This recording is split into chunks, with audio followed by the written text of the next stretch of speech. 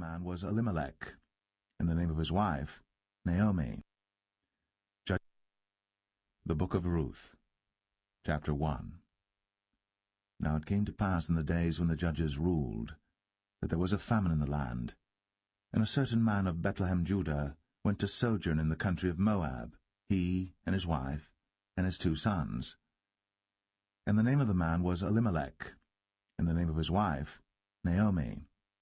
And the name of his 2 sons, Mahlon and Chilion, Ephrathites of Bethlehem, Judah. And they came into the country of Moab, and continued there. And Elimelech, Naomi's husband, died, and she was left, and her 2 sons. And they took them wives of the women of Moab. The name of the one was Orpah, and the name of the other Ruth. And they dwelled there about 10 years. And Mahlon and Chilion died also, both of them. And the woman was left of her 2 sons and her husband. Then she arose with her daughters-in-law, that she might return from the country of Moab. For she had heard in the country of Moab how that the Lord had visited his people in giving them bread. Wherefore she went forth out of the place where she was, and her 2 daughters-in-law with her. And they went on the way to return unto the land of Judah. And Naomi said unto her 2 daughters-in-law, Go, return each to her mother's house. The Lord deal kindly with you, as ye have dealt with the dead, and with me. The Lord grant you that ye may find rest, each of you, in the house of her husband. Then she kissed them, and they lifted up their voice, and wept. And they said unto her, Surely we will return with thee unto thy people. And Naomi said, Turn again, my daughters, why will ye go with me? Are there yet any more sons in my womb, that they may be your husbands? Turn again, my daughters, go your way. For I am too old to have an husband. If I should say I have hope, if I should have an husband also tonight, and should also bear sons, would ye tarry for them till they were grown? Would ye stay for them from having husbands? Nay, my daughters, for it grieveth me much for your sakes that the hand of the Lord is gone out against me. And they lifted up their voice, and wept again. And Orpah kissed her mother-in-law. But Ruth clave unto her, and she said, Behold, thy sister-in-law is gone back unto her people, and unto her gods. Return thou after thy sister-in-law. And Ruth said, Entreat me not to leave thee, or to return from following after thee. For whither thou goest, I will go, and where thou lodgest, I will lodge. Thy people shall be my people, and thy God my God. Where thou diest, will I die, and there will I be buried. The Lord do so to me, and more also, if aught but death part thee and me. When she saw that she was steadfastly minded to go with her, then she left speaking unto her. So they 2 went until they came to Bethlehem. And it came to pass, when they were come to Bethlehem, that all the city was moved about them, and they said, Is this Naomi? And she said unto them, Call me not Naomi, call me Mara, for the Almighty hath dealt very bitterly with me. I went out full, and the Lord hath brought me home again empty. Why then call ye me Naomi, seeing the Lord hath testified against me, and the Almighty hath afflicted me? So Naomi returned, and Ruth the Moabitess her daughter-in-law with her, which returned out of the country of Moab, and they came to Bethlehem in the beginning of barley harvest.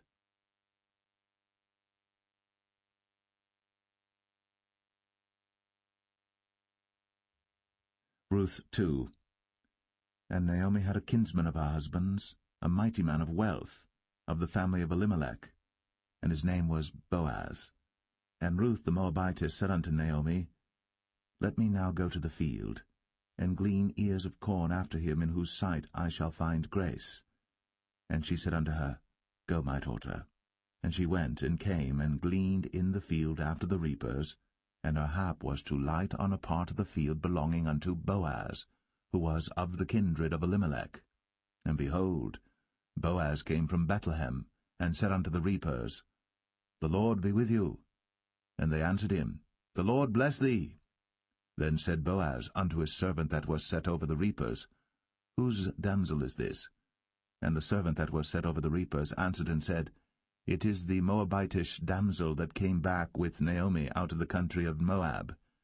And she said, I pray you, let me glean and gather after the reapers among the sheaves. So she came, and hath continued even from the morning until now, that she tarried a little in the house.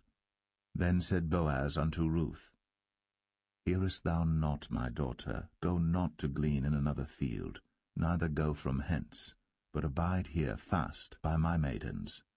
Let thine eyes be on the field that they do reap, and go thou after them. Have I not charged the young men that they shall not touch thee? And when thou art athirst, go unto the vessels, and drink of that which the young men have drawn. Then she fell on her face, and bowed herself to the ground, and said unto him, Why have I found grace in thine eyes, that thou shouldst take knowledge of me, seeing I am a stranger? And Boaz answered and said unto her, It hath fully been shown me all that thou hast done unto thy mother-in-law since the death of thine husband, and how thou hast left thy father and thy mother, and the land of thy nativity, and art come unto a people which thou knewest not heretofore. The Lord recompense thy work, and a full reward be given thee of the Lord God of Israel, under whose wings thou art come to trust.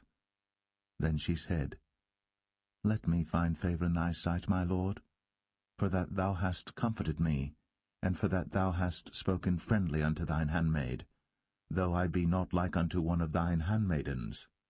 And Boaz said unto her, At mealtime come thou hither, and eat of the bread, and dip thy morsel in the vinegar.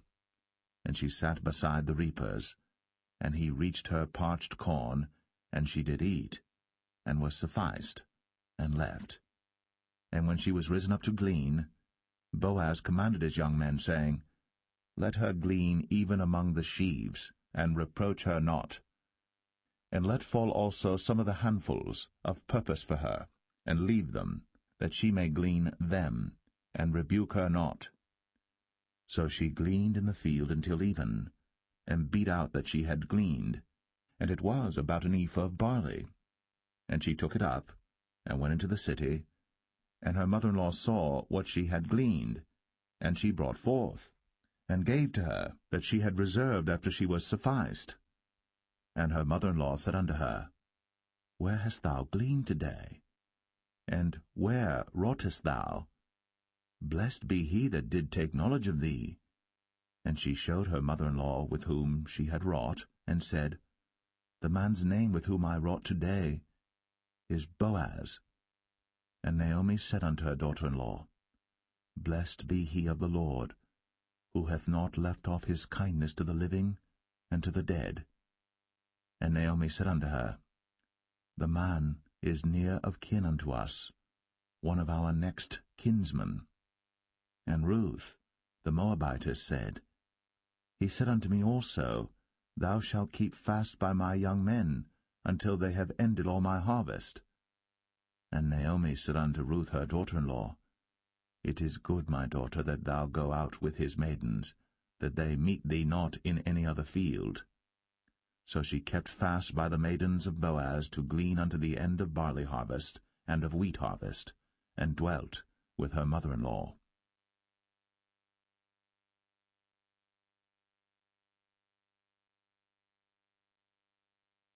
Ruth 3. Then Naomi her mother-in-law said unto her, My daughter, shall I not seek rest for thee, that it may be well with thee? And now is not Boaz of our kindred, with whose maidens thou wast? Behold, he winnoweth barley tonight in the threshing floor. Wash thyself therefore, and anoint thee, and put thy raiment upon thee, and get thee down to the floor. But make not thyself known unto the man until he shall have done eating and drinking. And it shall be, when he lieth down, that thou shalt mark the place where he shall lie, and thou shalt go in, and uncover his feet, and lay thee down, and he will tell thee what thou shalt do.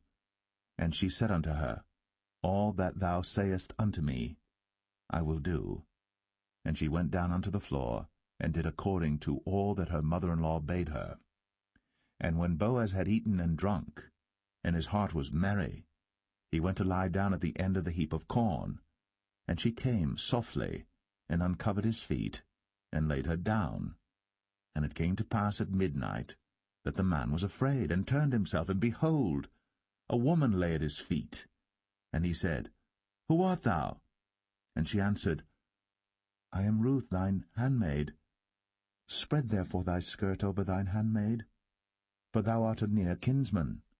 And he said, Blessed be thou of the Lord, my daughter, for thou hast shown more kindness in the latter end than at the beginning, inasmuch as thou followest not young men, whether poor or rich.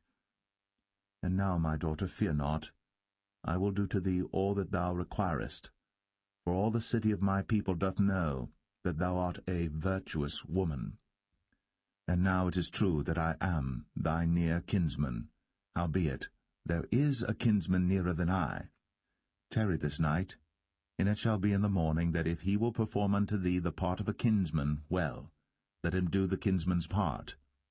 But if he will not do the part of a kinsman to thee, then will I do the part of a kinsman to thee, as the Lord liveth. Lie down until the morning. And she lay at his feet until the morning, and she rose up before one could know another. And he said, Let it not be known that a woman came into the floor. Also he said, Bring the veil that thou hast upon thee, and hold it. And when she held it, he measured 6 measures of barley, and laid it on her. And she went into the city. And when she came to her mother-in-law, she said, Who art thou, my daughter? And she told her all that the man had done to her. And she said, These 6 measures of barley gave he me, for he said to me, Go not empty unto thy mother-in-law. Then said she, Sit still, my daughter, until thou know how the matter will fall, for the man will not be in rest until he have finished the thing this day.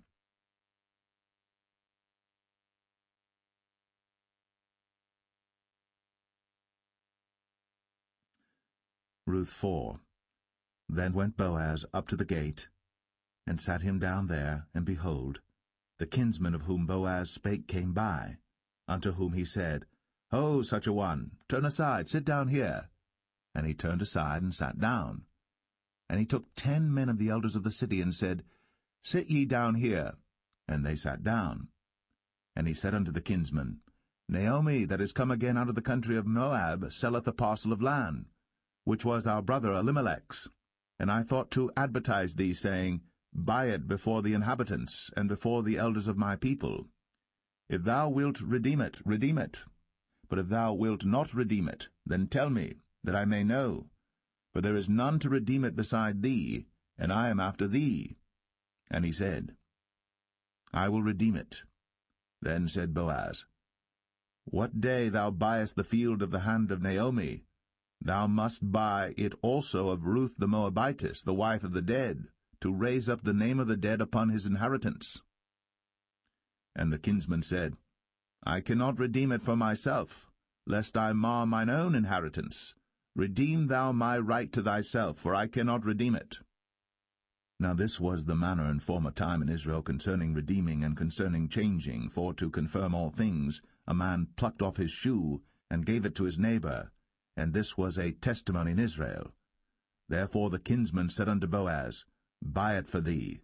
So he drew off his shoe. And Boaz said unto the elders, and unto all the people, Ye are witnesses this day, that I have bought all that was Elimelech's, and all that was Chilion's and Mahlon's of the hand of Naomi. Moreover, Ruth the Moabitess, the wife of Mahlon, have I purchased to be my wife, to raise up the name of the dead upon his inheritance, that the name of the dead be not cut off from among his brethren, and from the gate of his place. Ye are witnesses this day. And all the people that were in the gate, and the elders said, We are witnesses. The Lord make the woman that is come into thine house like Rachel and like Leah, which two did build the house of Israel. And do thou worthily in Ephratah, and be famous in Bethlehem. And let thy house be like the house of Pharez, whom Tamar bare unto Judah, of the seed which the Lord shall give thee of this young woman. So Boaz took Ruth, and she was his wife. And when he went in unto her, the Lord gave her conception, and she bare a son. And the women said unto Naomi, Blessed be the Lord, which hath not left thee this day without a kinsman, that his name may be famous in Israel. And he shall be unto thee a restorer of thy life, and a nourisher of thine old age. For thy daughter-in-law, which loveth thee, which is better to thee than 7 sons, hath borne him. And Naomi took the child, and laid it in her bosom, and became nurse unto it. And the women her neighbors gave it a name, saying, There is a son born to Naomi. And they called his name Obed. He is the father of Jesse, the father of David. Now these are the generations of Pharez. Pharez begat Hezron, and Hezron begat Ram, and Ram begat Amminadab, and Amminadab begat Nahshon, and Nahshon begat Salmon, and Salmon begat Boaz, and Boaz begat Obed, and Obed begat Jesse, and Jesse begat David.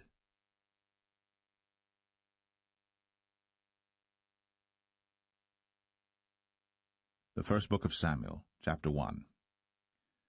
Now there was a certain man of Ramathaim Zophim of Mount Ephraim, and his name was Elkanah, the son of Jeroham, the son of Elihu, the son of Tohu, the son of Zoph, an Ephrathite. And he had 2 wives. The name of the one was Hannah, and the name of the other was Peninnah. And Peninnah had children, but Hannah had no children. And this man went up out of his city yearly to worship and to sacrifice unto the Lord of hosts in Shiloh. And the 2 sons of Eli, Hophni and Phinehas, the priests of the Lord, were there. And when the time was that Elkanah offered, he gave to Peninnah his wife and to all her sons and her daughters portions. But unto Hannah he gave a worthy portion, for he loved Hannah. But the Lord had shut up her womb. And her adversary also provoked her sore, for to make her fret, because the Lord had shut up her womb. And as he did so year by year, when she went up to the house of the Lord, so she provoked her. Therefore she wept, and did not eat. Then said Elkanah her husband to her, Hannah, why weepest thou? And why eatest thou not? And why is thy heart grieved? Am not I better to thee than 10 sons? So Hannah rose up after they had eaten in Shiloh, and after they had drunk. Now Eli the priest sat upon a seat by a post of the temple of the Lord. And she was in bitterness of soul, and prayed unto the Lord, and wept sore. And she vowed a vow, and said, O Lord of hosts, if thou wilt indeed look on the affliction of thine handmaid, and remember me, and not forget thine handmaid, but wilt give unto thine handmaid a man-child, then I will give him unto the Lord all the days of his life, and there shall no razor come upon his head. And it came to pass, as she continued praying before the Lord, that Eli marked her mouth. Now Hannah, she spake in her heart, only her lips moved, but her voice was not heard. Therefore Eli thought she had been drunken. And Eli said unto her, How long wilt thou be drunken? Put away thy wine from thee. And Hannah answered and said, No, my lord, I am a woman of a sorrowful spirit. I have drunk neither wine nor strong drink, but have poured out my soul before the Lord. Count not thine handmaid for a daughter of Belial, for out of the abundance of my complaint and grief have I spoken hitherto. Then Eli answered and said, Go in peace, and the God of Israel grant thee thy petition that thou hast asked of him. And she said, Let thine handmaid find grace in thy sight. So the woman went her way, and did eat, and her countenance was no more sad. And they rose up in the morning early, and worshipped before the Lord, and returned, and came to their house to Ramah. And Elkanah knew Hannah his wife, and the Lord remembered her. Wherefore it came to pass, when the time was come about after Hannah had conceived, that she bare a son, and called his name Samuel, saying, Because I have asked him of the Lord. And the man Elkanah and all his house went up to offer unto the Lord the yearly sacrifice and his vow. But Hannah went not up. For she said unto her husband, I will not go up until the child be weaned, and then I will bring him, that he may appear before the Lord, and there abide for ever. And Elkanah her husband said unto her, Do what seemeth thee good. Tarry until thou have weaned him.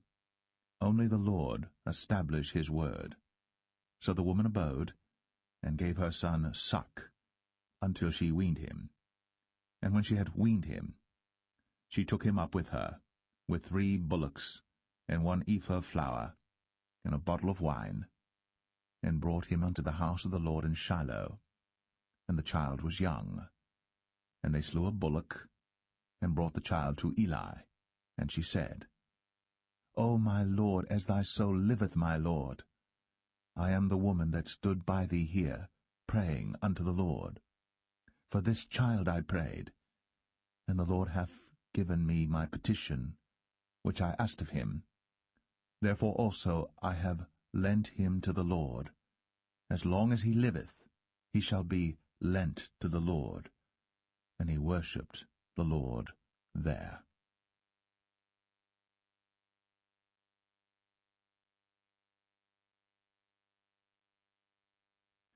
1 Samuel chapter 2.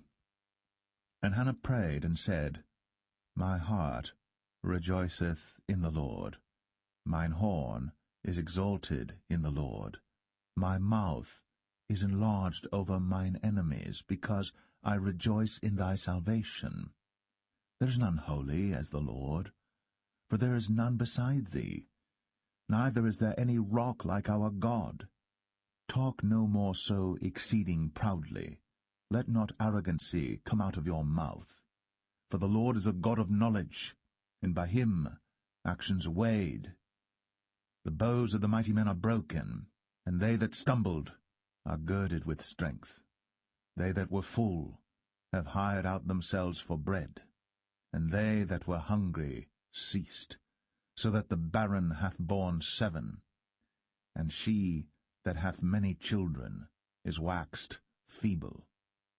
The Lord killeth, and maketh alive. He bringeth down to the grave, and bringeth up. The Lord maketh poor, and maketh rich. He bringeth low, and lifteth up. He raiseth up the poor out of the dust, and lifteth up the beggar from the dunghill, to set them among princes, and to make them inherit the throne of glory. For the pillars of the earth are the Lord's, and he hath set the world upon them. He will keep the feet of his saints, and the wicked shall be silent in darkness, for by strength shall no man prevail. The adversaries of the Lord shall be broken to pieces. Out of heaven shall he thunder upon them. The Lord shall judge the ends of the earth, and he shall give strength unto his king, and exalt the horn of his anointed. And Elkanah went to Ramah to his house, and the child did minister unto the Lord before Eli the priest. Now the sons of Eli were sons of Belial. They knew not the Lord. And the priest's custom with the people was, that when any man offered sacrifice, the priest's servant came, while the flesh was in seething, with a flesh-hook of 3 teeth in his hand, and he struck it into the pan or kettle or cauldron or pot. All that the flesh-hook brought up, the priest took for himself. So they did in Shiloh unto all the Israelites that came thither.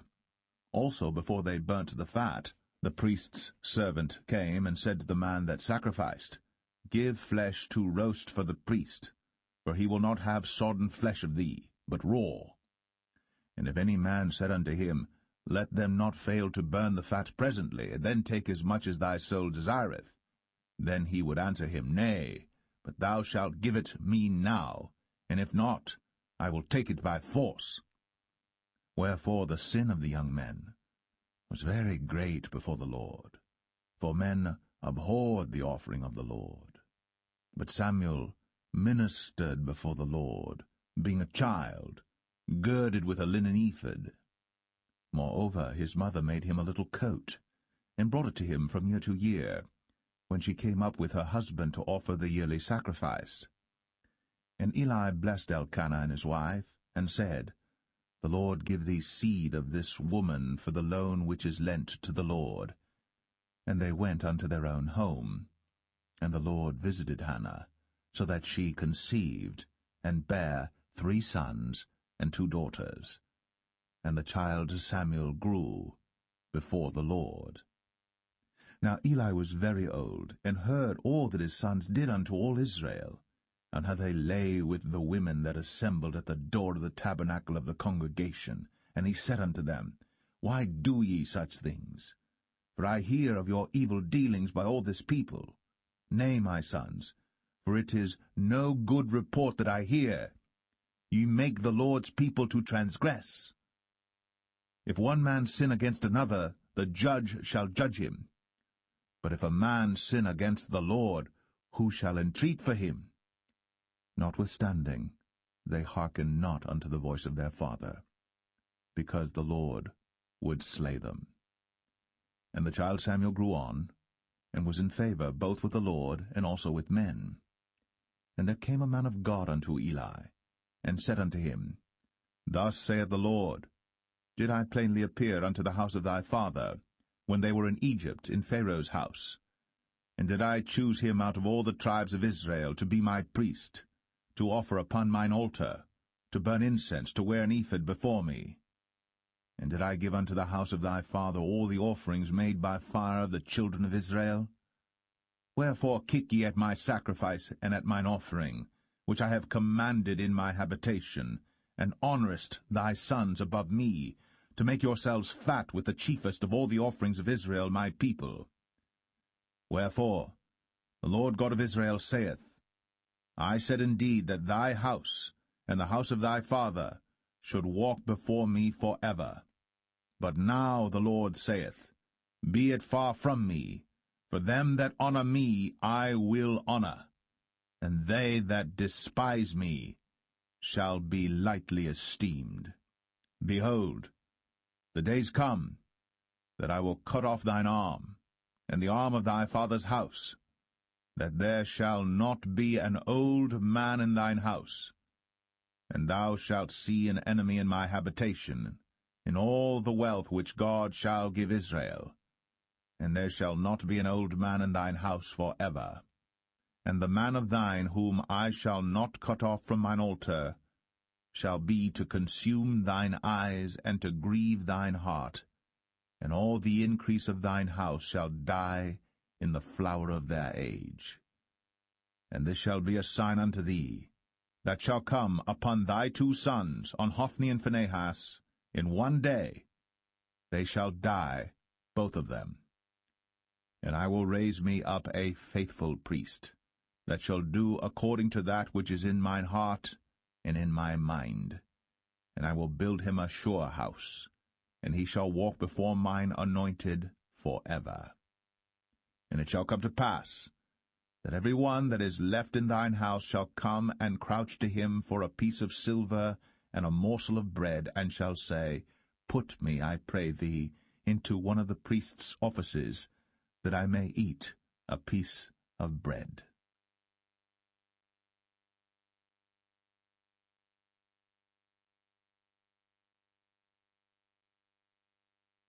1 Samuel 3. And the child Samuel ministered unto the Lord before Eli. And the word of the Lord was precious in those days. There was no open vision. And it came to pass at that time, when Eli was laid down in his place, and his eyes began to wax dim, that he could not see, and ere the lamp of God went out in the temple of the Lord, where the ark of God was, and Samuel was laid down to sleep, that the Lord called Samuel, and he answered, Here am I. And he ran unto Eli, and said, Here am I, for thou calledst me. And he said, I called not, lie down again. And he went and lay down. And the Lord called yet again, Samuel. And Samuel arose and went to Eli, and said, Here am I, for thou didst call me. And he answered, I called not, my son, lie down again. Now Samuel did not yet know the Lord, neither was the word of the Lord yet revealed unto him. And the Lord called Samuel again the third time, and he arose, and went to Eli, and said, Here am I, for thou didst call me. And Eli perceived that the Lord had called the child. Therefore Eli said unto Samuel, Go, lie down, and it shall be, if he call thee, that thou shalt say, Speak, Lord, for thy servant heareth. So Samuel went, and lay down in his place. And the Lord came, and stood, and called, as at other times, Samuel, Samuel. Then Samuel answered, Speak, for thy servant heareth. And the Lord said to Samuel, Behold, I will do a thing in Israel, at which both the ears of every one that heareth it shall tingle. In that day I will perform against Eli all things which I have spoken concerning his house. When I begin, I will also make an end.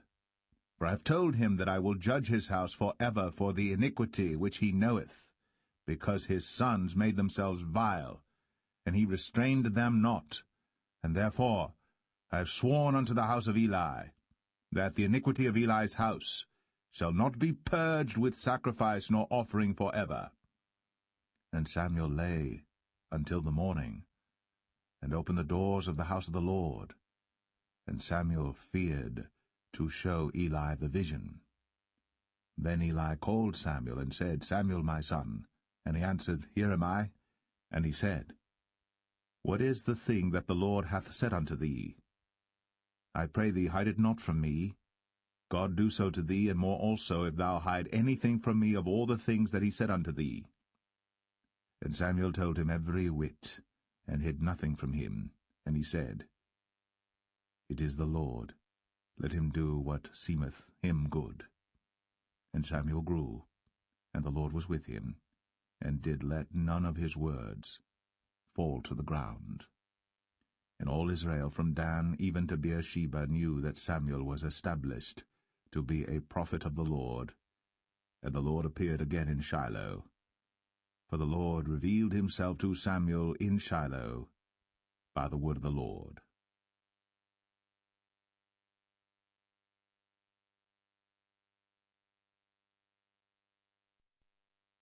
1 Samuel 4.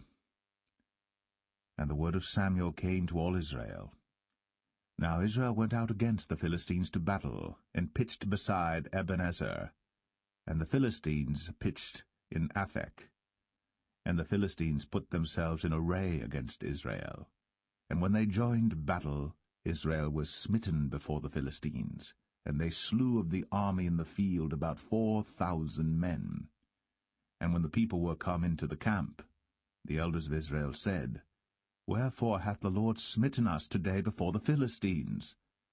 Let us fetch the ark of the covenant of the Lord out of Shiloh unto us, that, when it cometh among us, it may save us out of the hand of our enemies. So the people sent to Shiloh, that they might bring from thence the ark of the covenant of the Lord of hosts, which dwelleth between the cherubims. And the two sons of Eli, Hophni and Phinehas, were there with the ark of the covenant of God. And when the ark of the covenant of the Lord came into the camp, all Israel shouted with a great shout, so that the earth rang again. And when the Philistines heard the noise of the shout, they said, What meaneth the noise of this great shout in the camp of the Hebrews? And they understood that the ark of the Lord was come into the camp. And the Philistines were afraid, for they said, God is come into the camp. And they said, Woe unto us! for there hath not been such a thing heretofore. Woe unto us! Who shall deliver us out of the hand of these mighty gods? These are the gods that smote the Egyptians with all the plagues in the wilderness. Be strong, and quit yourselves like men, O ye Philistines, that ye be not servants unto the Hebrews, as they have been to you. Quit yourselves like men, and fight. And the Philistines fought, and Israel was smitten, and they fled every man into his tent. And there was a very great slaughter, for there fell of Israel 30,000 footmen. And the ark of God was taken, and the two sons of Eli, Hophni and Phinehas, were slain. And there ran a man of Benjamin out of the army, and came to Shiloh the same day with his clothes rent, and with earth upon his head. And when he came, lo, Eli sat upon a seat by the wayside, watching, for his heart trembled for the ark of God. And when the man came into the city and told it, all the city cried out. And when Eli heard the noise of the crying, he said, What meaneth the noise of this tumult? And the man came in hastily, and told Eli. Now Eli was 98 years old, and his eyes were dim, that he could not see.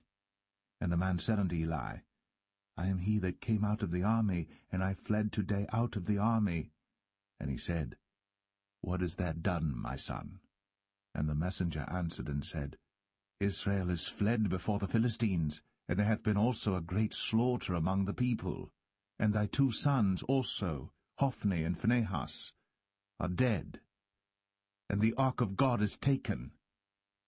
And it came to pass, when he made mention of the ark of God, that he fell from off the seat backward by the side of the gate, and his neck brake, and he died. For he was an old man, and heavy, and he had judged Israel 40 years. And his daughter-in-law Phinehas' wife was with child, near to be delivered. And when she heard the tidings that the ark of God was taken, and that her father-in-law and her husband were dead, she bowed herself and travailed, for her pains came upon her. And about the time of her death the women that stood by her said unto her, Fear not, for thou hast borne a son. But she answered not, neither did she regard it. And she named the child Ichabod, saying, The glory is departed from Israel, because the ark of God was taken, and because of her father-in-law and her husband. And she said, The glory is departed from Israel, for the ark of God is taken.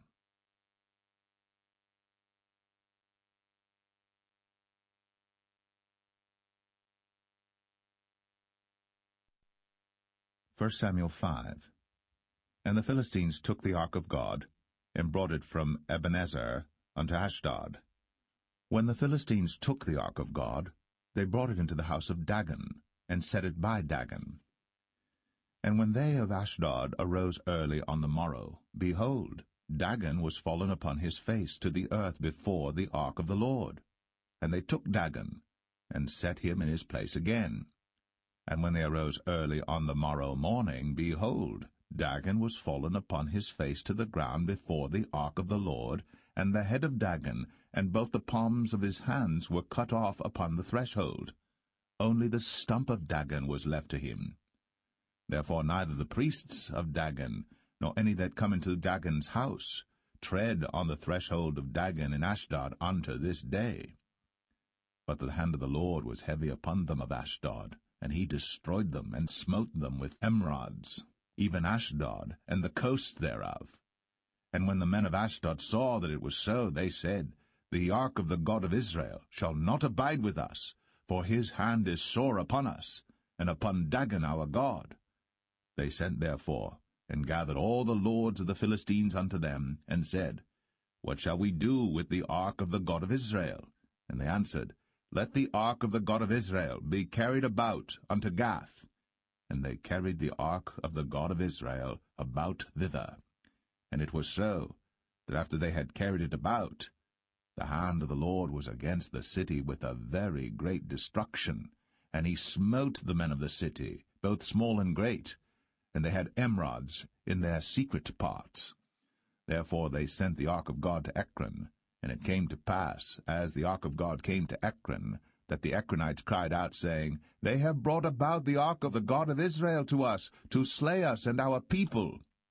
So they sent and gathered together all the lords of the Philistines, and said, Send away the ark of the God of Israel, and let it go again to his own place, that it slay us not and our people. For there was a deadly destruction throughout all the city. The hand of God was very heavy there. And the men that died not were smitten with the emerods, and the cry of the city went up to heaven.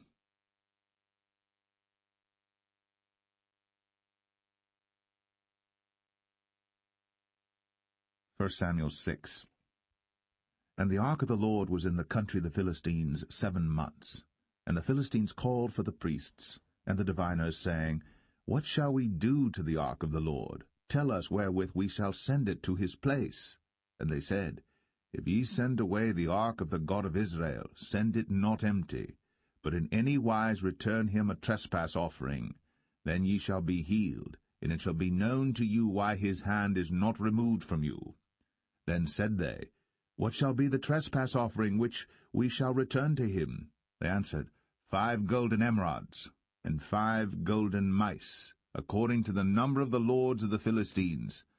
For 1 plague was on you all, and on your lords. Wherefore ye shall make images of your emerods, and images of your mice that mar the land, and ye shall give glory unto the God of Israel. Peradventure he will lighten his hand from off you, and from off your gods, and from off your land. Wherefore then do ye harden your hearts, as the Egyptians and Pharaoh hardened their hearts, when he had wrought wonderfully among them? Did they not let the people go, and they departed? Now therefore make a new cart, and take 2 milch kine, on which there hath come no yoke, and tie the kine to the cart, and bring their calves home from them. And take the ark of the Lord, and lay it upon the cart, and put the jewels of gold, which ye return him for a trespass offering, in a coffer by the side thereof, and send it away, that it may go. And see, if it goeth up by the way of his own coast, to Bethshemesh, then he hath done us this great evil. But if not, then we shall know that it is not his hand that smote us. It was a chance that happened to us. And the men did so, and took 2 milch kine, and tied them to the cart, and shut up their calves at home. And they laid the ark of the Lord upon the cart, and the coffer with the mice of gold, and the images of their emerods. And the kine took the straight way to the way of Bethshemesh, and went along the highway, lowing as they went, and turned not aside to the right hand or to the left. And the lords of the Philistines went after them unto the border of Bethshemesh. And they of Bethshemesh were reaping their wheat harvest in the valley. And they lifted up their eyes, and saw the ark, and rejoiced to see it. And the cart came into the field of Joshua, a Bethshemite, and stood there, where there was a great stone. And they clave the wood of the cart, and offered the kine a burnt offering unto the Lord. And the Levites took down the ark of the Lord, and the coffer that was with it, wherein the jewels of gold were, and put them on the great stone. And the men of Bethshemesh offered burnt offerings, and sacrificed sacrifices the same day unto the Lord. And when the 5 lords of the Philistines had seen it, they returned to Ekron the same day. And these are the golden emerods, which the Philistines returned for a trespass offering unto the Lord: for Ashdod 1, for Gaza 1, for Ashkelon 1, for Gath 1, for Ekron 1. And the golden mice, according to the number of all the cities of the Philistines, belonging to the 5 lords, both of fenced cities and of country villages, even unto the great stone of Abel, whereon they set down the ark of the Lord, which stone remaineth unto this day in the field of Joshua the Bethshemite. And he smote the men of Bethshemesh, because they had looked into the ark of the Lord. Even he smote of the people 50,010 men, And the people lamented, because the Lord had smitten many of the people with a great slaughter. And the men of Bethshemesh said, Who is able to stand before this holy Lord God? And to whom shall he go up from us? And they sent messengers to the inhabitants of Kirjath-jearim, saying, The Philistines have brought again the ark of the Lord. Come ye down, and fetch it up to you.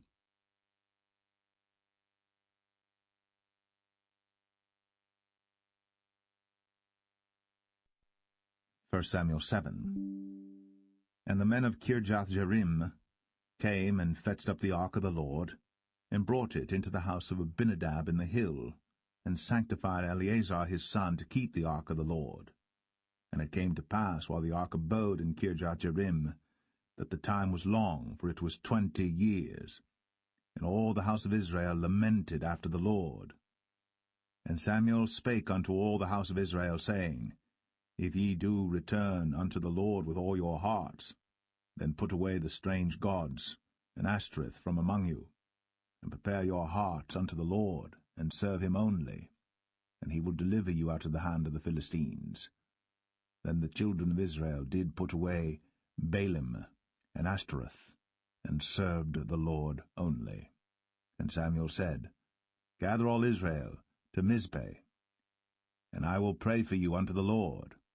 And they gathered together to Mizpeh, and drew water, and poured it out before the Lord, and fasted on that day, and said there, We have sinned against the Lord. And Samuel judged the children of Israel in Mizpeh. And when the Philistines heard that the children of Israel were gathered together to Mizpeh, the lords of the Philistines went up against Israel. And when the children of Israel heard it, they were afraid of the Philistines. And the children of Israel said to Samuel, Cease not to cry unto the Lord our God for us, that he will save us out of the hand of the Philistines. And Samuel took a sucking lamb, and offered it for a burnt offering holy unto the Lord. And Samuel cried unto the Lord for Israel. And the Lord heard him. And as Samuel was offering up the burnt offering, the Philistines drew near to battle against Israel. But the Lord thundered with a great thunder on that day upon the Philistines, and discomfited them, and they were smitten before Israel. And the men of Israel went out of Mizpeh, and pursued the Philistines, and smote them until they came unto Bethkar. Then Samuel took a stone, and set it between Mizpeh and Shen, and called the name of it Ebenezer, saying, Hitherto hath the Lord helped us. So the Philistines were subdued, and they came no more into the coast of Israel. And the hand of the Lord was against the Philistines all the days of Samuel. And the cities which the Philistines had taken from Israel were restored to Israel, from Ekron even unto Gath. And the coasts thereof did Israel deliver out of the hands of the Philistines. And there was peace between Israel and the Amorites. And Samuel judged Israel all the days of his life. And he went from year to year in circuit to Bethel, and Gilgal, and Mizpeh, and judged Israel in all those places. And his return was to Ramah, for there was his house, and there he judged Israel, and there he built an altar unto the Lord.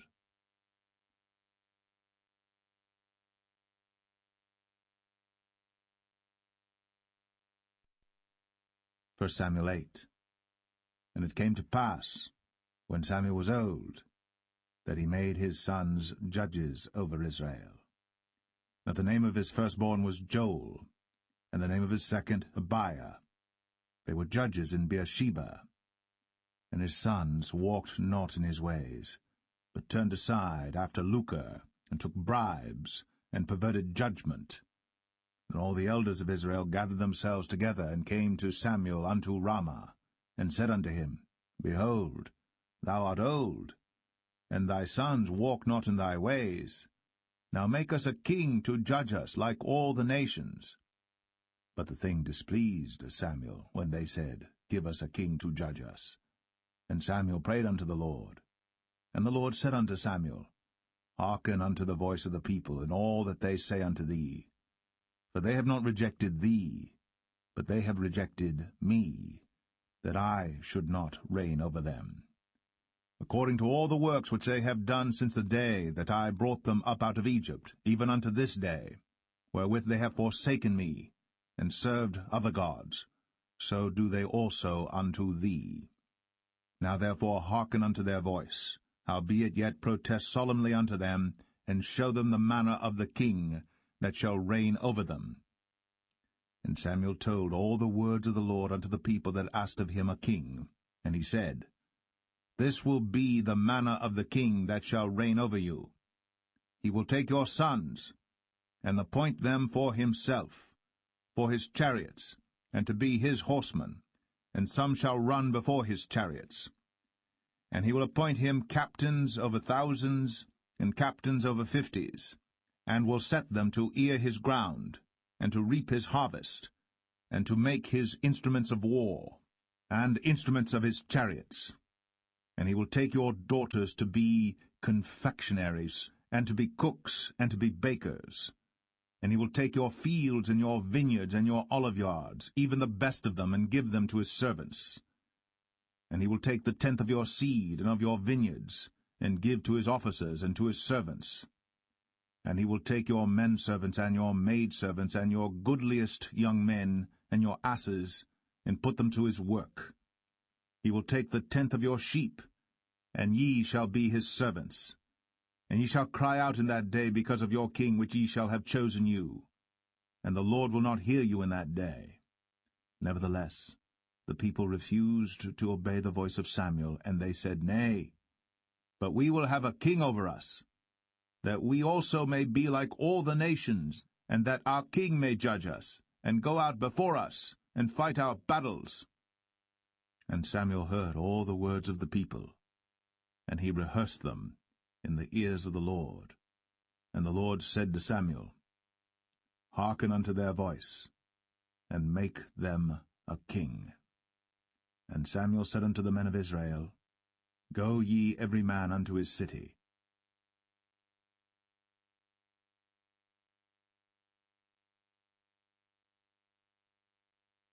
1 Samuel 9.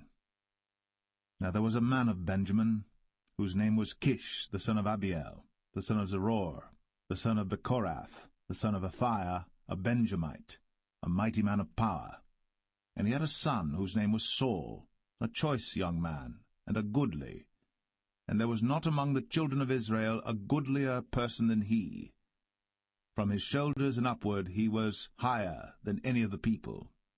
And the asses of Kish, Saul's father, were lost. And Kish said to Saul his son, Take now one of the servants with thee, and arise, go seek the asses. And he passed through Mount Ephraim, and passed through the land of Shalisha. But they found them not. Then they passed through the land of Shalim, and there they were not. And he passed through the land of the Benjamites, but they found them not. And when they were come to the land of Zuph, Saul said to his servant that was with him, Come, and let us return, lest my father leave caring for the asses, and take thought for us. And he said unto him, Behold now, there is in this city a man of God, and he is an honorable man. All that he saith cometh surely to pass. Now let us go thither. Peradventure he can show us our way that we should go. Then said Saul to his servant, But behold, if we go, what shall we bring the man? For the bread is spent in our vessels, and there is not a present to bring to the man of God. What have we? And the servant answered Saul again, and said, Behold, I have here at hand the 4th part of a shekel of silver. That will I give to the man of God, to tell us our way. Beforetime in Israel, when a man went to inquire of God, thus he spake, Come, and let us go to the seer. For he that is now called a prophet was beforetime called a seer. Then said Saul to his servant, Well said, come, let us go. So they went unto the city where the man of God was. And as they went up the hill to the city, they found young maidens going out to draw water, and said unto them, Is the seer here? And they answered them, and said, He is, behold, he is before you. Make haste now, for he came today to the city, for there is a sacrifice of the people today in the high place. As soon as ye be come into the city, ye shall straightway find him, before he go up to the high place to eat. For the people will not eat until he come, because he doth bless the sacrifice, and afterwards they eat that be bidden. Now therefore get you up, for about this time ye shall find him. And they went up into the city. And when they were come into the city, behold, Samuel came out against them, for to go up to the high place. Now the Lord had told Samuel in his ear a day before Saul came, saying, Tomorrow, about this time, I will send thee a man out of the land of Benjamin, and thou shalt anoint him to be captain over my people Israel, that he may save my people out of the hand of the Philistines. For I have looked upon my people, because their cry is come unto me. And when Samuel saw Saul, the Lord said unto him, Behold the man whom I spake to thee of. This same shall reign over my people. Then Saul drew near to Samuel in the gate, and said, Tell me, I pray thee, where the seer's house is. And Samuel answered Saul, and said, I am the seer. Go up before me unto the high place. For ye shall eat with me today, and tomorrow I will let thee go, and will tell thee all that is in thine heart. And as for thine asses that were lost 3 days ago, set not thy mind on them, for they are found. And on whom is all the desire of Israel? Is it not on thee, and on all thy father's house? And Saul answered and said, Am not I a Benjamite, of the smallest of the tribes of Israel, and my family the least of all the families of the tribe of Benjamin? Wherefore then speakest thou so to me? And Samuel took Saul and his servant, and brought them into the parlour, and made them sit in the chiefest place among them that were bidden, which were about 30 persons. And Samuel said unto the cook, Bring the portion which I gave thee, of which I said unto thee, Set it by thee. And the cook took up the shoulder, and that which was upon it, and set it before Saul.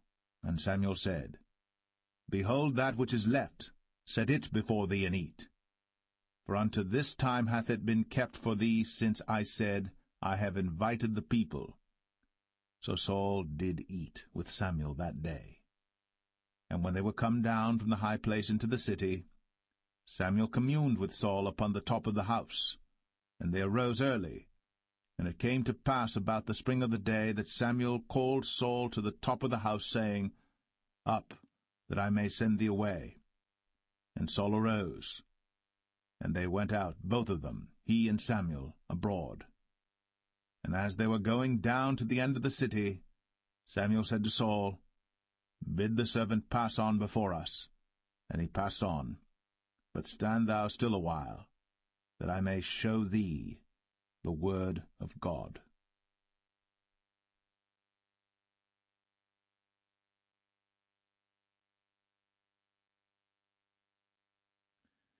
1 Samuel 10. Then Samuel took a vial of oil, and poured it upon his head, and kissed him, and said, Is it not because the Lord hath anointed thee to be captain over his inheritance? When thou art departed from me today, then thou shalt find 2 men by Rachel's sepulchre, in the border of Benjamin at Zelzah. And they will say unto thee, The asses which thou wentest to seek are found, and lo, thy father hath left the care of the asses, and sorroweth for you, saying, What shall I do for my son? Then shalt thou go on forward from thence, and thou shalt come to the plain of Tabor. And there shall meet thee 3 men going up to God to Bethel, one carrying 3 kids, and another carrying 3 loaves of bread, and another carrying a bottle of wine. And they will salute thee, and give thee 2 loaves of bread, which thou shalt receive of their hands. After that thou shalt come to the hill of God, where is the garrison of the Philistines. And it shall come to pass, when thou art come thither to the city, that thou shalt meet a company of prophets coming down from the high place, with a psaltery, and a tabret, and a pipe, and a harp before them, and they shall prophesy. And the Spirit of the Lord will come upon thee, and thou shalt prophesy with them, and shalt be turned into another man. And let it be, when these signs are come unto thee, that thou do as occasion serve thee, for God is with thee. And thou shalt go down before me to Gilgal, and behold, I will come down unto thee to offer burnt offerings, and to sacrifice sacrifices of peace offerings. 7 days shalt thou tarry, till I come to thee, and show thee what thou shalt do. And it was so that when he had turned his back to go from Samuel, God gave him another heart. And all those signs came to pass that day. And when they came thither to the hill, behold, a company of prophets met him, and the Spirit of God came upon him, and he prophesied among them. And it came to pass, when all that knew him beforetime saw that, behold, he prophesied among the prophets, then the people said one to another, What is this that is come unto the son of Kish? Is Saul also among the prophets? And one of the same place answered and said, But who is their father? Therefore it became a proverb, Is Saul also among the prophets? And when he had made an end of prophesying, he came to the high place. And Saul's uncle said unto him and to his servant, Whither went ye? And he said, To seek the asses. And when we saw that they were nowhere, we came to Samuel. And Saul's uncle said, Tell me, I pray thee, what Samuel said unto you. And Saul said unto his uncle, He told us plainly that the asses were found. But of the matter of the kingdom whereof Samuel spake, he told him not. And Samuel called the people together unto the Lord to Mizpeh, and said unto the children of Israel, Thus saith the Lord God of Israel, I brought up Israel out of Egypt, and delivered you out of the hand of the Egyptians, and out of the hand of all kingdoms, and of them that oppressed you. And ye have this day rejected your God, who himself saved you out of all your adversities and your tribulations. And ye have said unto him, Nay, but set a king over us. Now therefore present yourselves before the Lord by your tribes and by your thousands. And when Samuel had caused all the tribes of Israel to come near, the tribe of Benjamin was taken. When he had caused the tribe of Benjamin to come near by their families, the family of Matri was taken. And Saul the son of Kish was taken. And when they sought him, he could not be found. Therefore they inquired of the Lord further, if the man should yet come thither. And the Lord answered, Behold, he hath hid himself among the stuff. And they ran and fetched him thence. And when he stood among the people, he was higher than any of the people, from his shoulders and upward. And Samuel said to all the people, See ye him, whom the Lord hath chosen, that there is none like him among all the people? And all the people shouted and said, God save the king. Then Samuel told the people the manner of the kingdom, and wrote it in a book, and laid it up before the Lord. And Samuel sent all the people away, every man to his house. And Saul also went home to Gibeah, and there went with him a band of men, whose hearts God had touched. But the children of Belial said, How shall this man save us? And they despised him, and brought him no presents. But he held his peace.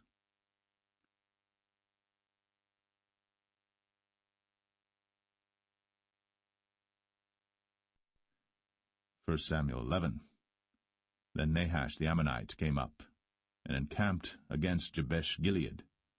And all the men of Jabesh said unto Nahash, Make a covenant with us, and we will serve thee. And Nahash the Ammonite answered them, On this condition will I make a covenant with you, that I may thrust out all your right eyes, and lay it for a reproach upon all Israel. And the elders of Jabesh said unto him, Give us 7 days' respite, that we may send messengers unto all the coasts of Israel, and then, if there be no man to save us, we will come out to thee. Then came the messengers to Gibeah of Saul, and told the tidings in the ears of the people. And all the people lifted up their voices and wept. And behold, Saul came after the herd out of the field. And Saul said, What aileth the people that they weep? And they told him the tidings of the men of Jabesh. And the Spirit of God came upon Saul when he heard those tidings, and his anger was kindled greatly. And he took a yoke of oxen, and hewed them in pieces, and sent them throughout all the coast of Israel by the hands of messengers, saying, Whosoever cometh not forth after Saul and after Samuel, so shall it be done unto his oxen. And the fear of the Lord fell on the people, and they came out with one consent. And when he numbered them in Bezek, the children of Israel were 300,000, and the men of Judah 30,000. And they said unto the messengers that came, Thus shall ye say unto the men of Jabesh Gilead, Tomorrow by that time the sun be hot, ye shall have help. And the messengers came and showed it to the men of Jabesh, and they were glad. Therefore the men of Jabesh said, Tomorrow we will come out unto you, and ye shall do with us all that seemeth good unto you. And it was so in the morrow, that Saul put the people in 3 companies, and they came into the midst of the host in the morning watch, and slew the Ammonites until the heat of the day. And it came to pass, that they which remained were scattered, so that 2 of them were not left together. And the people said unto Samuel, Who is he that said, Shall Saul reign over us? Bring the men, that we may put them to death. And Saul said, There shall not a man be put to death this day, for today the Lord hath wrought salvation in Israel. Then said Samuel to the people, Come, and let us go to Gilgal, and renew the kingdom there. And all the people went to Gilgal, and there they made Saul king before the Lord in Gilgal. And there they sacrificed sacrifices of peace offerings before the Lord. And there Saul and all the men of Israel rejoiced greatly.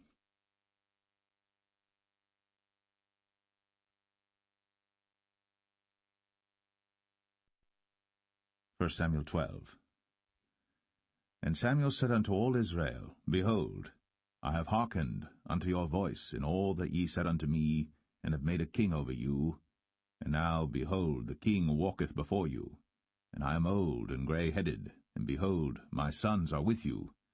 And I have walked before you from my childhood unto this day. Behold, here I am. Witness against me before the Lord and before his anointed, whose ox have I taken? Or whose ass have I taken? Or whom have I defrauded? Whom have I oppressed? Or of whose hand have I received any bribe to blind mine eyes therewith? And I will restore it you. And they said, Thou hast not defrauded us, nor oppressed us, neither hast thou taken aught of any man's hand. And he said unto them, The Lord is witness against you, and his anointed is witness this day, that ye have not found aught in my hand. And they answered, He is witness. And Samuel said unto the people, It is the Lord that advanced Moses and Aaron, and that brought your fathers up out of the land of Egypt. Now therefore stand still, that I may reason with you before the Lord of all the righteous acts of the Lord, which he did to you and to your fathers. When Jacob was come into Egypt, and your fathers cried unto the Lord, then the Lord sent Moses and Aaron, which brought forth your fathers out of Egypt, and made them dwell in this place. And when they forgat the Lord their God, he sold them into the hand of Sisera, captain of the host of Hazor, and into the hand of the Philistines, and into the hand of the king of Moab. And they fought against them. And they cried unto the Lord, and said, We have sinned, because we have forsaken the Lord, and have served Balaam and Ashtoreth. But now deliver us out of the hand of our enemies, and we will serve thee. And the Lord sent Jerubbaal, and Bedan, and Jephthah, and Samuel, and delivered you out of the hand of your enemies on every side, and ye dwelled safe. And when ye saw that Nahash the king of the children of Ammon came against you, ye said unto me, Nay, but a king shall reign over us, when the Lord your God was your king. Now therefore, behold, the king whom ye have chosen, and whom ye have desired, and behold, the Lord hath set a king over you. If ye will fear the Lord, and serve him, and obey his voice, and not rebel against the commandment of the Lord, then shall both ye and also the king that reigneth over you continue following the Lord your God. But if ye will not obey the voice of the Lord, but rebel against the commandment of the Lord, then shall the hand of the Lord be against you, as it was against your fathers. Now therefore stand and see this great thing which the Lord will do before your eyes. Is it not wheat harvest today? I will call unto the Lord, and he shall send thunder and rain, that ye may perceive and see that your wickedness is great, which ye have done in the sight of the Lord in asking you a king. So Samuel called unto the Lord, and the Lord sent thunder and rain that day. And all the people greatly feared the Lord and Samuel. And all the people said unto Samuel, Pray for thy servants unto the Lord thy God, that we die not. For we have added unto all our sins this evil, to ask us a king. And Samuel said unto the people, Fear not, ye have done all this wickedness. Yet turn not aside from following the Lord, but serve the Lord with all your heart. And turn ye not aside, for then should ye go after vain things which cannot profit nor deliver, for they are vain. For the Lord will not forsake his people for his great name's sake, because it hath pleased the Lord to make you his people. Moreover, as for me, God forbid that I should sin against the Lord in ceasing to pray for you. But I will teach you the good and the right way. Only fear the Lord, and serve him in truth with all your heart. For consider how great things he hath done for you. But if ye shall still do wickedly, ye shall be consumed, both ye and your king.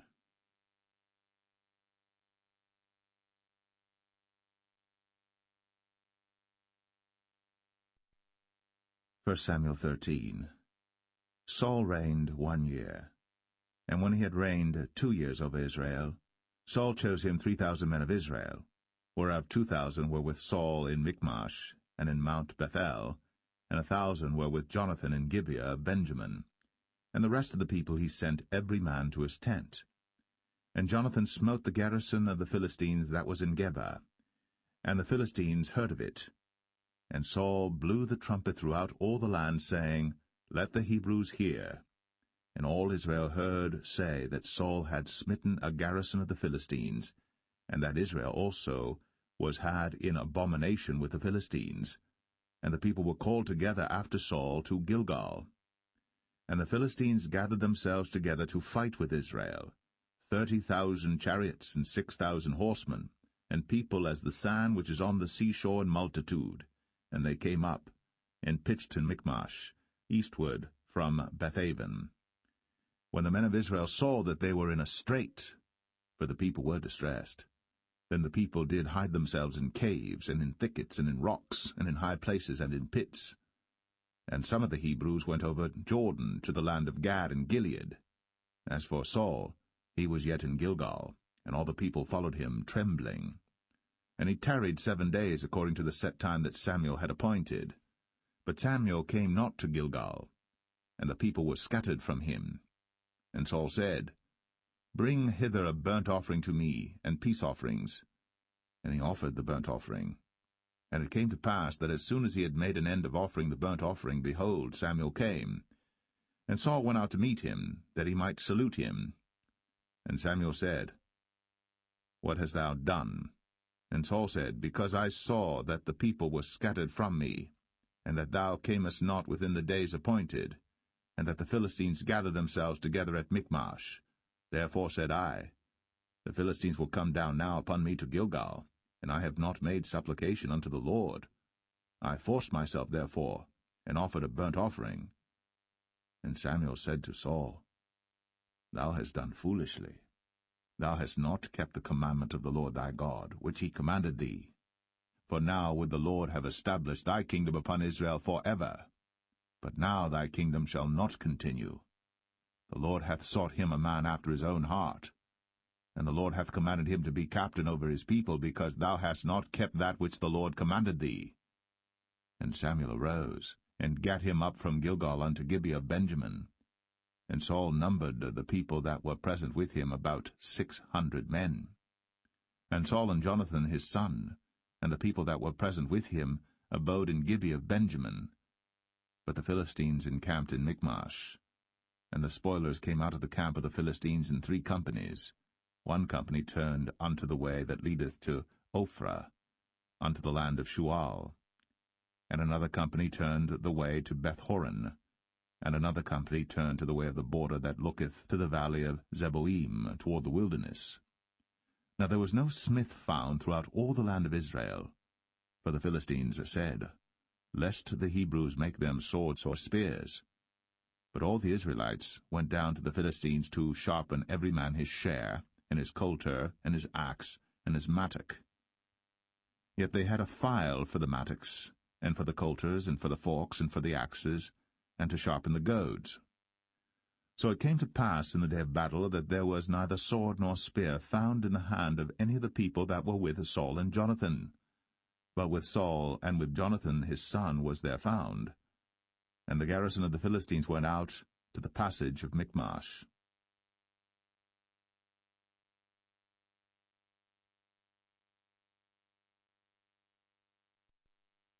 1 Samuel 14. Now it came to pass upon a day that Jonathan the son of Saul said unto the young man that bare his armor, Come, and let us go over to the Philistines' garrison that is on the other side. But he told not his father. And Saul tarried in the uttermost part of Gibeah, under a pomegranate tree which is in Migron, and the people that were with him were about 600 men. And Ahiah, the son of Ahitub, Ichabod's brother, the son of Phinehas, the son of Eli, the Lord's priest in Shiloh, wearing an ephod. And the people knew not that Jonathan was gone. And between the passages, by which Jonathan sought to go over unto the Philistines' garrison, there was a sharp rock on the one side, and a sharp rock on the other side. And the name of the one was Bozez, and the name of the other Sinai. The forefront of the one was situate northward over against Michmash, and the other southward over against Gibeah. And Jonathan said to the young men that bare his armor, Come, and let us go over unto the garrison of these uncircumcised. It may be that the Lord will work for us, for there is no restraint to the Lord to save by many or by few. And his armor-bearer said unto him, Do all that is in thine heart, turn thee, behold, I am with thee according to thy heart. Then said Jonathan, Behold, we will pass over unto these men, and we will discover ourselves unto them. If they say thus unto us, Tarry until we come to you, then we will stand still in our place, and will not go up unto them.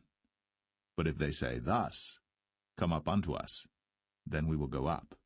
For the Lord hath delivered them into our hand, and this shall be a sign unto us.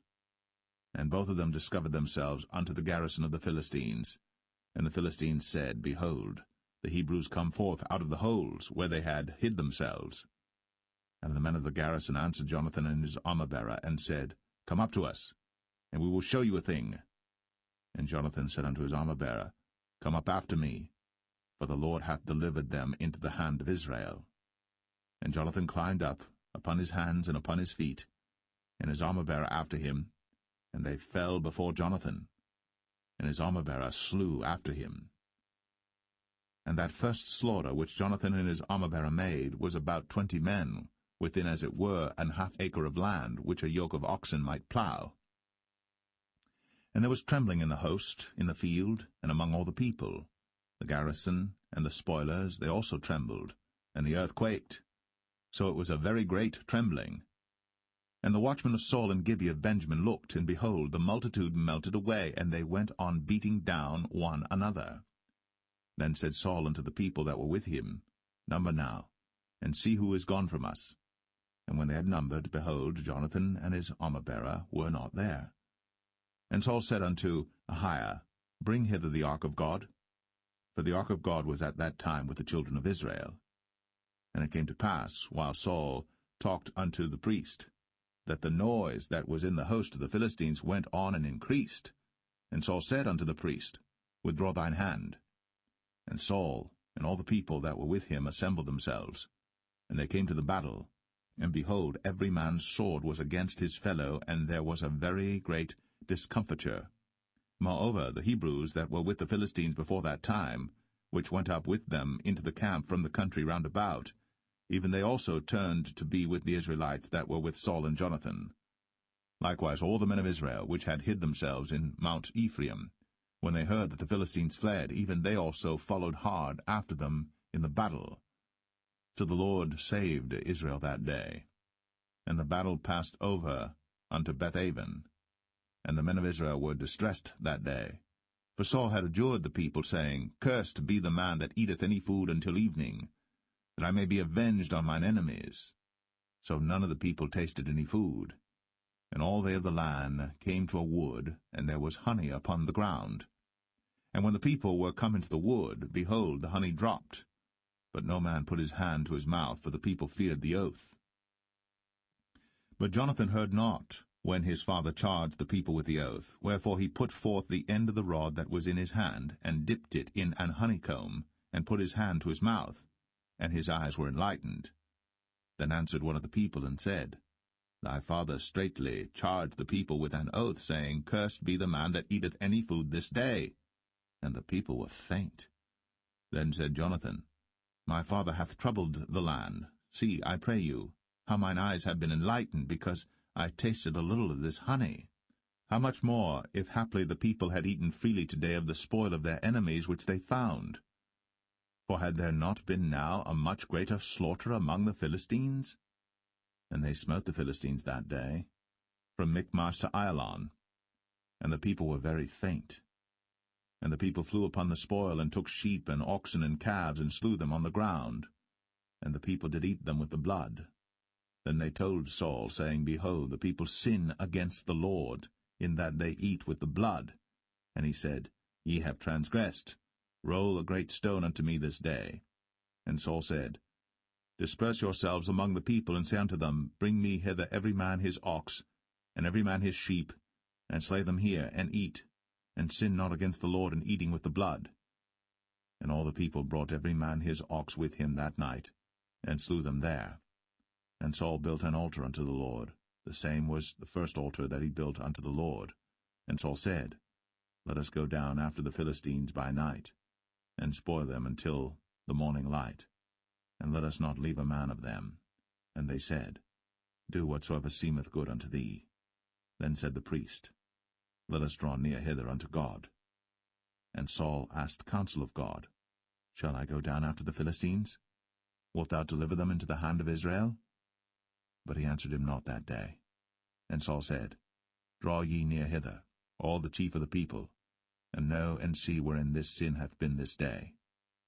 For as the Lord liveth, which saveth Israel, though it be in Jonathan my son, he shall surely die. But there was not a man among all the people that answered him. Then said he unto all Israel, Be ye on one side, and I and Jonathan my son will be on the other side. And the people said unto Saul, Do what seemeth good unto thee. Therefore Saul said unto the Lord God of Israel, Give a perfect lot. And Saul and Jonathan were taken, but the people escaped. And Saul said, Cast lots between me and Jonathan my son. And Jonathan was taken. Then Saul said to Jonathan, Tell me what thou hast done. And Jonathan told him, and said, I did but taste a little honey with the end of the rod that was in mine hand, and lo, I must die. And Saul answered, God do so and more also, for thou shalt surely die, Jonathan. And the people said unto Saul, Shall Jonathan die, who hath wrought this great salvation in Israel? God forbid, as the Lord liveth. There shall not one hair of his head fall to the ground, for he hath wrought with God this day. So the people rescued Jonathan, that he died not. Then Saul went up from following the Philistines, and the Philistines went to their own place. So Saul took the kingdom over Israel, and fought against all his enemies on every side, against Moab, and against the children of Ammon, and against Edom, and against the kings of Zobah, and against the Philistines. And whithersoever he turned himself, he vexed them. And he gathered an host, and smote the Amalekites, and delivered Israel out of the hands of them that spoiled them. Now the sons of Saul were Jonathan and Ishui, and Melch-Ishui. And the names of his two daughters were these, the name of the firstborn Merab, and the name of the younger Michal. And the name of Saul's wife was Ahinoam, the daughter of Ahimaaz. And the name of the captain of his host was Abner, the son of Ner, Saul's uncle. And Kish was the father of Saul, and Ner, the father of Abner, was the son of Abiel. And there was sore war against the Philistines all the days of Saul. And when Saul saw any strong man or any valiant man, he took him unto him.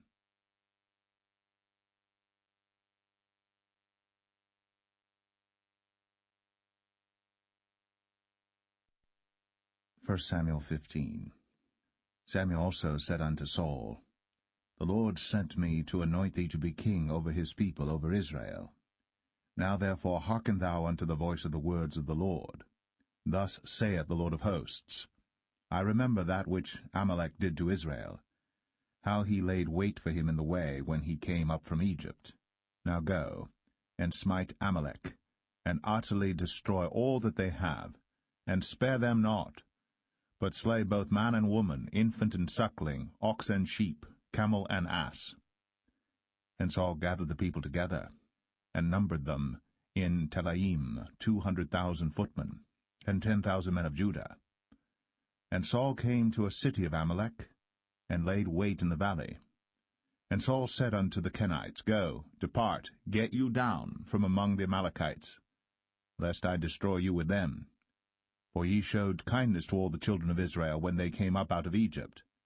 So the Kenites departed from among the Amalekites. And Saul smote the Amalekites from Havilah until thou comest to Shur, that is over against Egypt.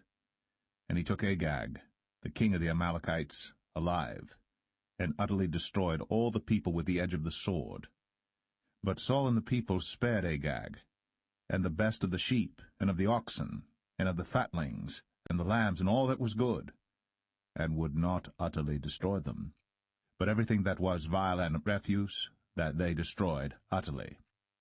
Then came the word of the Lord unto Samuel, saying, It repenteth me that I have set up Saul to be king, for he is turned back from following me, and hath not performed my commandments. And it grieved Samuel, and he cried unto the Lord all night. And when Samuel rose early to meet Saul in the morning, it was told Samuel, saying, Saul came to Carmel, and behold, he set him up a place, and is gone about, and passed on, and gone down to Gilgal. And Samuel came to Saul, and Saul said unto him, Blessed be thou of the Lord, I have performed the commandment of the Lord. And Samuel said, What meaneth then this bleating of the sheep in mine ears, and the lowing of the oxen which I hear? And Saul said, They have brought them from the Amalekites, for the people spared the best of the sheep and of the oxen to sacrifice unto the Lord thy God, and the rest we have utterly destroyed. Then Samuel said unto Saul, Stay, and I will tell thee what the Lord hath said to me this night. And he said unto him, Say on. And Samuel said, When thou wast little in thine own sight, wast thou not made the head of the tribes of Israel? And the Lord anointed thee king over Israel? And the Lord sent thee on a journey, and said, Go, and utterly destroy the sinners, the Amalekites, and fight against them until they be consumed.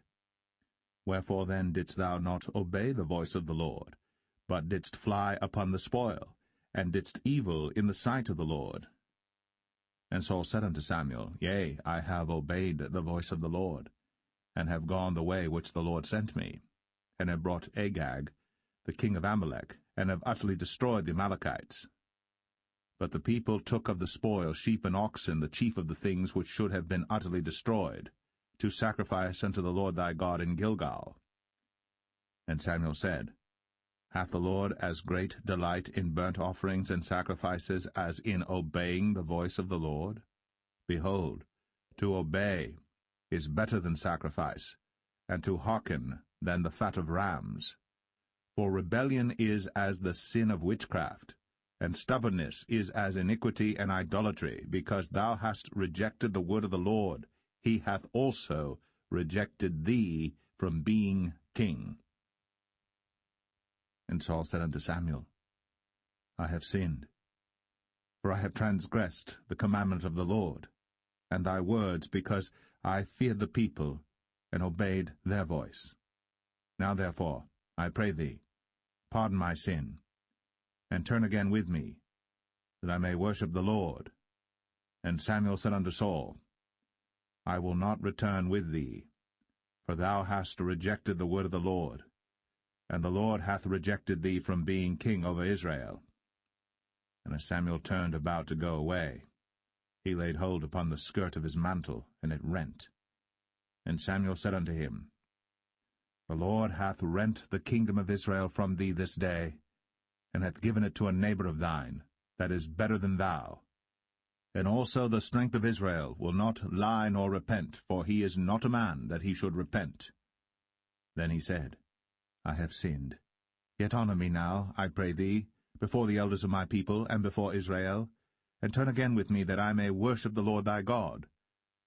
So Samuel turned again after Saul, and Saul worshipped the Lord. Then said Samuel, Bring ye hither to me Agag the king of the Amalekites. And Agag came unto him delicately, and Agag said, Surely the bitterness of death is past. And Samuel said, As thy sword hath made women childless, so shall thy mother be childless among women. And Samuel hewed Agag in pieces before the Lord in Gilgal. Then Samuel went to Ramah, and Saul went up to his house to Gibeah of Saul. And Samuel came no more to see Saul until the day of his death. Nevertheless Samuel mourned for Saul, and the Lord repented that he had made Saul king over Israel.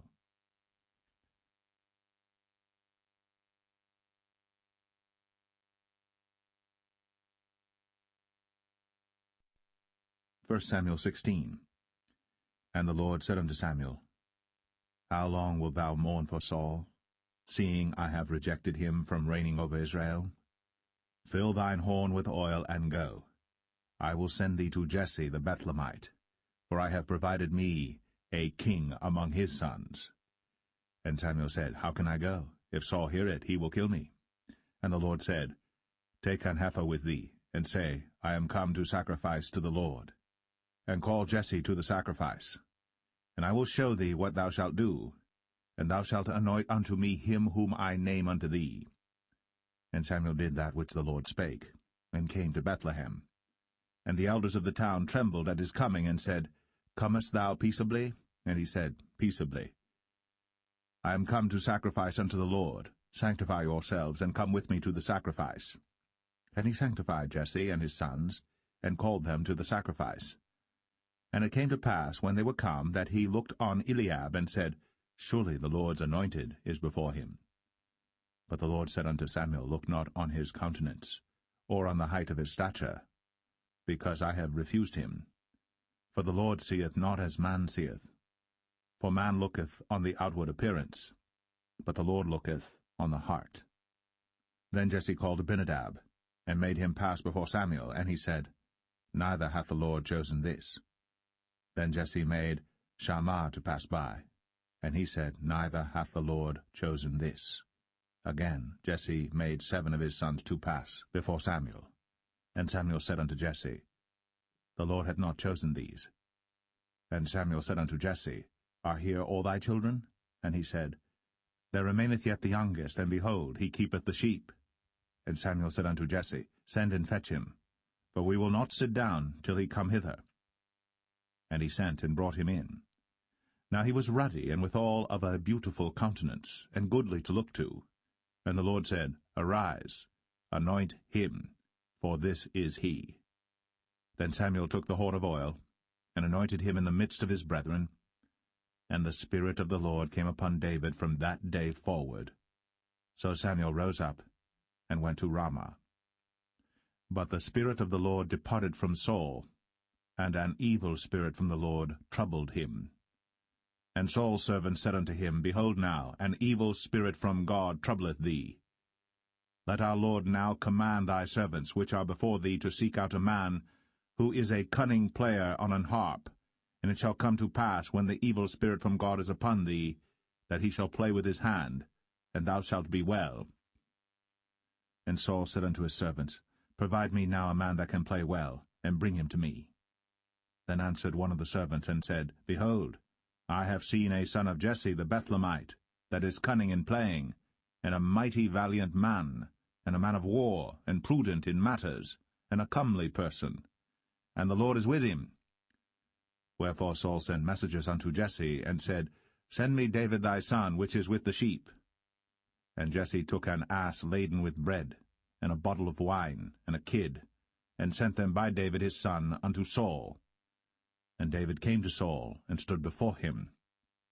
And he loved him greatly, and he became his armor-bearer. And Saul sent to Jesse, saying, Let David, I pray thee, stand before me, for he hath found favor in my sight.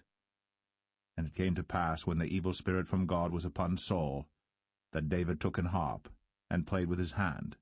So Saul was refreshed, and was well. And the evil spirit departed from him.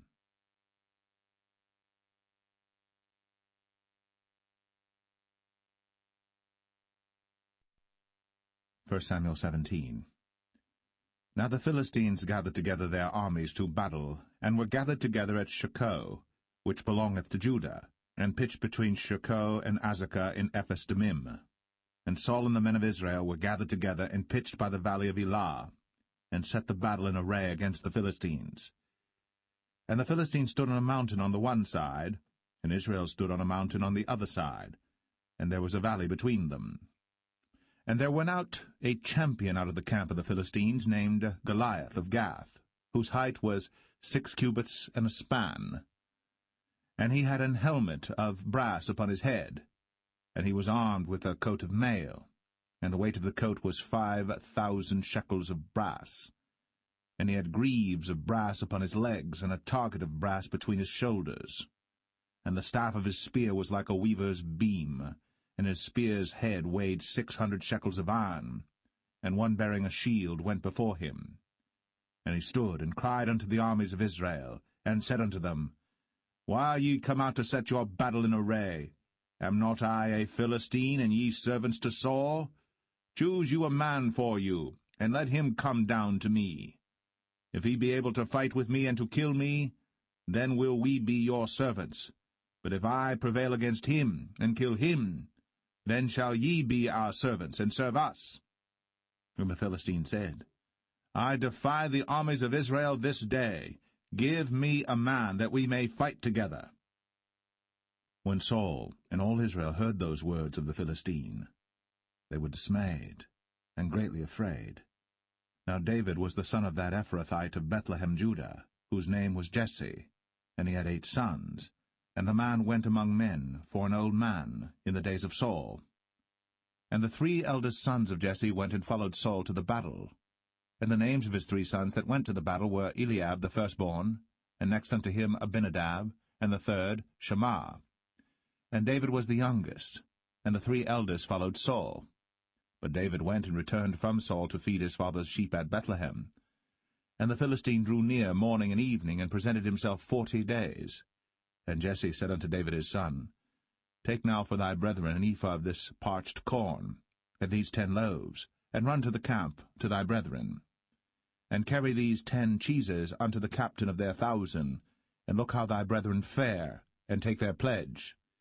Now Saul and they, and all the men of Israel, were in the valley of Elah, fighting with the Philistines.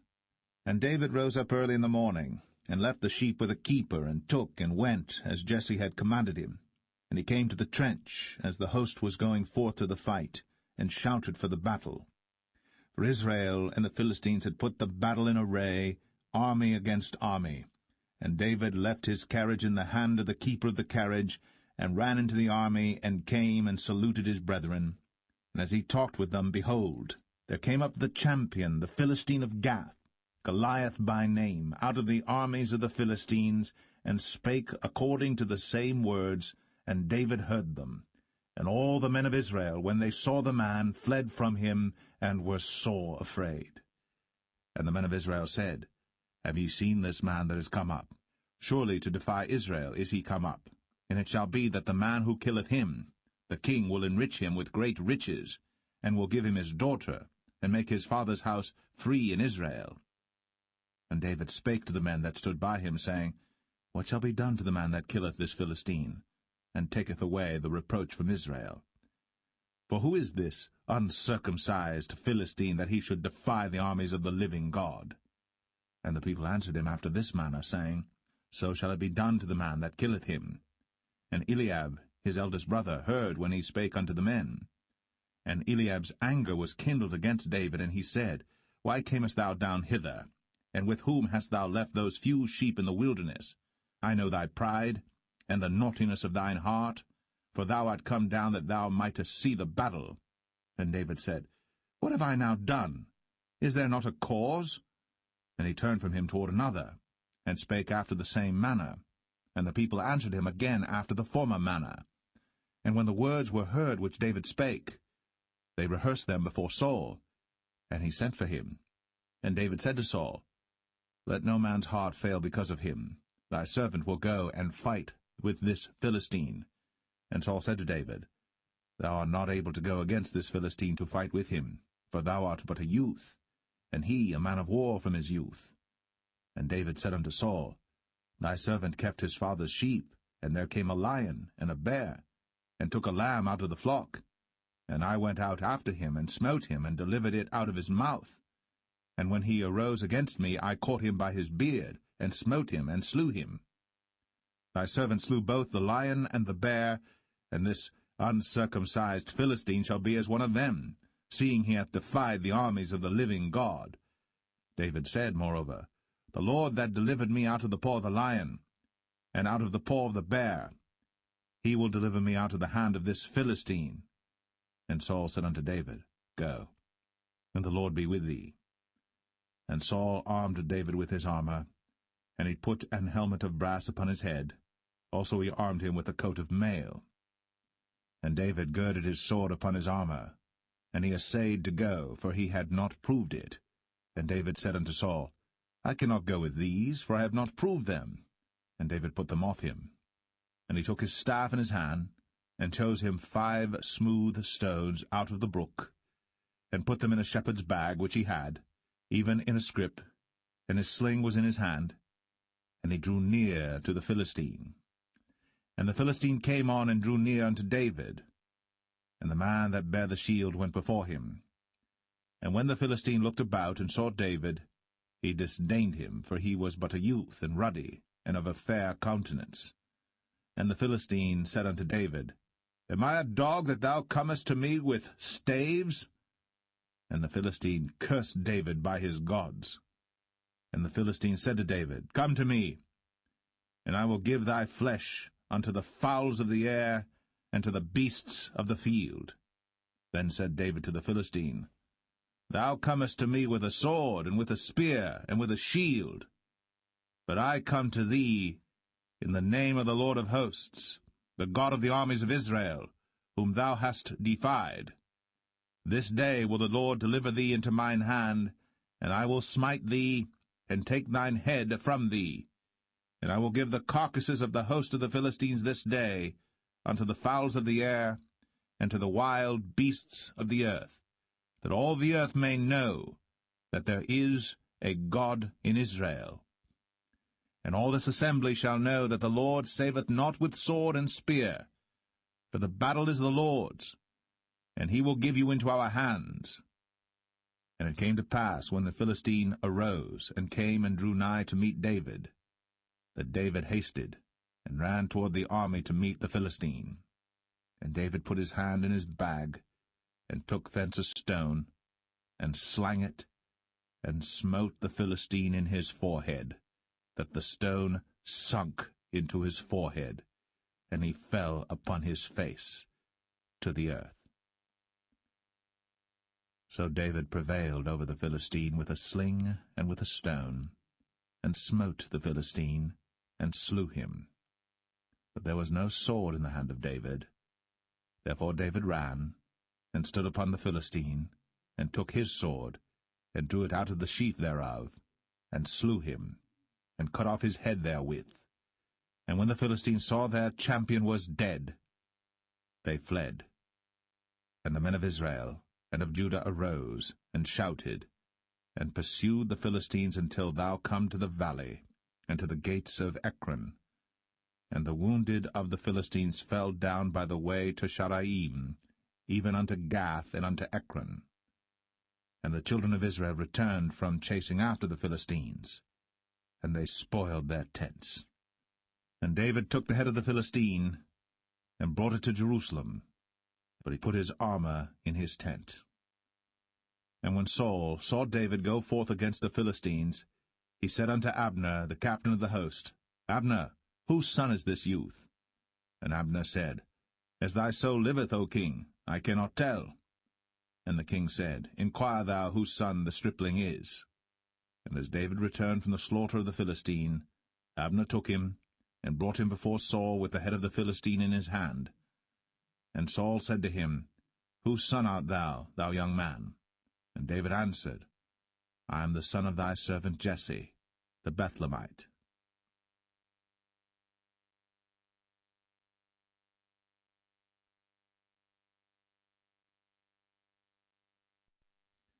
First Samuel 18.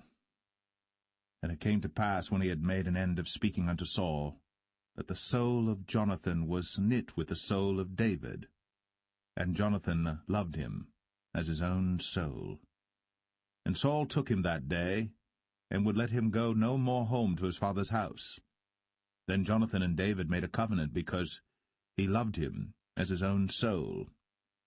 And Jonathan stripped himself of the robe that was upon him, and gave it to David, and his garments, even to his sword, and to his bow, and to his girdle. And David went out whithersoever Saul sent him, and behaved himself wisely. And Saul set him over the men of war, and he was accepted in the sight of all the people, and also in the sight of Saul's servants. And it came to pass, as they came, when David was returned from the slaughter of the Philistine, that women came out of all cities of Israel, singing and dancing to meet King Saul, with tabrets, with joy, and with instruments of music.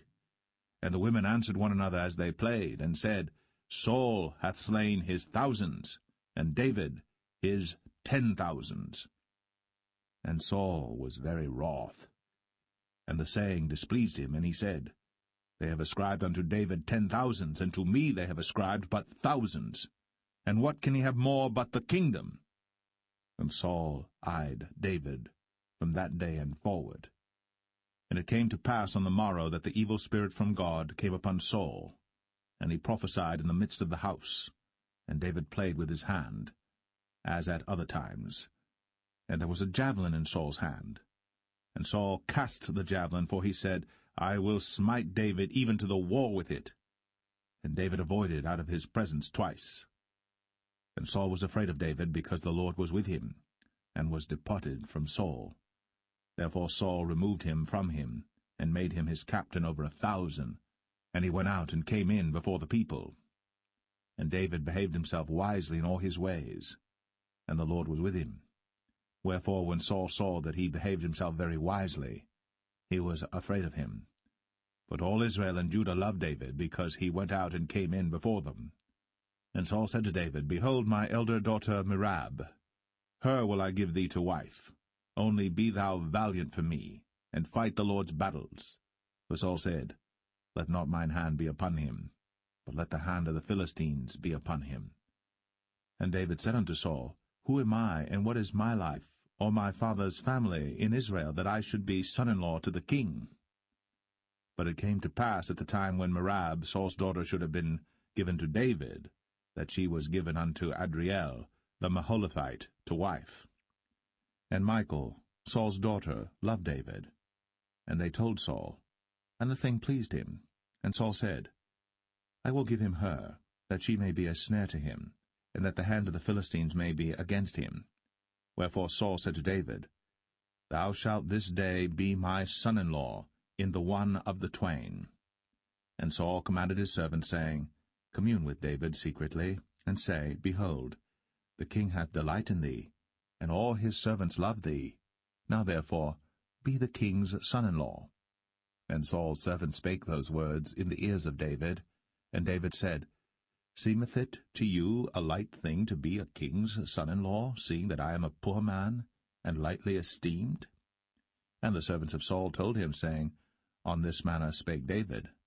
And Saul said, Thus shall ye say to David, The king desireth not any dowry, but 100 foreskins of the Philistines, to be avenged of the king's enemies.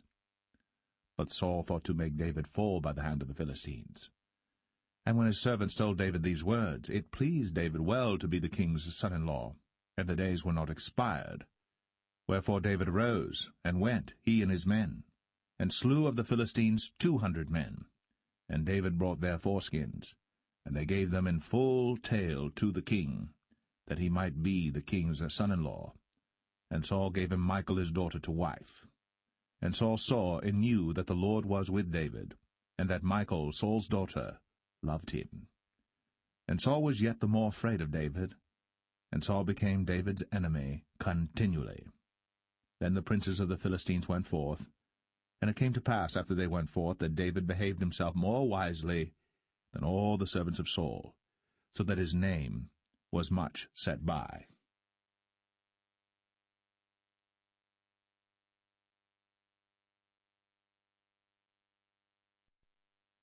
1 Samuel 19. And Saul spake to Jonathan his son, and to all his servants, that they should kill David. But Jonathan Saul's son delighted much in David. And Jonathan told David, saying, Saul my father seeketh to kill thee. Now therefore I pray thee, take heed to thyself until the morning, and abide in a secret place, and hide thyself. And I will go out and stand beside my father in the field where thou art. And I will commune with my father of thee, and what I see, that I will tell thee. And Jonathan spake good of David unto Saul his father, and said unto him, Let not the king sin against his servant, against David, because he hath not sinned against thee, and because his works have been to thee ward very good. For he did put his life in his hand, and slew the Philistine. And the Lord wrought a great salvation for all Israel. Thou sawest it, and didst rejoice. Wherefore then wilt thou sin against innocent blood, to slay David without a cause? And Saul hearkened unto the voice of Jonathan. And Saul sware, As the Lord liveth, he shall not be slain.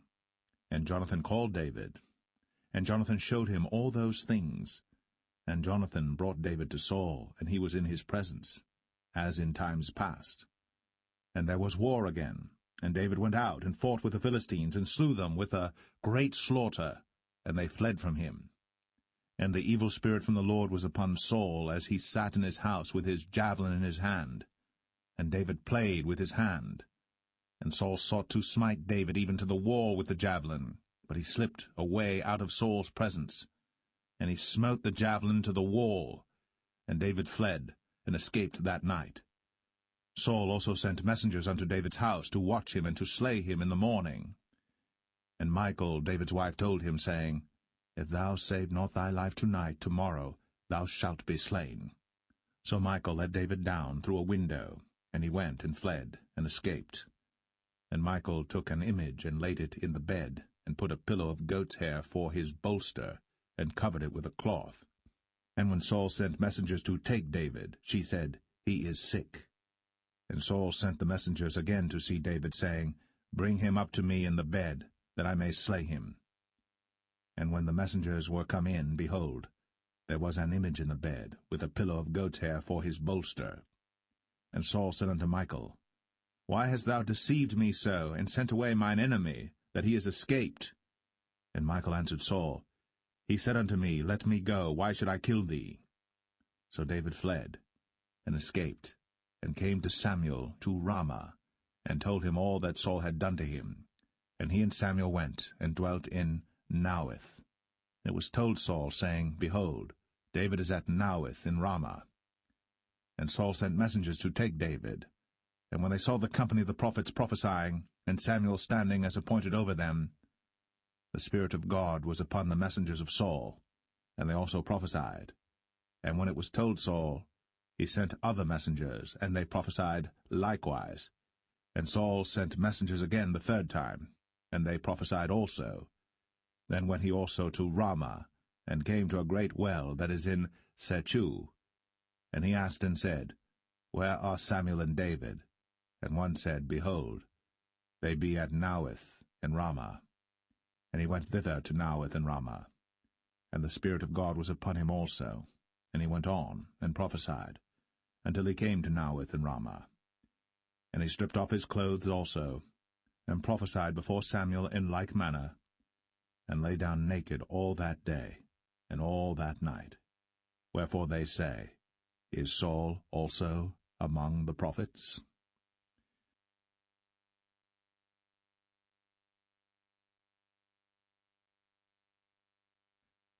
1 Samuel 20.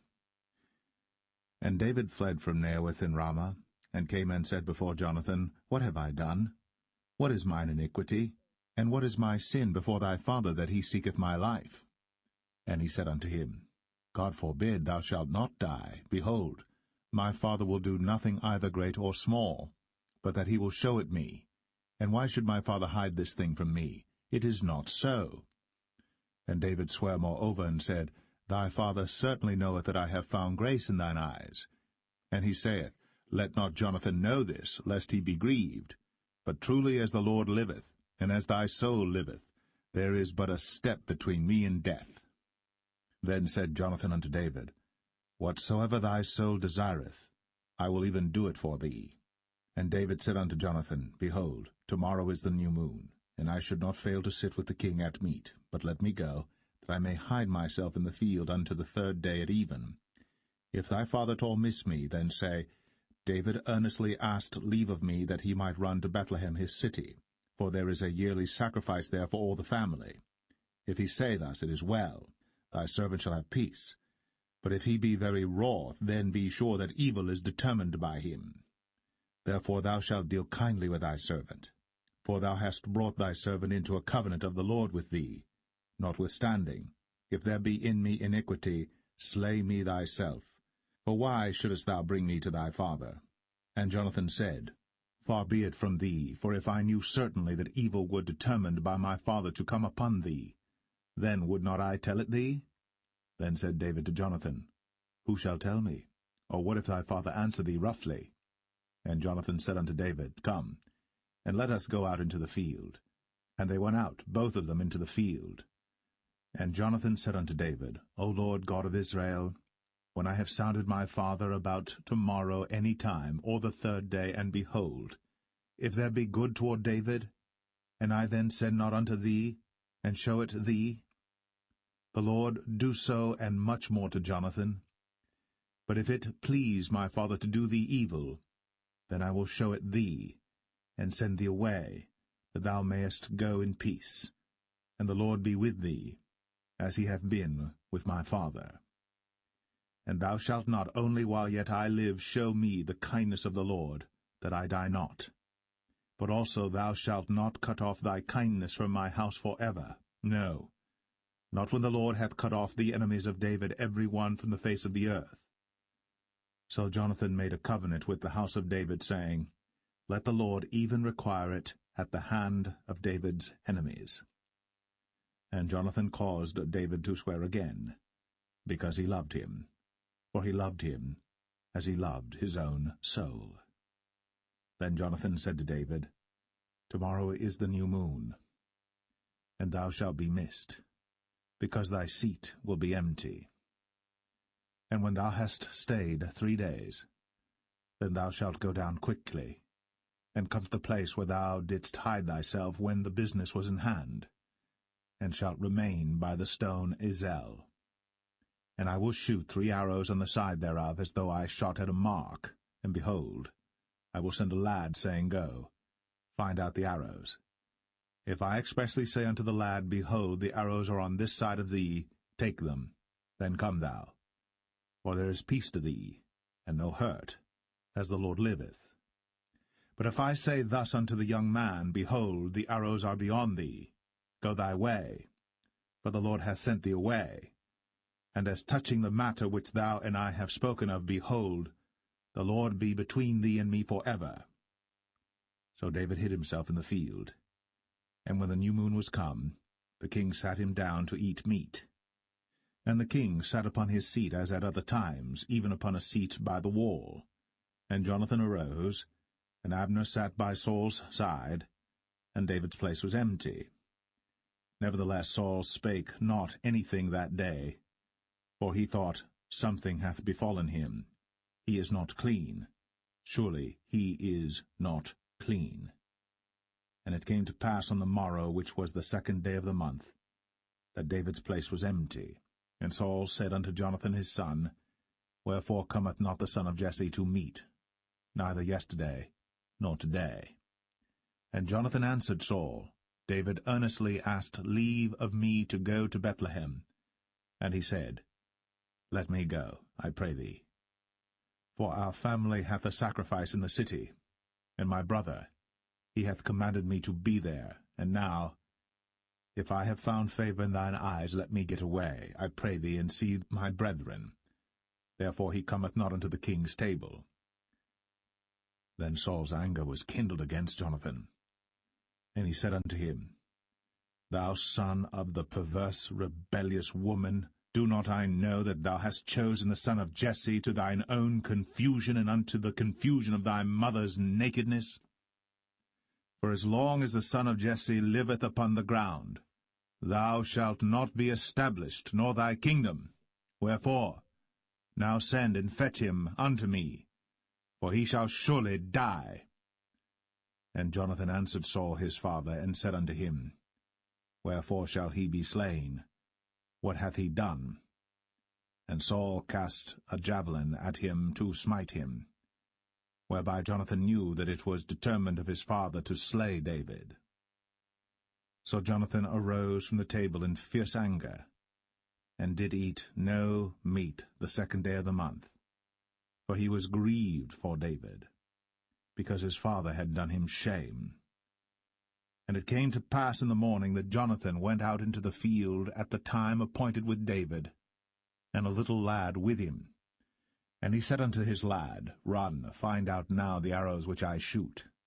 And as the lad ran, he shot an arrow beyond him. And when the lad was come to the place of the arrow which Jonathan had shot, Jonathan cried after the lad, and said, Is not the arrow beyond thee? And Jonathan cried after the lad, Make speed, haste, stay not. And Jonathan's lad gathered up the arrows, and came to his master. But the lad knew not anything, only Jonathan and David knew the matter.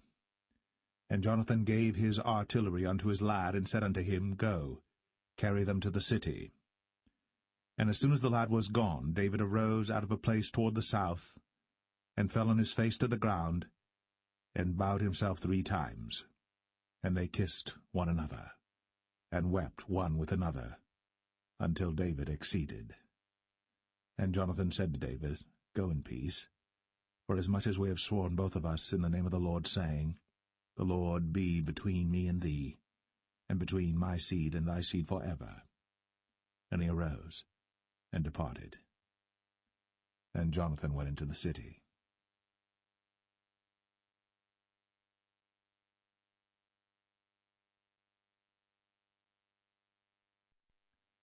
1 Samuel 21. Then came David to Nob, to Ahimelech the priest.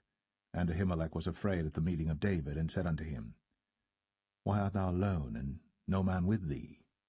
And David said unto Ahimelech the priest, The king hath commanded me a business, and hath said unto me, Let no man know anything of the business whereabout I send thee, and what I have commanded thee. And I have appointed my servants to such and such a place. Now therefore, what is under thine hand? Give me 5 loaves of bread in mine hand, or what there is present. And the priest answered David, and said, There is no common bread under mine hand, but there is hallowed bread, if the young men have kept themselves at least from women. And David answered the priest, and said unto him, Of a truth, women have been kept from us, about these 3 days, since I came out. And the vessels of the young men are holy, and the bread is in a manner common, yea, though it was sanctified this day in the vessel. So the priests gave him hallowed bread, for there was no bread there but the showbread, that was taken from before the Lord, to put hot bread in the day when it was taken away. Now a certain man of the servants of Saul was there that day, detained before the Lord, and his name was Doeg, an Edomite, the chiefest of the herdmen that belonged to Saul. And David said unto Ahimelech, And is there not here under thine hand spear or sword? For I have neither brought my sword nor my weapons with me, because the king's business required haste. And the priest said, The sword of Goliath the Philistine, whom thou slewest in the valley of Elah, behold, it is here, wrapped in a cloth behind the ephod. If thou wilt take that, take it, for there is no other save that here. And David said, There is none like that, give it me. And David arose, and fled that day for fear of Saul, and went to Achish, the king of Gath. And the servants of Achish said unto him, Is not this David the king of the land? Did they not sing one to another of him in dances, saying, Saul hath slain his thousands, and David his 10,000s? And David laid up these words in his heart, and was sore afraid of Achish the king of Gath. And he changed his behaviour before them, and feigned himself mad in their hands, and scrabbled on the doors of the gate, and let his spittle fall down upon his beard. Then said Achish unto his servants, Lo, ye see the man is mad. Wherefore then have ye brought him to me? Have I need of madmen that ye have brought this fellow to play the madman in my presence? Shall this fellow come into my house?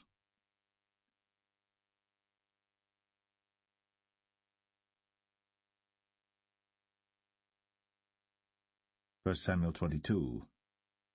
David therefore departed thence, and escaped to the cave Adullam. And when his brethren and all his father's house heard it, they went down thither to him. And every one that was in distress, and every one that was in debt, and every one that was discontented gathered themselves unto him. And he became a captain over them. And there were with him about 400 men. And David went thence to Mizpeh of Moab. And he said unto the king of Moab, Let my father and my mother, I pray thee, come forth, and be with you, till I know what God will do for me. And he brought them before the king of Moab, and they dwelt with him all the while that David was in the hold. And the prophet Gad said unto David, Abide not in the hold, depart, and get thee into the land of Judah. Then David departed, and came into the forest of Hareth. When Saul heard that David was discovered, and the men that were with him. Now Saul abode in Gibeah under a tree in Ramah, having his spear in his hand, and all his servants were standing about him. Then Saul said unto his servants that stood about him, Hear now, ye Benjamites. Will the son of Jesse give every one of you fields and vineyards, and make you all captains of thousands and captains of hundreds, that all of you have conspired against me? And there is none that showeth me that my son hath made a league with the son of Jesse.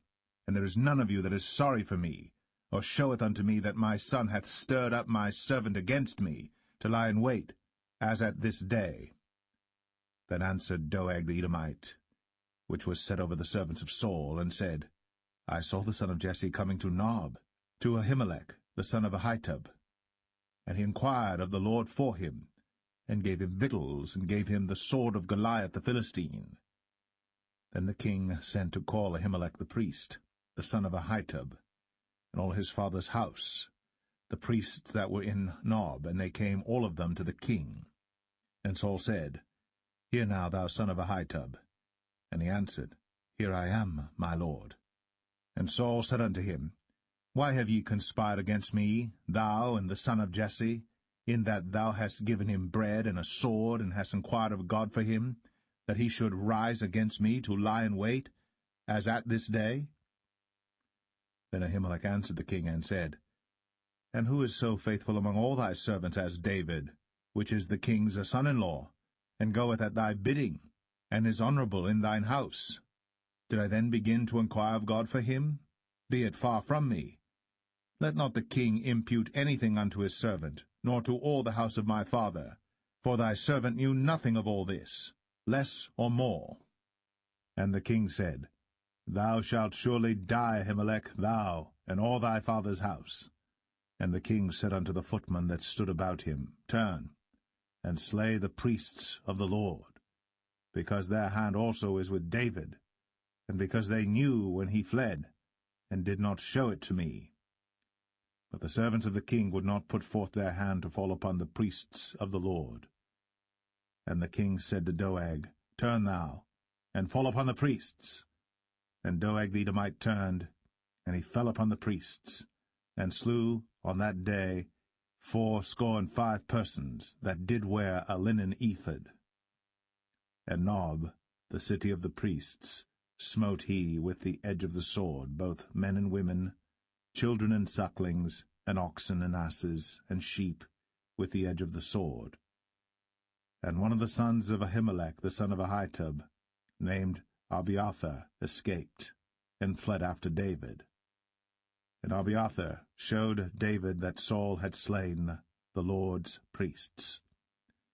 And David said unto Abiathar, I knew it that day when Doeg the Edomite was there, that he would surely tell Saul, I have occasioned the death of all the persons of thy father's house. Abide thou with me. Fear not, for he that seeketh my life seeketh thy life. But with me thou shalt be in safeguard.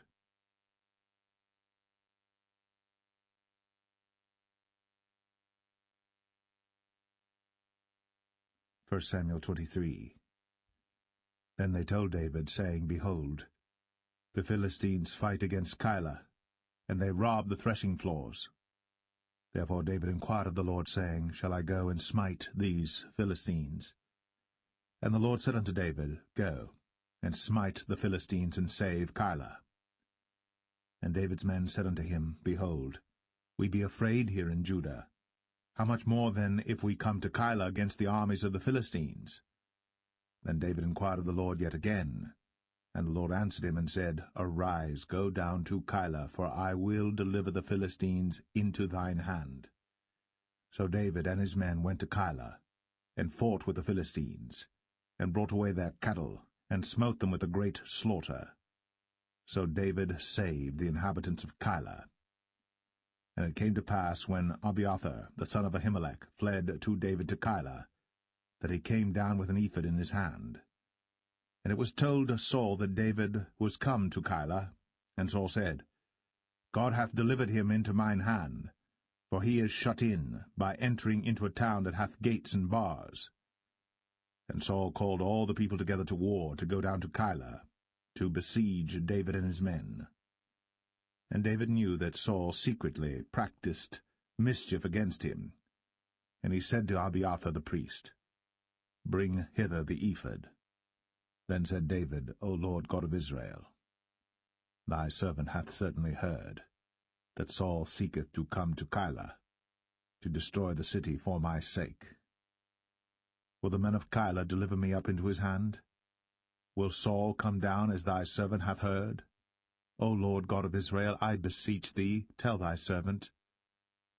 And the Lord said, He will come down. Then said David, Will the men of Keilah deliver me and my men into the hand of Saul? And the Lord said, They will deliver thee up. Then David and his men, which were about 600, arose, and departed out of Keilah, and went whithersoever they could go. And it was told Saul that David was escaped from Keilah, and he forbare to go forth. And David abode in the wilderness in strongholds, and remained in a mountain in the wilderness of Ziph.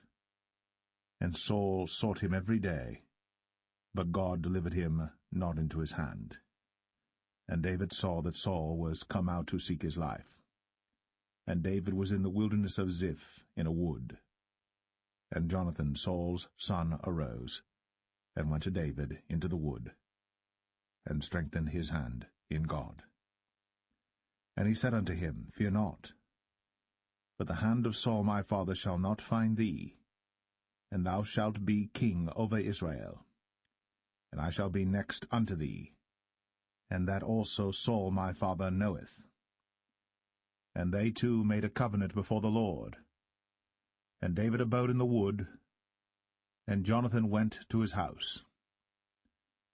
Then came up the Ziphites to Saul to Gibeah, saying, Doth not David hide himself with us in strongholds in the wood, in the hill of Hachilah, which is on the south of Jeshimon? Now therefore, O king, come down according to all the desire of thy soul to come down, and our part shall be to deliver him into the king's hand. And Saul said, Blessed be ye of the Lord, for ye have compassion on me. Go, I pray you, prepare yet, and know and see his place where his haunt is. And who hath seen him there? For it is told me that he dealeth very subtly. See therefore, and take knowledge of all the lurking places where he hideth himself, and come ye again to me with the certainty, and I will go with you. And it shall come to pass, if he be in the land, that I will search him out throughout all the thousands of Judah. And they arose, and went to Ziph before Saul. But David and his men were in the wilderness of Maon, in the plain, on the south of Jeshimon. Saul also and his men went to seek him, and they told David, wherefore he came down into a rock, and abode in the wilderness of Maon. And when Saul heard that, he pursued after David in the wilderness of Maon. And Saul went on this side of the mountain, and David and his men on that side of the mountain. And David made haste to get away for fear of Saul. For Saul and his men compassed David and his men round about to take them.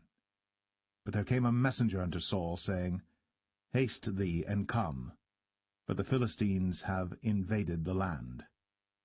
Wherefore Saul returned from pursuing after David, and went against the Philistines. Therefore they called that place Selah Hamaleketh.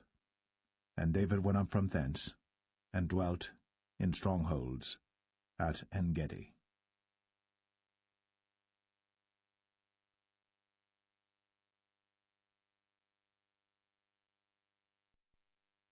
1 Samuel 24.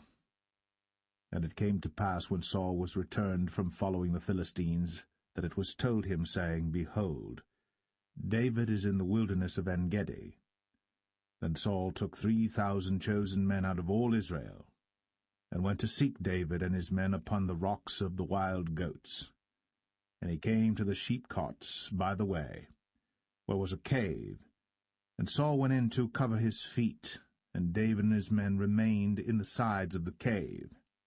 And the men of David said unto him, Behold the day of which the Lord said unto thee, Behold, I will deliver thine enemy into thine hand, that thou mayest do to him as it shall seem good unto thee. Then David arose, and cut off the skirt of Saul's robe privily. And it came to pass afterward that David's heart smote him, because he had cut off Saul's skirt.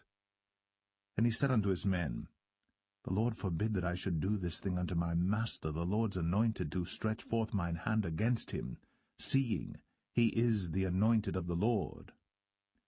So David stayed his servants with these words, and suffered them not to rise against Saul. But Saul rose up out of the cave, and went on his way. David also rose afterward, and went out of the cave, and cried after Saul, saying, My lord the king. And when Saul looked behind him, David stooped with his face to the earth, and bowed himself. And David said to Saul, Wherefore hearest thou men's words, saying, Behold, David seeketh thy hurt?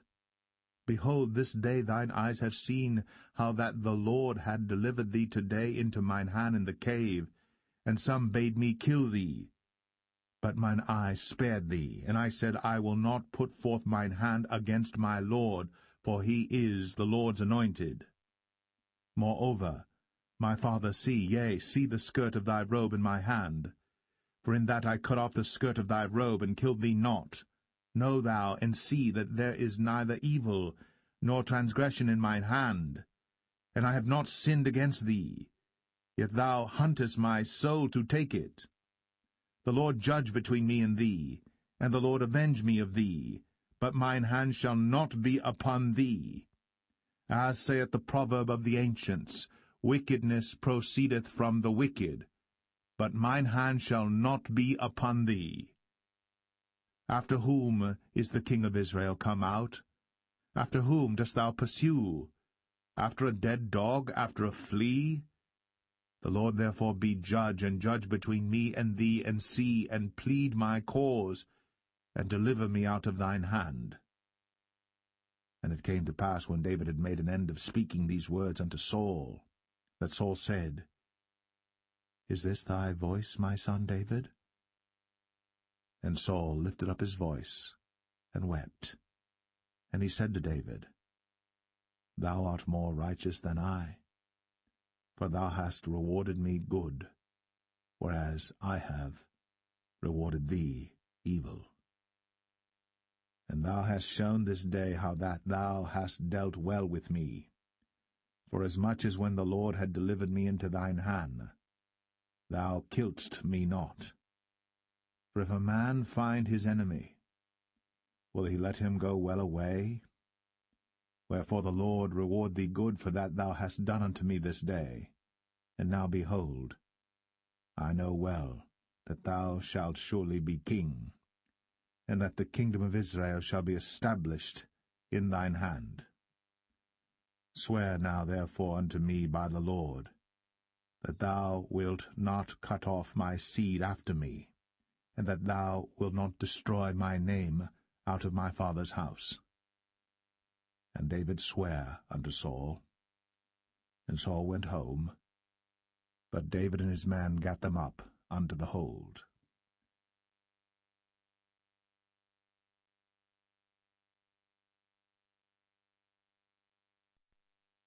1 Samuel 25.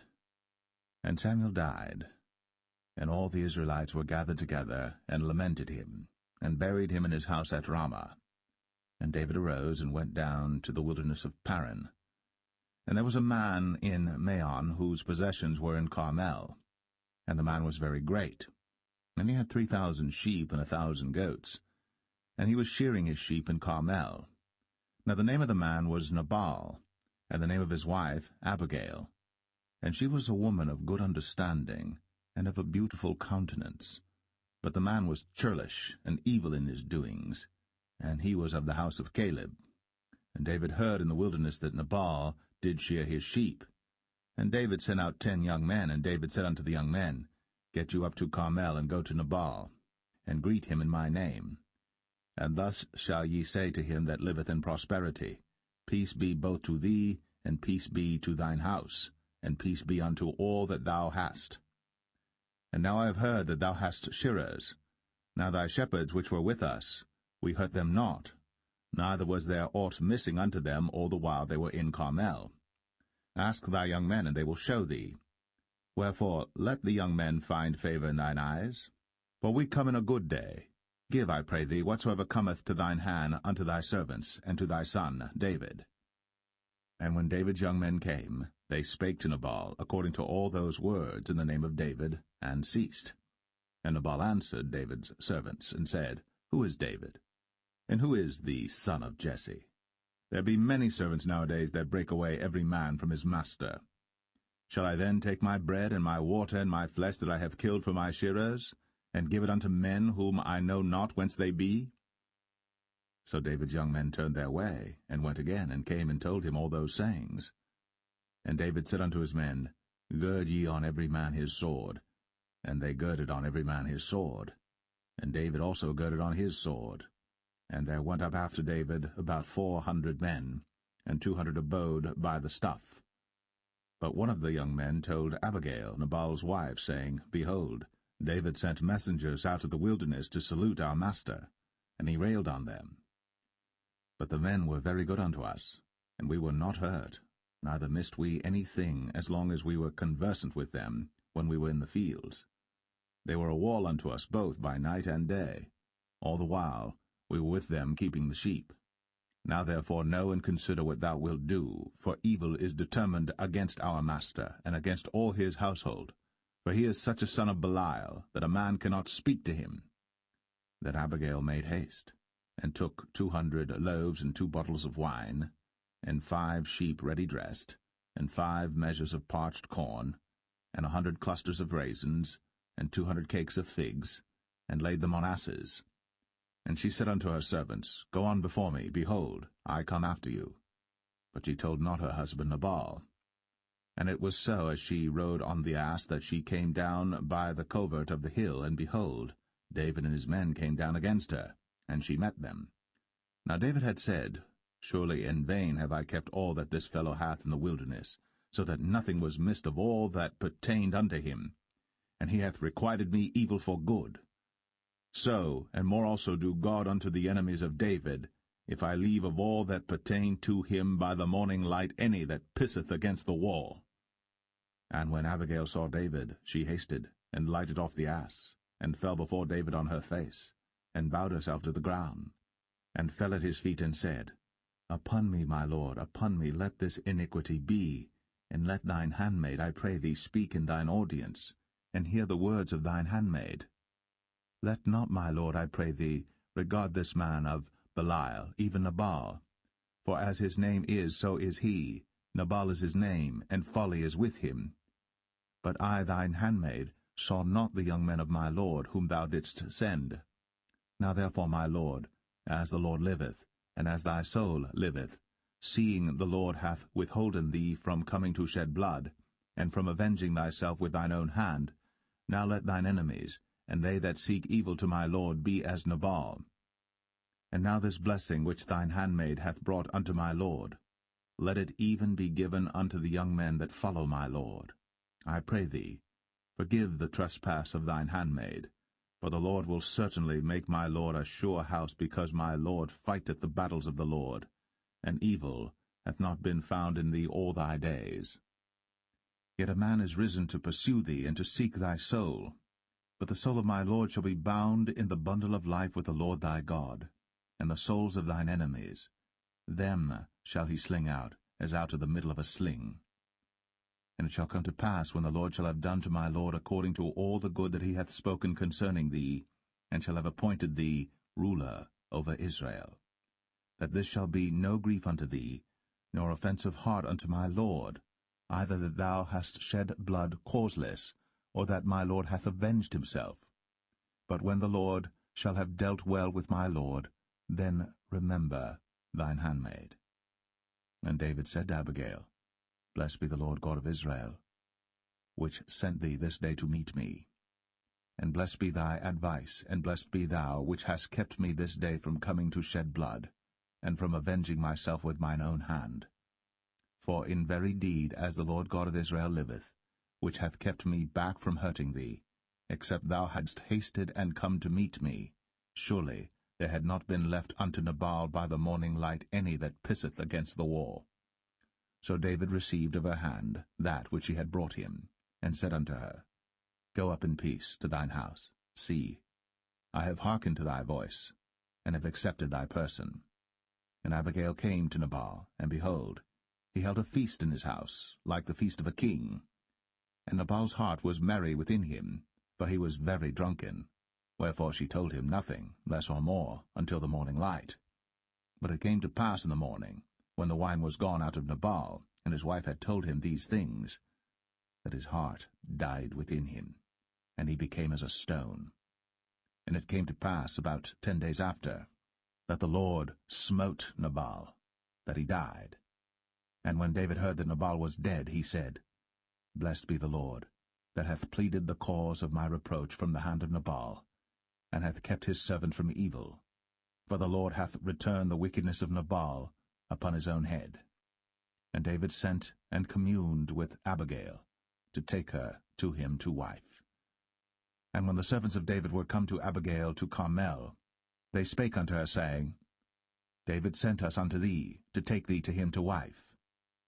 And she arose, and bowed herself on her face to the earth, and said, Behold, let thine handmaid be a servant to wash the feet of the servants of my lord. And Abigail hasted, and arose, and rode upon an ass, with 5 damsels of hers that went after her. And she went after the messengers of David, and became his wife. David also took Ahinoam of Jezreel, and they were also both of them his wives. But Saul had given Michal his daughter, David's wife, to Phalti, the son of Laish, which was of Galim.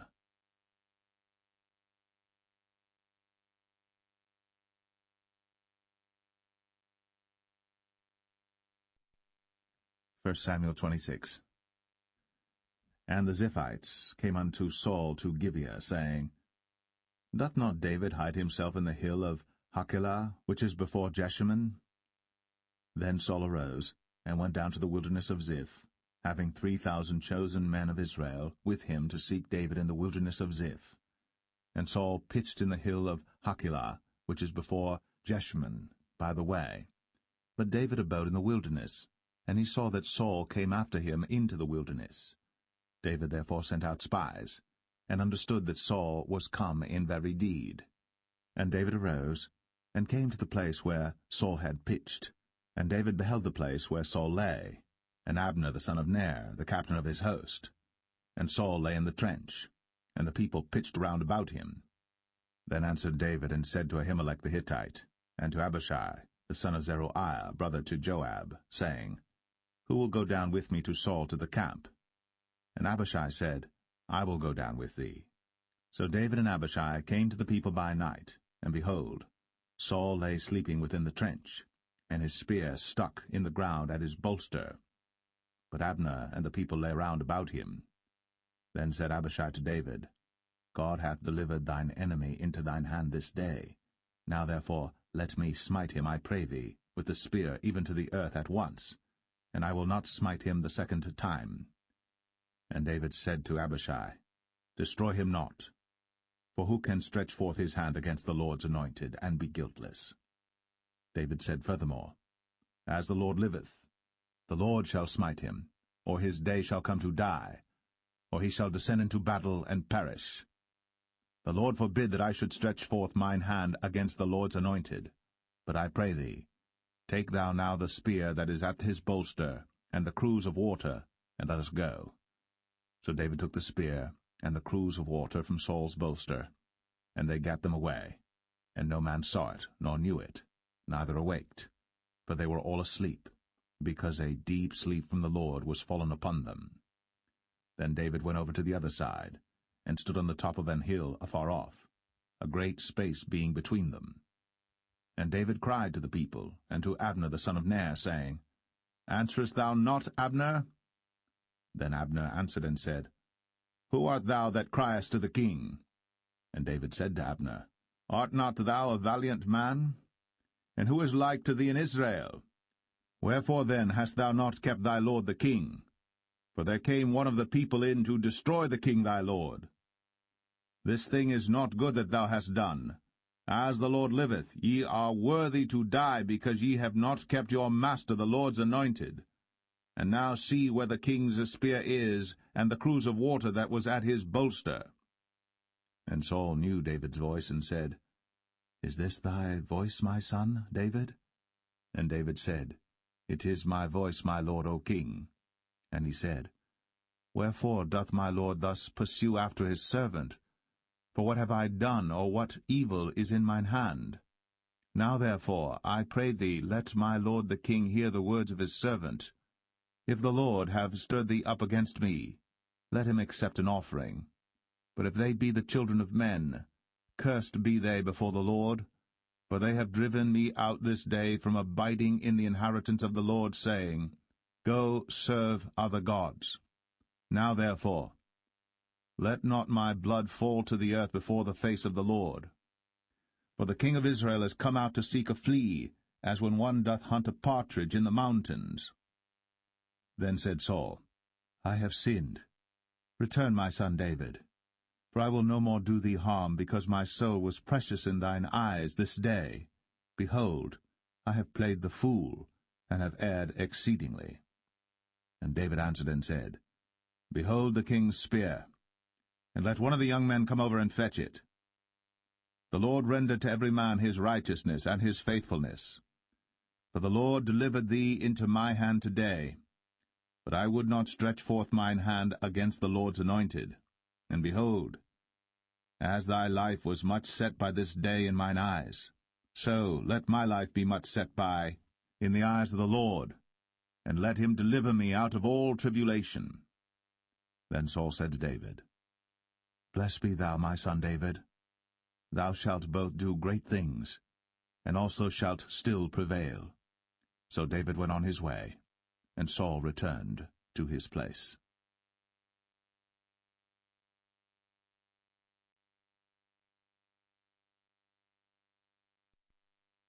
1 Samuel 27. And David said in his heart, I shall now perish one day by the hand of Saul.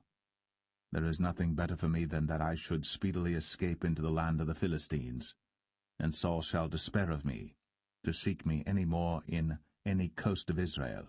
So shall I escape out of his hand. And David arose, and he passed over with the 600 men that were with him unto Achish, the son of Maoch, king of Gath. And David dwelt with Achish at Gath, he and his men, every man with his household, even David with his 2 wives, Ahinoam the Jezreelitess, and Abigail the Carmelitess, Nabal's wife. And it was told Saul that David was fled to Gath, and he sought no more again for him. And David said unto Achish, If I have now found grace in thine eyes, let them give me a place in some town in the country, that I may dwell there. For why should thy servant dwell in the royal city with thee? Then Achish gave him Ziklag that day. Wherefore Ziklag pertaineth unto the kings of Judah unto this day. And the time that David dwelt in the country of the Philistines was a full year and 4 months. And David and his men went up, and invaded the Geshurites, and the Gezrites, and the Amalekites. For those nations were of old the inhabitants of the land, as thou goest to Shur, even unto the land of Egypt. And David smote the land, and left neither man nor woman alive, and took away the sheep and the oxen, and the asses, and the camels, and the apparel, and returned and came to Achish. And Achish said, Whither have ye made a road today? And David said, Against the south of Judah, and against the south of the Jerahmeelites, and against the south of the Kenites. And David saved neither man nor woman alive, to bring tidings to Gath, saying, Lest they should tell on us, saying, So did David, and so will be his manner all the while he dwelleth in the country of the Philistines. And Achish believed David, saying, He hath made his people Israel utterly to abhor him. Therefore he shall be my servant for ever.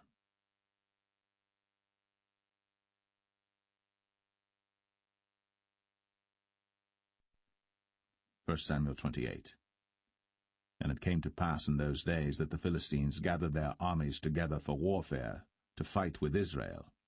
And Achish said unto David, Know thou assuredly that thou shalt go out with me to battle, thou and thy men.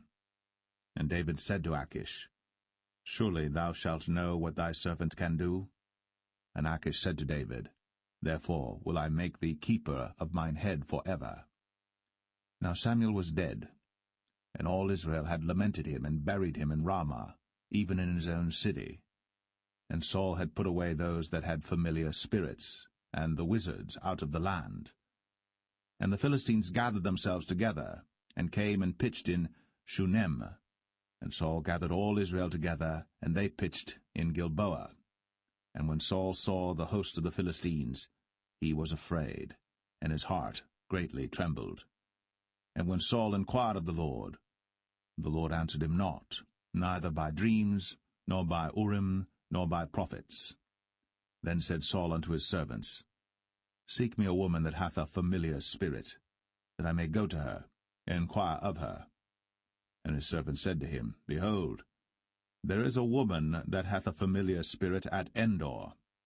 And Saul disguised himself, and put on other raiment, and he went, and 2 men with him. And they came to the woman by night. And he said, I pray thee, divine unto me by the familiar spirit, and bring me him up, whom I shall name unto thee. And the woman said unto him, Behold, thou knowest what Saul hath done, how he hath cut off those that have familiar spirits and the wizards out of the land? Wherefore then layest thou a snare for my life, to cause me to die? And Saul sware to her by the Lord, saying, As the Lord liveth, there shall no punishment happen to thee for this thing. Then said the woman, Whom shall I bring up unto thee? And he said, Bring me up Samuel. And when the woman saw Samuel, she cried with a loud voice, and the woman spake to Saul, saying, Why hast thou deceived me? For thou art Saul. And the king said unto her, Be not afraid. For what sawest thou? And the woman said unto Saul, I saw gods ascending out of the earth. And he said unto her, What form is he of? And she said, An old man cometh up, and he is covered with a mantle. And Saul perceived that it was Samuel, and he stooped with his face to the ground, and bowed himself. And Samuel said to Saul, Why hast thou disquieted me to bring me up? And Saul answered, I am sore distressed, for the Philistines make war against me, and God is departed from me, and answereth me no more, neither by prophets nor by dreams. Therefore I have called thee, that thou mayest make known unto me what I shall do. Then said Samuel, Wherefore then dost thou ask of me, seeing the Lord is departed from thee, and is become thine enemy? And the Lord hath done to him as he spake by me. For the Lord hath rent the kingdom out of thine hand, and given it to thy neighbor, even to David, because thou obeyest not the voice of the Lord, nor executest his fierce wrath upon Amalek. Therefore hath the Lord done this thing unto thee this day. Moreover the Lord will also deliver Israel with thee into the hand of the Philistines. And tomorrow shalt thou and thy sons be with me. The Lord also shall deliver the host of Israel into the hand of the Philistines. Then Saul fell straightway all along on the earth, and was sore afraid because of the words of Samuel. And there was no strength in him, for he had eaten no bread all the day, nor all the night. And the woman came unto Saul, and saw that he was sore troubled, and said unto him, Behold, thine handmaid hath obeyed thy voice, and I have put my life in my hand, and have hearkened unto thy words which thou spakest unto me. Now therefore, I pray thee, hearken thou also unto the voice of thine handmaid, and let me set a morsel of bread before thee, and eat, that thou mayest have strength, when thou goest on thy way. But he refused, and said, I will not eat.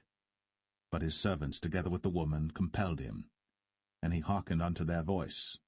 So he arose from the earth, and sat upon the bed.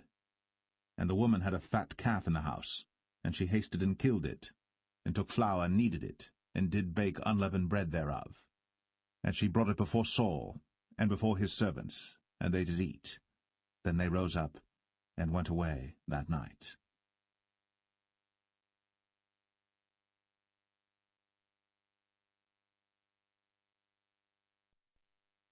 1 Samuel 29. Now the Philistines gathered together all their armies to Aphek, and the Israelites pitched by a fountain which is in Jezreel. And the lords of the Philistines passed on by hundreds and by thousands, but David and his men passed on in the rearward with Achish. Then said the princes of the Philistines, What do these Hebrews here? And Achish said unto the princes of the Philistines, Is not this David the servant of Saul the king of Israel, which hath been with me these days, or these years? And I have found no fault in him since he fell unto me unto this day.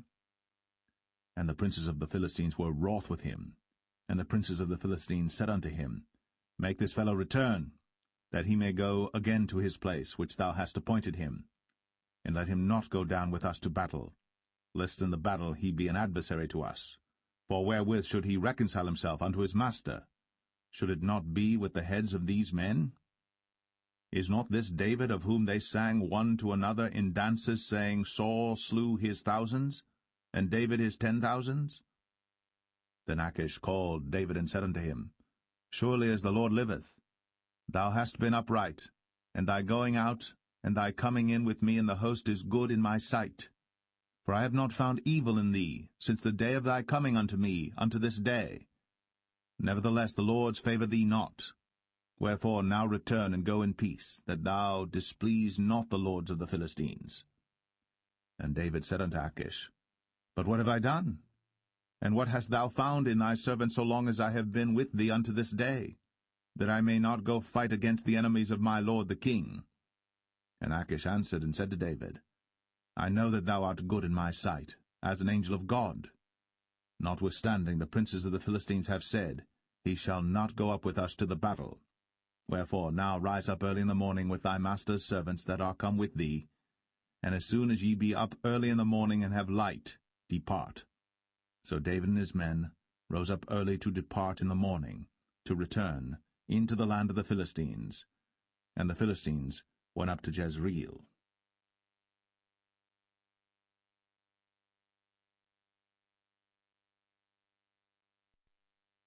1 Samuel 30. And it came to pass, when David and his men were come to Ziklag on the 3rd day, that the Amalekites had invaded the south and Ziklag, and smitten Ziklag, and burned it with fire, and had taken the women captives that were therein.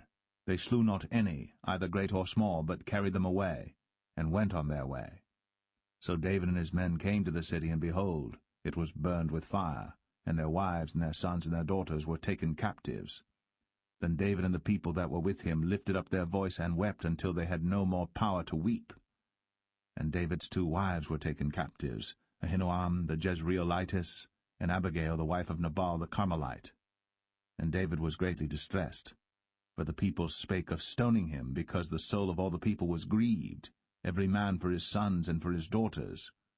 But David encouraged himself in the Lord his God.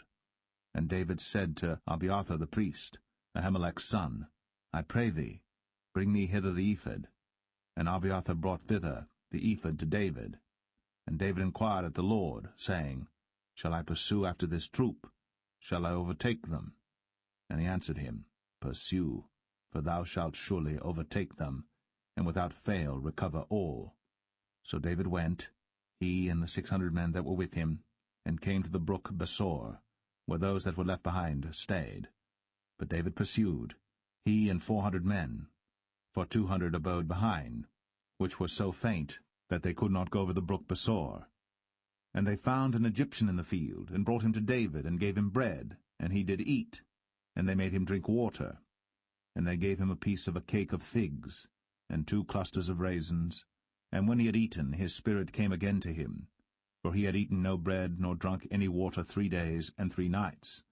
And David said unto him, To whom belongest thou, and whence art thou?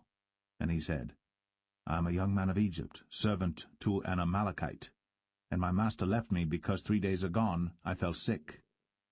We made an invasion upon the south of the Cherethites, and upon the coast which belongeth to Judah, and upon the south of Caleb, and we burned Ziklag with fire.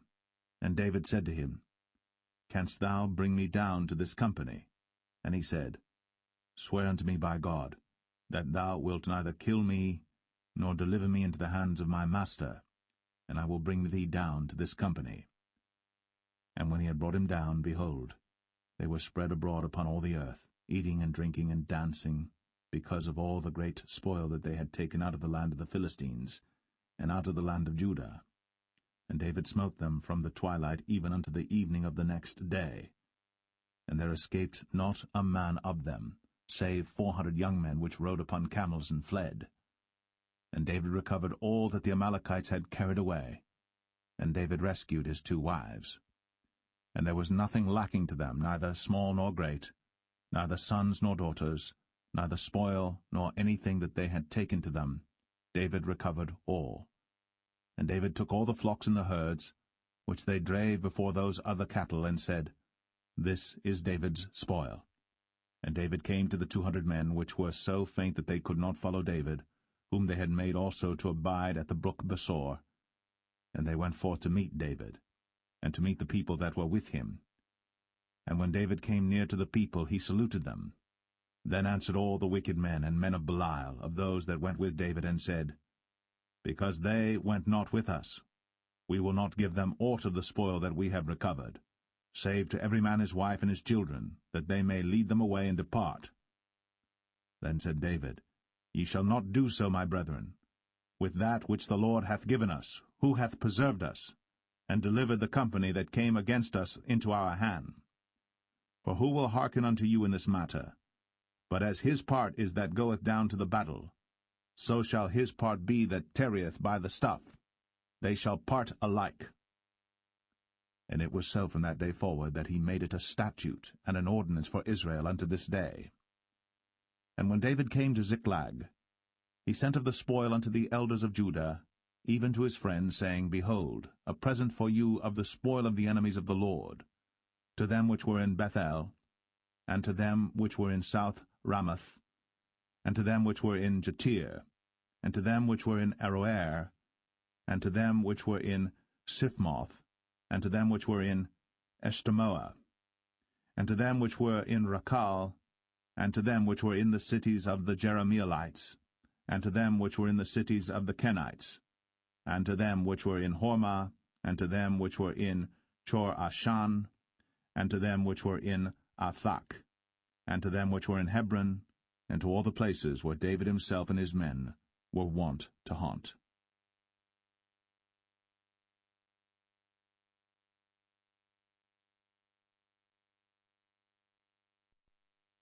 1 Samuel 31. Now the Philistines fought against Israel, and the men of Israel fled from before the Philistines, and fell down slain in Mount Gilboa. And the Philistines followed hard upon Saul and upon his sons. And the Philistines slew Jonathan, and Abinadab, and Malchishua, Saul's sons. And the battle went sore against Saul, and the archers hit him, and he was sore wounded of the archers. Then said Saul unto his armor-bearer, Draw thy sword, and thrust me through therewith, lest these uncircumcised come and thrust me through and abuse me. But his armor-bearer would not, for he was sore afraid. Therefore Saul took a sword, and fell upon it. And when his armor-bearer saw that Saul was dead, he fell likewise upon his sword, and died with him. So Saul died, and his 3 sons, and his armor-bearer, and all his men, that same day together. And when the men of Israel that were on the other side of the valley, and they that were on the other side Jordan, saw that the men of Israel fled, and that Saul and his sons were dead, they forsook the cities and fled. And the Philistines came and dwelt in them. And it came to pass on the morrow, when the Philistines came to strip the slain, that they found Saul and his 3 sons fallen in Mount Gilboa. And they cut off his head, and stripped off his armor, and sent into the land of the Philistines round about to publish it in the house of their idols, and among the people. And they put his armor in the house of Ashtoreth, and they fastened his body to the wall of Bethshan.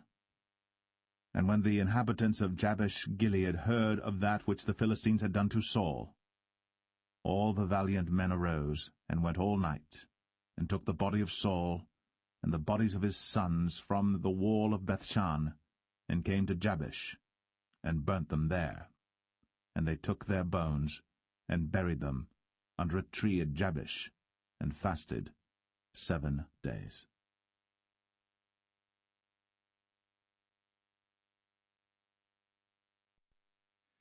The second book of Samuel, chapter 1. Now it came to pass after the death of Saul, when David was returned from the slaughter of the Amalekites, and David had abode 2 days in Ziklag, it came even to pass on the 3rd day that, behold, a man came out of the camp from Saul with his clothes rent, and earth upon his head. And so it was when he came to David, that he fell to the earth, and did obeisance. And David said unto him, From whence comest thou? And he said unto him, Out of the camp of Israel am I escaped. And David said unto him, How went the matter? I pray thee, tell me. And he answered, That the people are fled from the battle, and many of the people also are fallen and dead.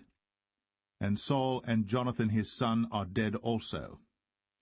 Then David said unto the young man that told him, How knowest thou that Saul and Jonathan his son be dead?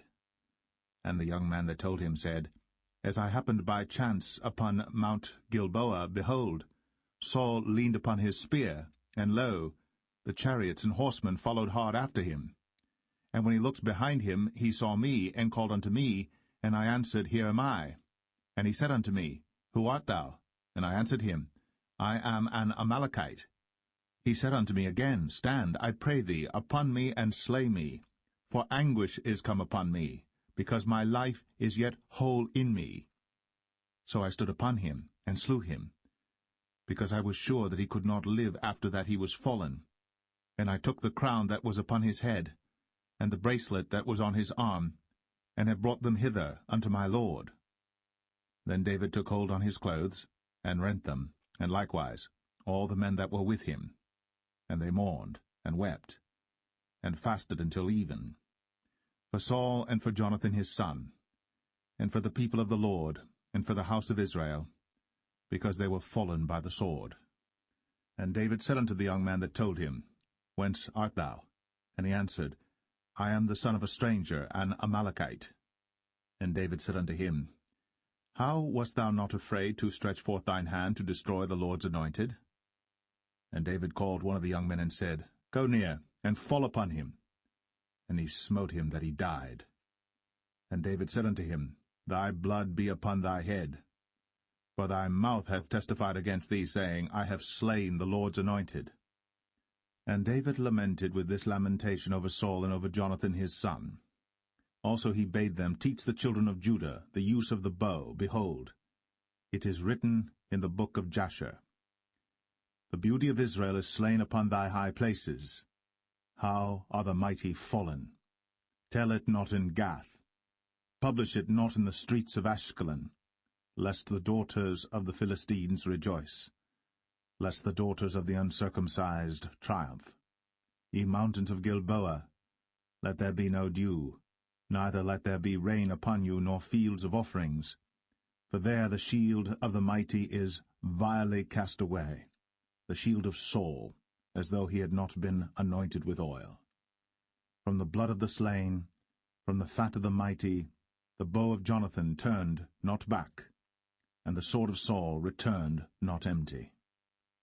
Saul and Jonathan were lovely and pleasant in their lives, and in their death they were not divided.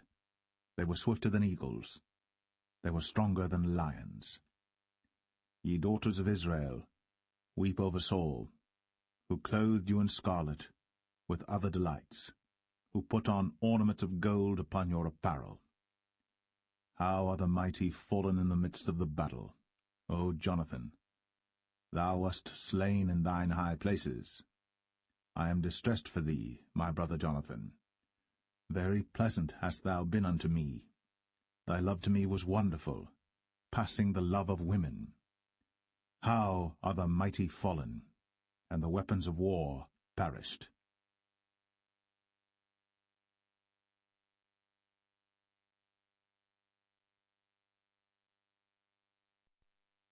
2 Samuel 2. And it came to pass after this that David inquired of the Lord, saying, Shall I go up into any of the cities of Judah? And the Lord said unto him, Go up. And David said, Whither shall I go up? And he said, Unto Hebron. So David went up thither, and his 2 wives also, Ahinoam the Jezreelitess, and Abigail Nabal's wife, the Carmelite. And his men that were with him did David bring up, every man with his household, and they dwelt in the cities of Hebron. And the men of Judah came, and there they anointed David king over the house of Judah. And they told David, saying, that the men of Jabesh-Gilead were they that buried Saul. And David sent messengers unto the men of Jabesh-Gilead, and said unto them, Blessed be ye of the Lord, that ye have shown this kindness unto your Lord, even unto Saul, and have buried him. And now the Lord show kindness and truth unto you, and I also will requite you this kindness, because ye have done this thing. Therefore now let your hands be strengthened, and be ye valiant, for your master Saul is dead, and also the house of Judah have anointed me king over them. But Abner, the son of Ner, captain of Saul's host, took Ishbosheth, the son of Saul, and brought him over to Mahanaim, and made him king over Gilead, and over the Asherites, and over Jezreel, and over Ephraim, and over Benjamin, and over all Israel. Ishbosheth, Saul's son, was 40 years old when he began to reign over Israel, and reigned 2 years. But the house of Judah followed David. And the time that David was king in Hebron over the house of Judah was 7 years and 6 months. And Abner the son of Ner, and the servants of Ishbosheth the son of Saul, went out from Mahanaim to Gibeon. And Joab the son of Zeruiah, and the servants of David went out, and met together by the pool of Gibeon. And they sat down, the one on the one side of the pool, and the other on the other side of the pool. And Abner said to Joab, Let the young men now arise, and play before us. And Joab said, Let them arise. Then there arose and went over by number 12 of Benjamin, which pertained to Ishbosheth the son of Saul, and 12 of the servants of David. And they caught every one his fellow by the head, and thrust his sword in his fellow's side, so they fell down together. Wherefore that place was called Helkath-Hazurim, which is in Gibeon. And there was a very sore battle that day, and Abner was beaten, and the men of Israel, before the servants of David. And there were 3 sons of Zeruiah there, Joab, and Abishai, and Asahel. And Asahel was as light of foot as a wild roe. And Asahel pursued after Abner, and in going he turned not to the right hand nor to the left from following Abner. Then Abner looked behind him, and said, Art thou Asahel? And he answered, I am.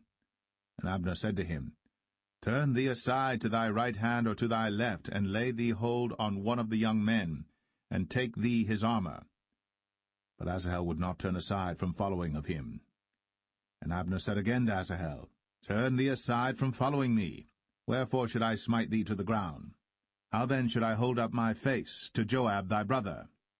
Howbeit he refused to turn aside.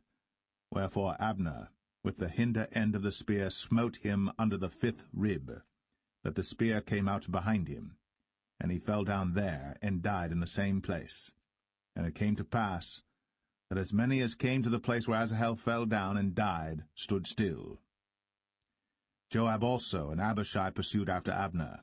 And the sun went down when they were come to the hill of Ammah, that lieth before Giah by the way of the wilderness of Gibeon. And the children of Benjamin gathered themselves together after Abner, and became one troop, and stood on the top of an hill. Then Abner called to Joab and said, Shall the sword devour for ever? Knowest thou not that it will be bitterness in the latter end? How long shall it be then, ere thou bid the people return from following their brethren? And Joab said, As God liveth, unless thou hadst spoken. Surely then in the morning the people had gone up every one from following his brother. So Joab blew a trumpet, and all the people stood still, and pursued after Israel no more, neither fought they any more. And Abner and his men walked all that night through the plain, and passed over Jordan, and went through all Bithron, and they came to Mahanaim. And Joab returned from following Abner. And when he had gathered all the people together, there lacked of David's servants 19 men, and Asahel. But the servants of David had smitten of Benjamin, and of Abner's men, so that 360 men died. And they took up Asahel, and buried him in the sepulchre of his father, which was in Bethlehem. And Joab and his men went all night, and they came to Hebron at break of day.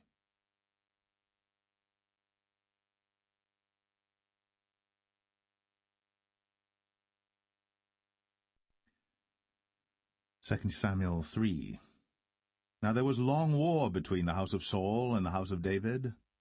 But David waxed stronger and stronger, and the house of Saul waxed weaker and weaker.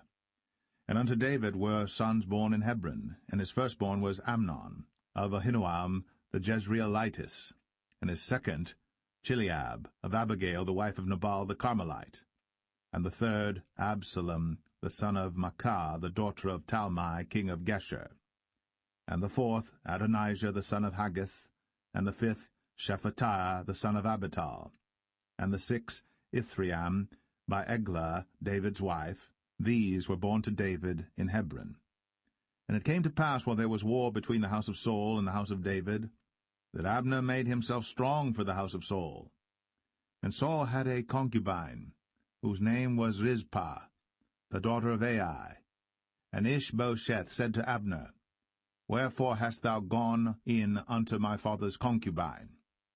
Then was Abner very wroth for the words of Ishbosheth, and said, Am I a dog's head, which against Judah do show kindness this day unto the house of Saul thy father, to his brethren, and to his friends, and have not delivered thee into the hand of David, that thou chargest me today with a fault concerning this woman?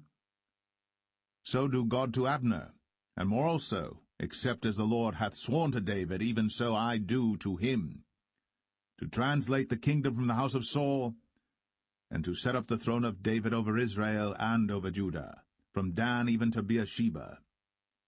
And he could not answer Abner a word again, because he feared him. And Abner sent messengers to David on his behalf, saying, Whose is the land? Saying also, Make thy league with me, and behold, my hand shall be with thee, to bring about all Israel unto thee. And he said, Well, I will make a league with thee. But one thing I require of thee, that is, thou shalt not see my face, except thou first bring Michal, Saul's daughter, when thou comest to see my face. And David sent messengers to Ishbosheth, Saul's son, saying, Deliver me my wife Michal, which I espoused to me, for 100 foreskins of the Philistines. And Ishbosheth sent and took her from her husband, even from Phaltiel, the son of Laish. And her husband went with her, along weeping, behind her to Bahurim. Then said Abner unto him, Go, return. And he returned. And Abner had communication with the elders of Israel, saying, Ye sought for David in times past to be king over you. Now then do it. For the Lord hath spoken of David, saying, By the hand of my servant David I will save my people Israel out of the hand of the Philistines, and out of the hand of all their enemies. And Abner also spake in the ears of Benjamin. And Abner went also to speak in the ears of David in Hebron all that seemed good to Israel, and that seemed good to the whole house of Benjamin. So Abner came to David to Hebron, and 20 men with him. And David made Abner and the men that were with him a feast. And Abner said unto David, I will arise and go, and will gather all Israel unto my lord the king, that they may make a league with thee, and that thou mayest reign over all that thine heart desireth. And David sent Abner away, and he went in peace. And behold, the servants of David and Joab came from pursuing a troop, and brought in a great spoil with them. But Abner was not with David in Hebron, for he had sent him away, and he was gone in peace. When Joab and all the host that was with him were come, they told Joab, saying, Abner the son of Ner came to the king, and he hath sent him away, and he is gone in peace. Then Joab came to the king and said, What hast thou done? Behold, Abner came unto thee. Why is it that thou hast sent him away, and he is quite gone? Thou knowest Abner the son of Ner, that he came to deceive thee, and to know thy going out and thy coming in, and to know all that thou doest. And when Joab was come out from David, he sent messengers after Abner, which brought him again from the well of Sirah. But David knew it not. And when Abner was returned to Hebron, Joab took him aside in the gate to speak with him quietly, and smote him there, under the 5th rib, that he died, for the blood of Asahel his brother. And afterward, when David heard it, he said, I and my kingdom are guiltless before the Lord, for ever, from the blood of Abner the son of Ner. Let it rest on the head of Joab, and on all his father's house. And let there not fail from the house of Joab one that hath an issue, or that is a leper, or that leaneth on a staff, or that falleth on the sword, or that lacketh bread. So Joab and Abishai his brother slew Abner, because he had slain their brother Asahel at Gibeon in the battle. And David said to Joab and to all the people that were with him, Rend your clothes, and gird you with sackcloth, and mourn before Abner. And King David himself followed the bier. And they buried Abner in Hebron. And the king lifted up his voice, and wept at the grave of Abner. And all the people wept. And the king lamented over Abner, and said, Died Abner as a fool dieth. Thy hands were not bound, nor thy feet put into fetters. As a man falleth before wicked men, so fellest thou. And all the people wept again over him. And when all the people came to cause David to eat meat while it was yet day, David sware, saying, So do God to me, and more also, if I taste bread or aught else, till the sun be down. And all the people took notice of it, and it pleased them, as whatsoever the king did pleased all the people. For all the people and all Israel understood that day that it was not of the king to slay Abner the son of Ner. And the king said unto his servants, Know ye not that there is a prince and a great man fallen this day in Israel? And I am this day weak, though anointed king. And these men, the sons of Zeruiah, be too hard for me. The Lord shall reward the doer of evil according to his wickedness.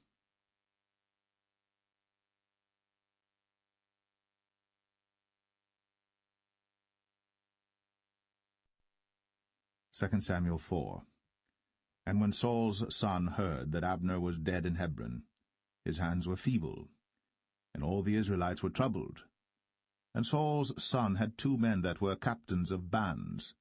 The name of the one was Baanah, and the name of the other Rechab, the sons of Rimmon, a Beerothite, of the children of Benjamin, for Beroth also was reckoned to Benjamin. And the Berathites fled to Gittaim, and were sojourners there until this day. And Jonathan, Saul's son, had a son that was lame of his feet. He was 5 years old when the tidings came of Saul and Jonathan out of Jezreel. And his nurse took him up, and fled. And it came to pass, as she made haste to flee, that he fell and became lame. And his name was Mephibosheth. And the sons of Rimmon the Beerothite, Rechab and Baanah, went, and came about the heat of the day to the house of Ishbosheth, who lay on a bed, at noon. And they came thither into the midst of the house, as though they would have fetched wheat, and they smote him under the 5th rib. And Rechab and Baanah his brother escaped. For when they came into the house, he lay on his bed in his bedchamber, and they smote him, and slew him, and beheaded him, and took his head, and gat them away through the plain all night. And they brought the head of Ishbosheth unto David to Hebron, and said to the king, Behold, the head of Ishbosheth, the son of Saul, thine enemy, which sought thy life.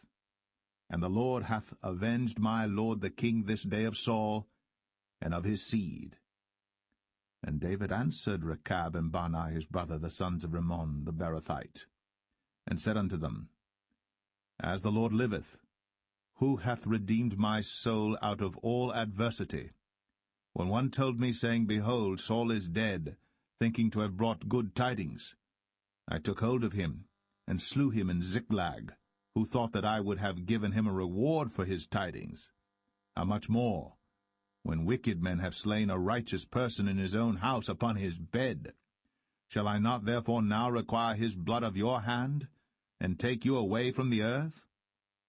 And David commanded his young men, and they slew them, and cut off their hands and their feet, and hanged them up over the pool in Hebron. But they took the head of Ishbosheth, and buried it in the sepulchre of Abner in Hebron.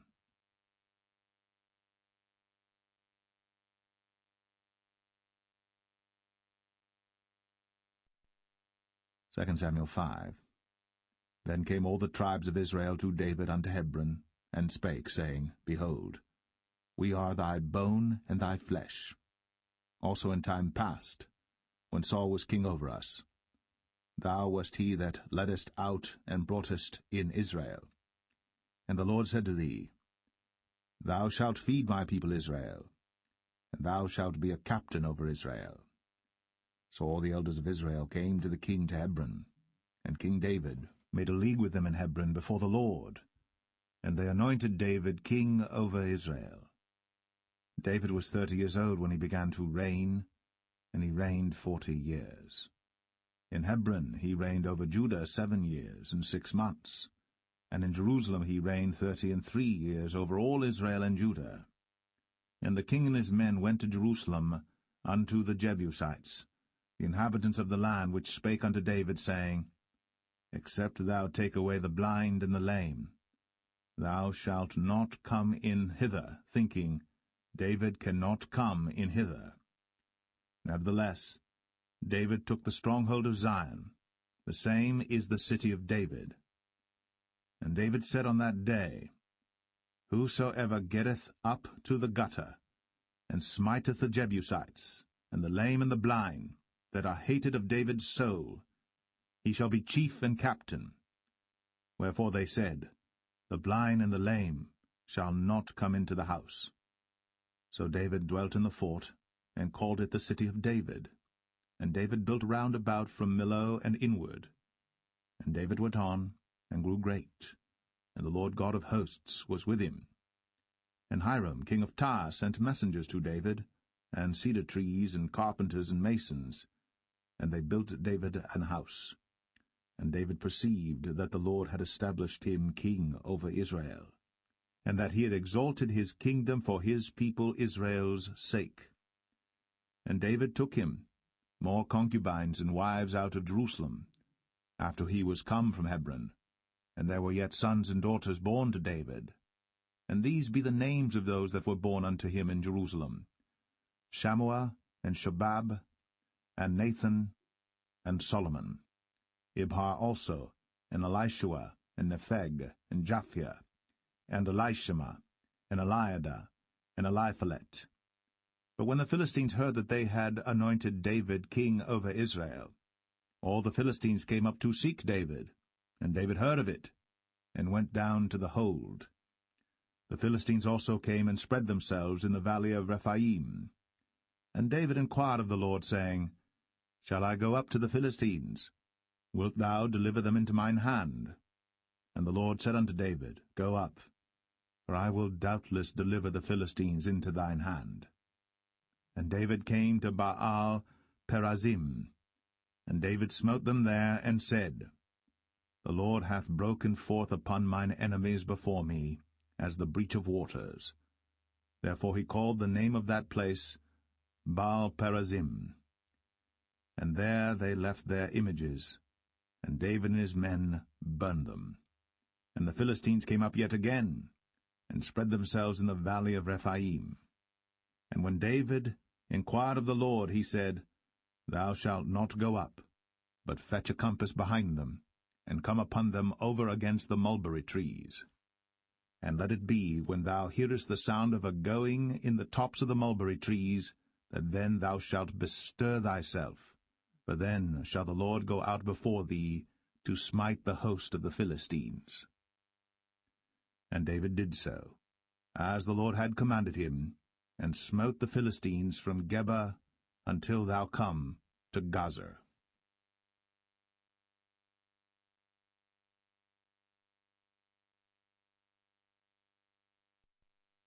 2 Samuel 6. Again David gathered together all the chosen men of Israel, 30,000.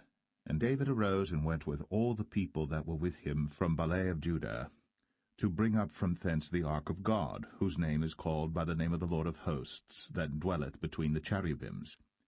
And they set the ark of God upon a new cart, and brought it out of the house of Abinadab that was in Gibeah. And Uzzah and Ahio, the sons of Abinadab, drave the new cart. And they brought it out of the house of Abinadab, which was at Gibeah, accompanying the ark of God, and Ahio went before the ark. And David and all the house of Israel played before the Lord in all manner of instruments made of fir wood, even on harps, and on psalteries, and on timbrels, and on cornets, and on cymbals. And when they came to Nachon's threshing floor, Uzzah put forth his hand to the ark of God, and took hold of it, for the oxen shook it. And the anger of the Lord was kindled against Uzzah, and God smote him there for his error, and there he died by the ark of God. And David was displeased, because the Lord had made a breach upon Uzzah, and he called the name of the place Perez Uzzah to this day. And David was afraid of the Lord that day, and said, How shall the ark of the Lord come to me? So David would not remove the ark of the Lord unto him into the city of David, but David carried it aside into the house of Obed-Edom the Gittite. And the ark of the Lord continued in the house of Obed-Edom the Gittite 3 months. And the Lord blessed Obed-Edom and all his household. And it was told King David, saying, The Lord hath blessed the house of Obed-Edom, and all that pertaineth unto him, because of the ark of God. So David went and brought up the ark of God from the house of Obed-Edom into the city of David with gladness. And it was so, that when they that bare the ark of the Lord had gone 6 paces, he sacrificed oxen and fatlings. And David danced before the Lord with all his might, and David was girded with a linen ephod. So David and all the house of Israel brought up the ark of the Lord with shouting, and with the sound of the trumpet. And as the ark of the Lord came into the city of David, Michal, Saul's daughter, looked through a window, and saw King David leaping and dancing before the Lord. And she despised him in her heart. And they brought in the ark of the Lord, and set it in his place in the midst of the tabernacle that David had pitched for it. And David offered burnt offerings and peace offerings before the Lord. And as soon as David had made an end of offering burnt offerings and peace offerings, he blessed the people in the name of the Lord of hosts. And he dealt among all the people, even among the whole multitude of Israel, as well to the women as men, to every one a cake of bread, and a good piece of flesh, and a flagon of wine. So all the people departed every one to his house. Then David returned to bless his household, And Michal, the daughter of Saul, came out to meet David, and said, How glorious was the king of Israel today, who uncovered himself today in the eyes of the handmaids of his servants, as one of the vain fellows shamelessly uncovereth himself. And David said unto Michal, It was before the Lord which chose me before thy father, and before all his house, to appoint me ruler over the people of the Lord, over Israel. Therefore will I play before the Lord. And I will yet be more vile than thus, and will be base in mine own sight. And of the maidservants which thou hast spoken of them shall I be had in honor. Therefore Michal, the daughter of Saul, had no child unto the day of her death.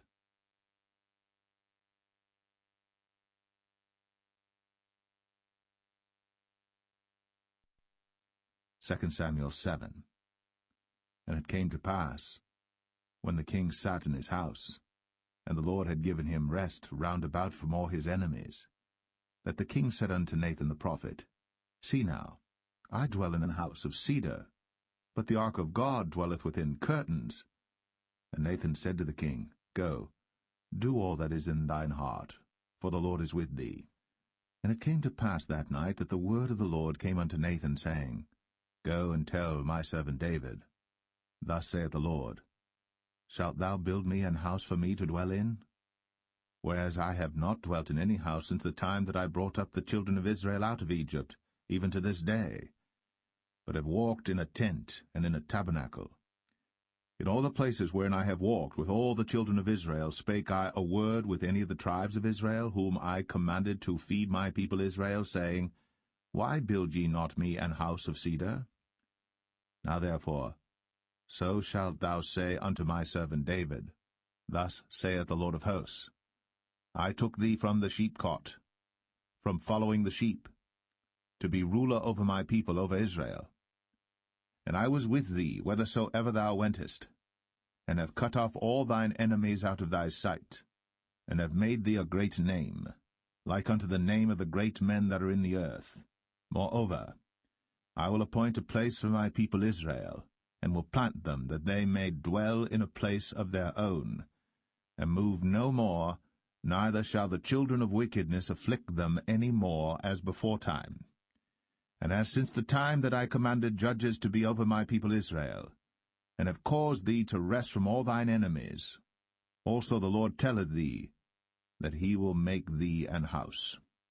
And when thy days be fulfilled, and thou shalt sleep with thy fathers, I will set up thy seed after thee, which shall proceed out of thy bowels, and I will establish his kingdom.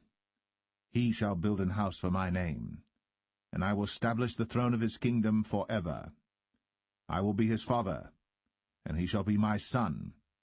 If he commit iniquity, I will chasten him with the rod of men, and with the stripes of the children of men.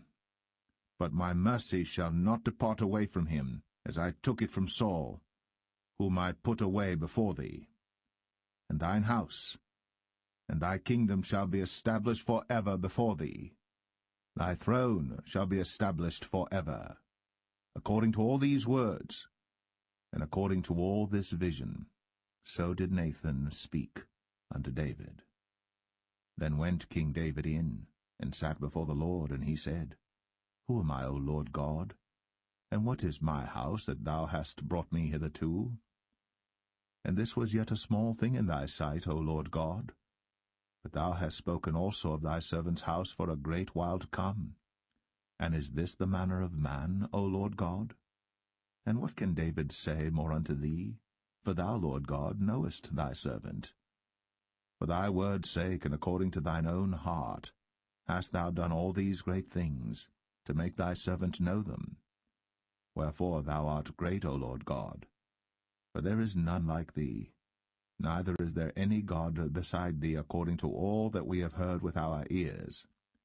And what one nation in the earth is like thy people, even like Israel, whom God went to redeem for a people to himself, and to make him a name, and to do for you great things and terrible for thy land, before thy people, which thou redeemedst to thee from Egypt, from the nations and their gods. For thou hast confirmed to thyself thy people Israel to be a people unto thee for ever. And thou, Lord, art become their God. And now, O Lord God, the word that thou hast spoken concerning thy servant and concerning his house, establish it for ever, and do as thou hast said.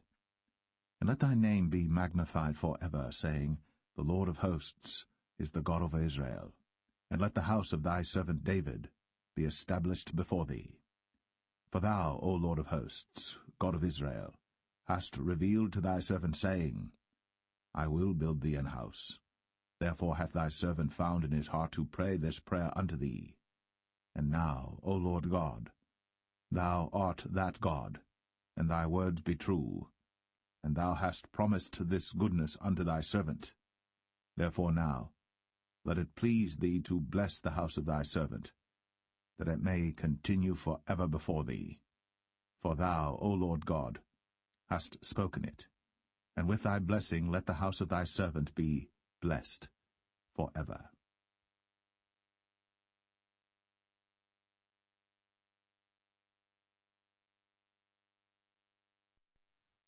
2 Samuel 8.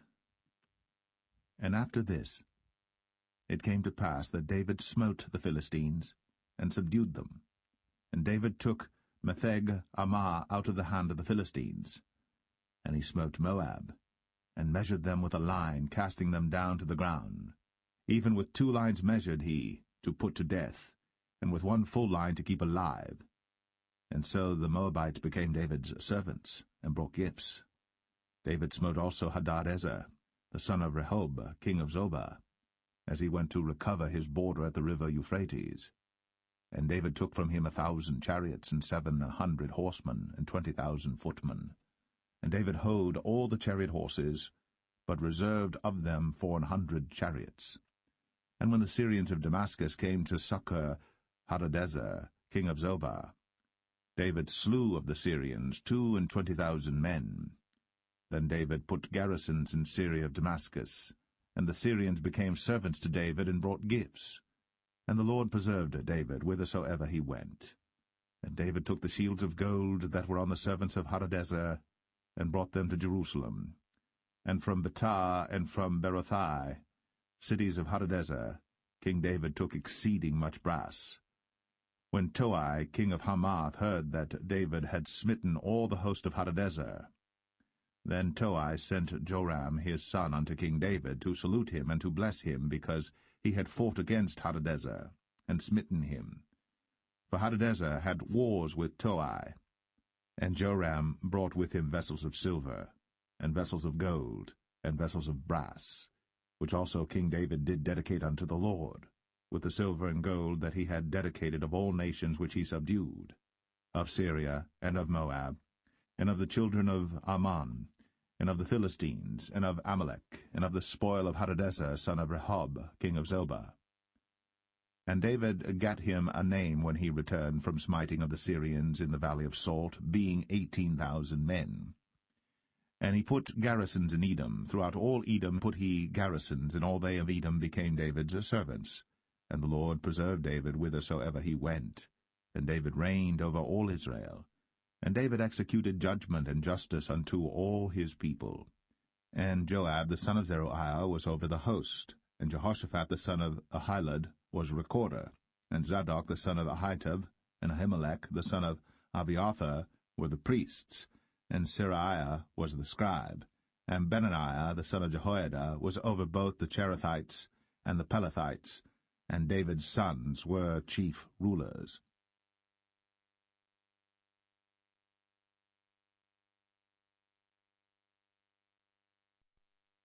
2 Samuel 9. And David said, Is there yet any that is left of the house of Saul, that I may show him kindness for Jonathan's sake? And there was of the house of Saul a servant whose name was Ziba. And when they had called him unto David, the king said unto him, Art thou Ziba? And he said, Thy servant is he. And the king said, Is there not yet any of the house of Saul, that I may show the kindness of God unto him? And Ziba said unto the king, Jonathan hath yet a son which is lame on his feet. And the king said unto him, Where is he? And Ziba said unto the king, Behold, he is in the house of Machir, the son of Ammiel, in Lodebar. Then King David sent and fetched him out of the house of Machir, the son of Ammiel, from Lodebar. Now when Mephibosheth, the son of Jonathan, the son of Saul, was come unto David, he fell on his face and did reverence. And David said, Mephibosheth. And he answered, Behold, thy servant. And David said unto him, Fear not, for I will surely show thee kindness for Jonathan thy father's sake, and will restore thee all the land of Saul thy father, and thou shalt eat bread at my table continually. And he bowed himself and said, What is thy servant, that thou shouldst look upon such a dead dog as I am? Then the king called to Ziba, Saul's servant, and said unto him, I have given unto thy master's son all that pertained to Saul, and to all his house. Thou therefore, and thy sons and thy servants, shall till the land for him, and thou shalt bring in the fruits, that thy master's son may have food to eat. But Mephibosheth, thy master's son, shall eat bread always at my table. Now Ziba had 15 sons and 20 servants. Then said Ziba unto the king, According to all that my lord the king hath commanded his servant, so shall thy servant do. As for Mephibosheth, said the king, he shall eat at my table as one of the king's sons. And Mephibosheth had a young son whose name was Micah. And all that dwelt in the house of Ziba were servants unto Mephibosheth. So Mephibosheth dwelt in Jerusalem, for he did eat continually at the king's table, and was lame on both his feet.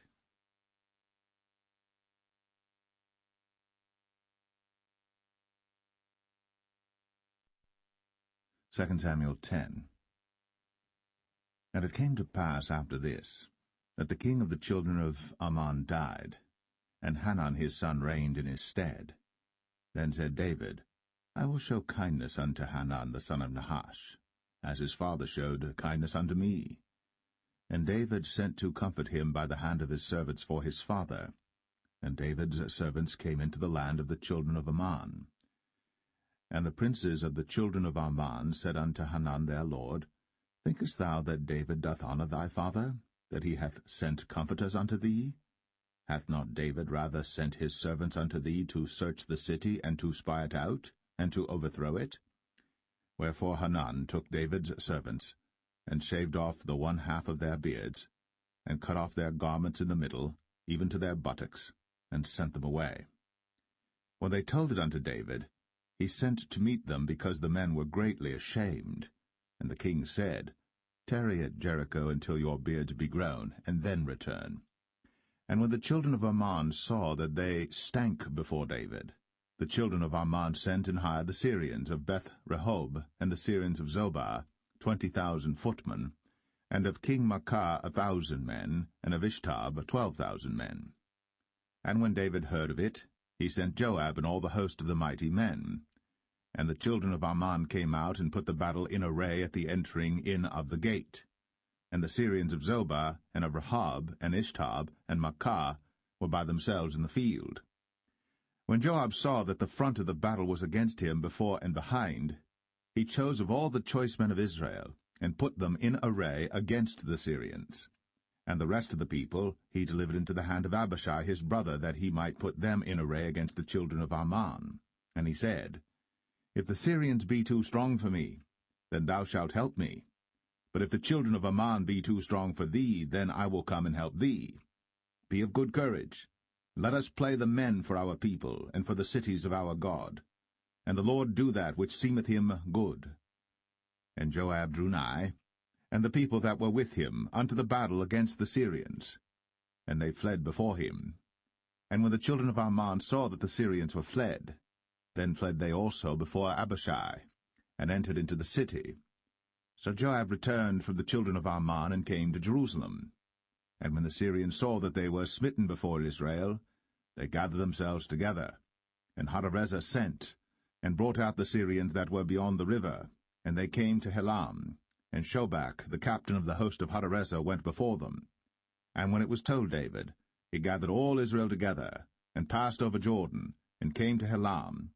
And the Syrians set themselves in array against David, and fought with him. And the Syrians fled before Israel. And David slew the men of 700 chariots of the Syrians, and 40,000 horsemen, and smote Shobach, the captain of their host, who died there. And when all the kings that were servants to Hadarezer saw that they were smitten before Israel, they made peace with Israel, and served them. So the Syrians feared to help the children of Ammon any more.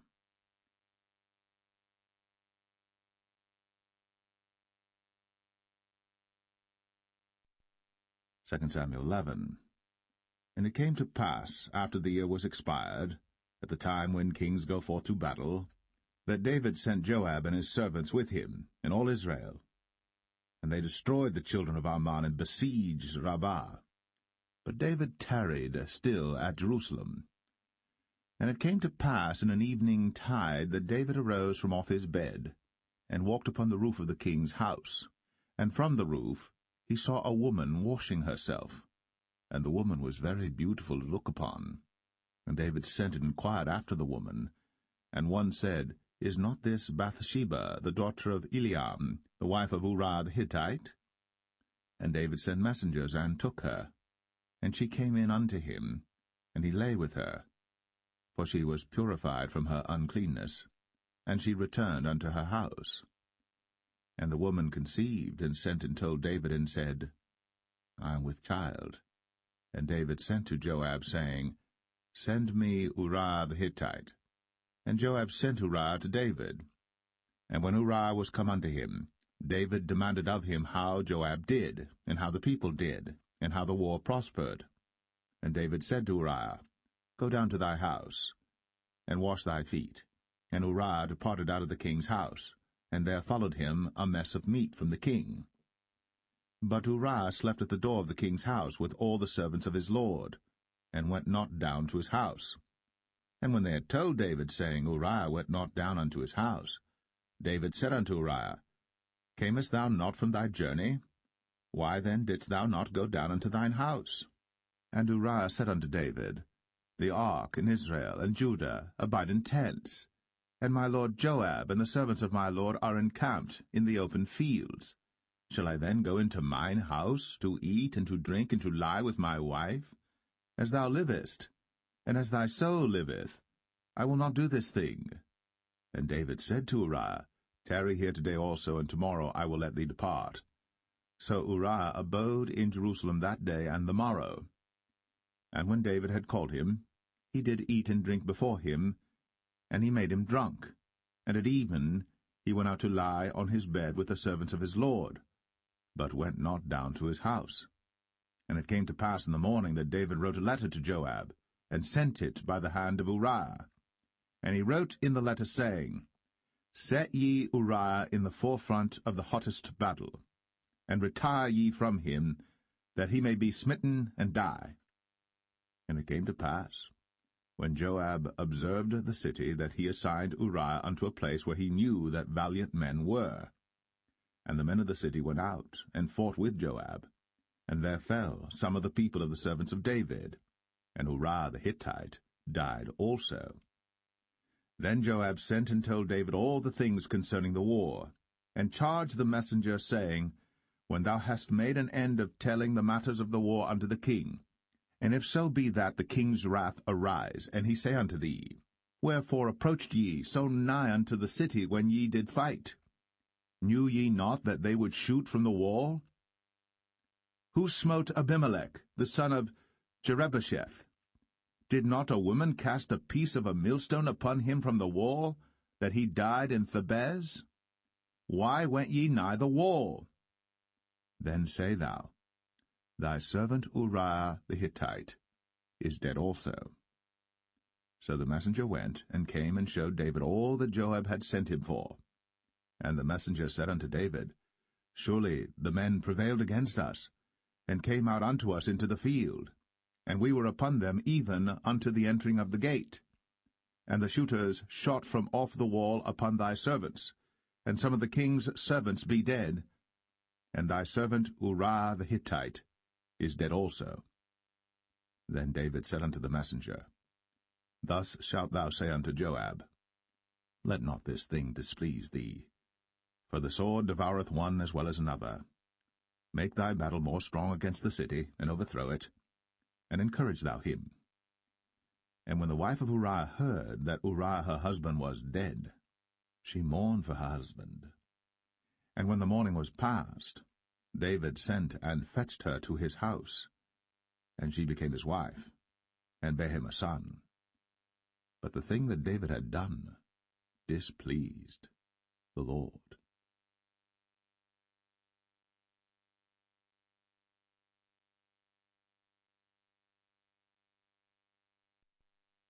2 Samuel 12. And the Lord sent Nathan unto David. And he came unto him, and said unto him, There were 2 men in one city, the one rich and the other poor.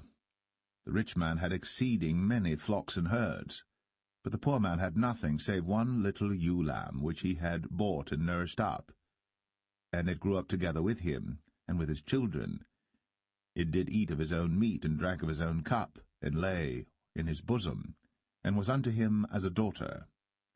And there came a traveller unto the rich man, and he spared to take of his own flock and of his own herd to dress for the wayfaring man that was come unto him, but took the poor man's lamb, and dressed it for the man that was come to him. And David's anger was greatly kindled against the man, and he said to Nathan, As the Lord liveth, the man that hath done this thing shall surely die, and he shall restore the lamb 4-fold, because he did this thing, and because he had no pity. And Nathan said to David, Thou art the man. Thus saith the Lord God of Israel, I anointed thee king over Israel, and I delivered thee out of the hand of Saul. And I gave thee thy master's house, and thy master's wives into thy bosom, and gave thee the house of Israel and of Judah. And if that had been too little, I would moreover have given unto thee such and such things. Wherefore hast thou despised the commandment of the Lord to do evil in his sight?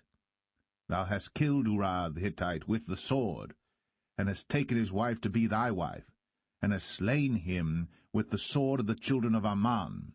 Now, therefore, the sword shall never depart from thine house, because thou hast despised me, and hast taken the wife of Uriah the Hittite to be thy wife.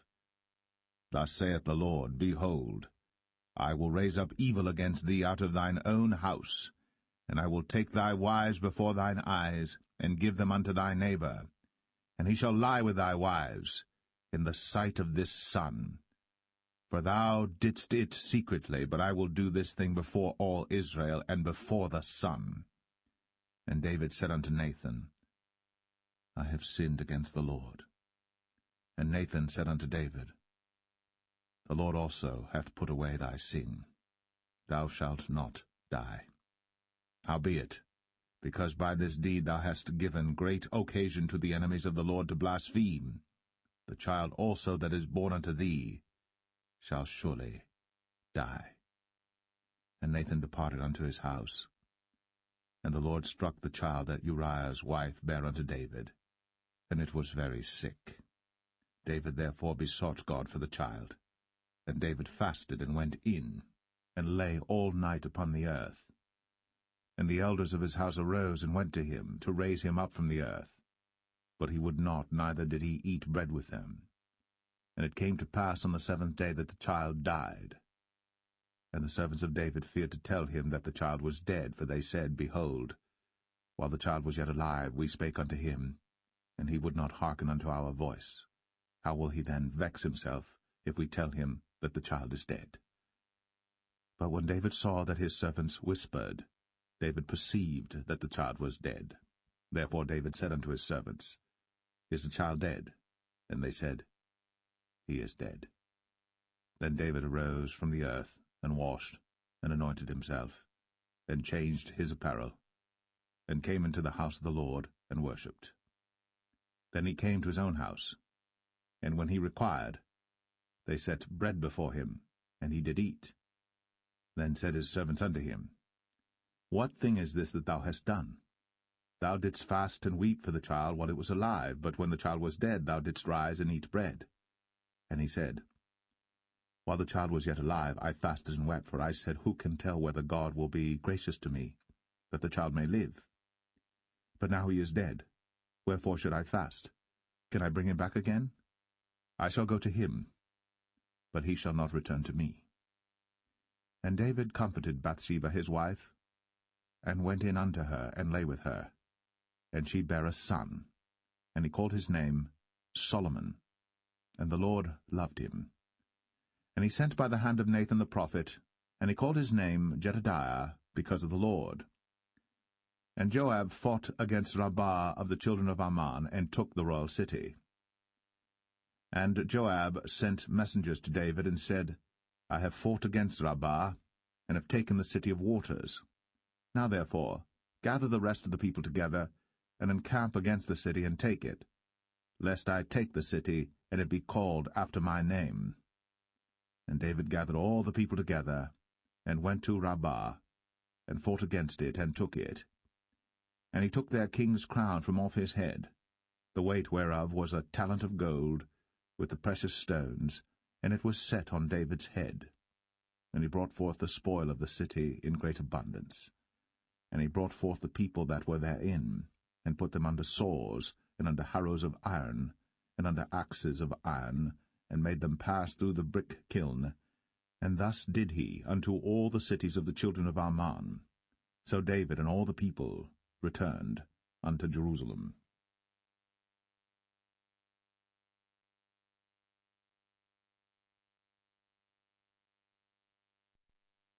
2 Samuel 13. And it came to pass after this, that Absalom the son of David had a fair sister whose name was Tamar, and Amnon the son of David loved her.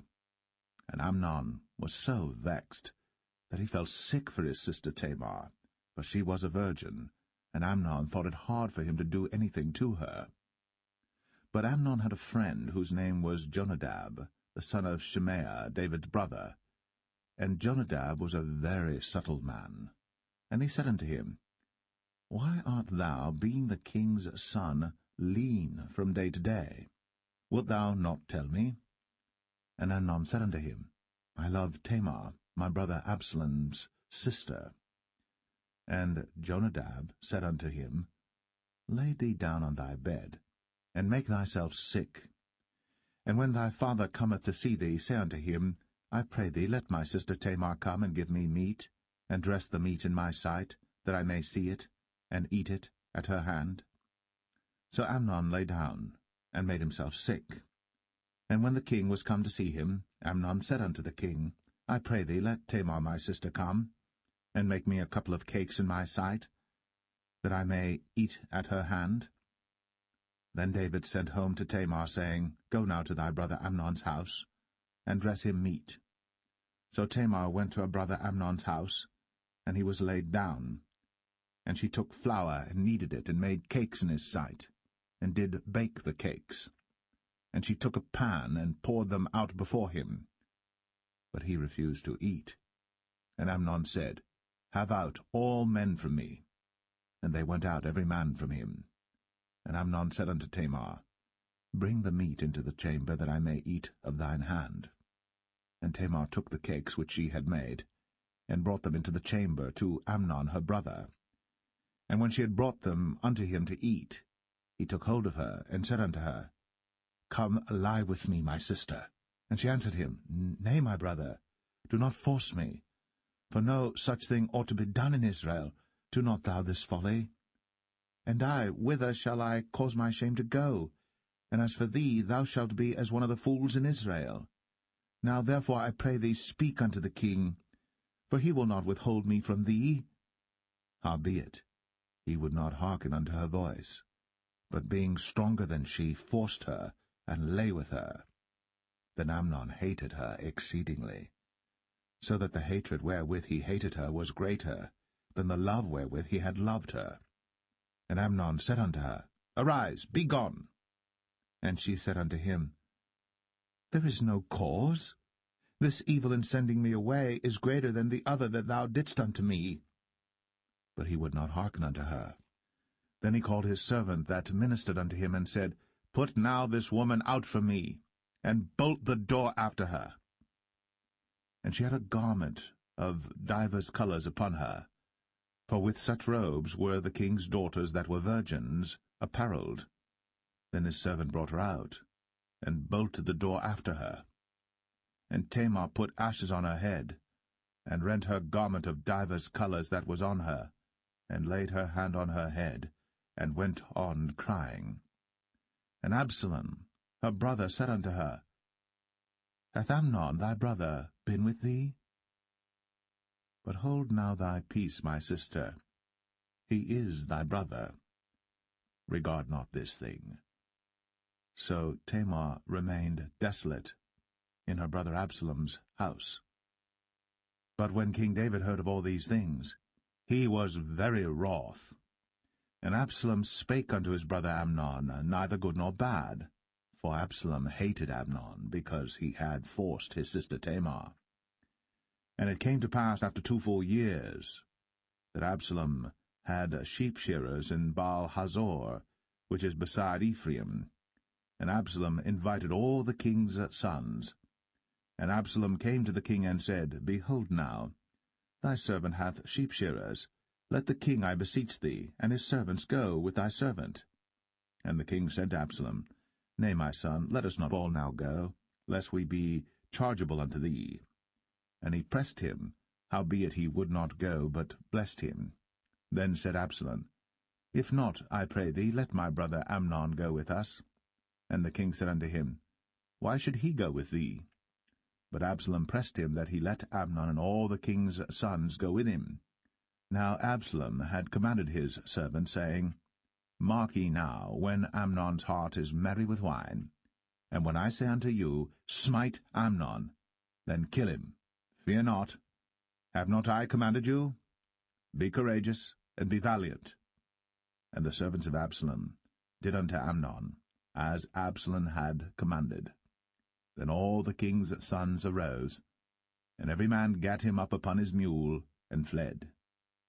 And it came to pass, while they were in the way, that tidings came to David, saying, Absalom hath slain all the king's sons, and there is not one of them left.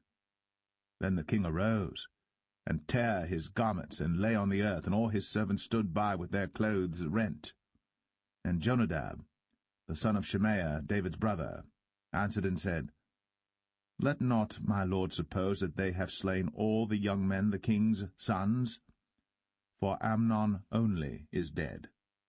For by the appointment of Absalom this hath been determined from the day that he forced his sister Tamar. Now therefore, let not my lord the king take the thing to his heart, to think that all the king's sons are dead, for Amnon only is dead. But Absalom fled. And the young man that kept the watch lifted up his eyes, and looked, and behold, there came much people by the way of the hillside behind him. And Jonadab said unto the king, Behold, the king's sons come, as thy servant said, so it is. And it came to pass, as soon as he had made an end of speaking, that, behold, the king's sons came, and lifted up their voice, and wept. And the king also and all his servants wept very sore. But Absalom fled and went to Talmai, the son of Ammihud, king of Geshur. And David mourned for his son every day. So Absalom fled, and went to Geshur, and was there 3 years. And the soul of King David longed to go forth unto Absalom, for he was comforted concerning Amnon, seeing he was dead.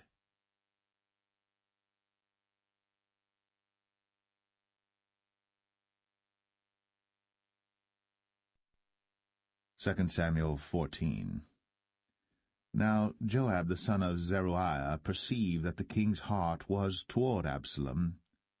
And Joab sent to Tekoa, and fetched thence a wise woman, and said unto her, I pray thee, feign thyself to be a mourner, and put on now mourning apparel, and anoint not thyself with oil, but be as a woman that had a long time mourned for the dead.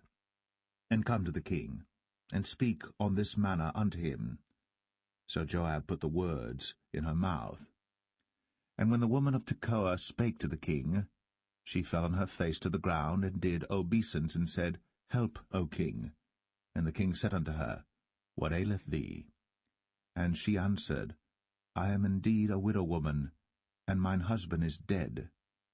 And thy handmaid had 2 sons, and they 2 strove together in the field, and there was none to part them. But the one smote the other, and slew him. And behold, the whole family is risen against thine handmaid. And they said, Deliver him that smote his brother, that we may kill him for the life of his brother whom he slew. And we will destroy the heir also. And so they shall quench my coal which is left, and shall not leave to my husband neither name nor remainder upon the earth. And the king said unto the woman, Go to thine house, and I will give charge concerning thee.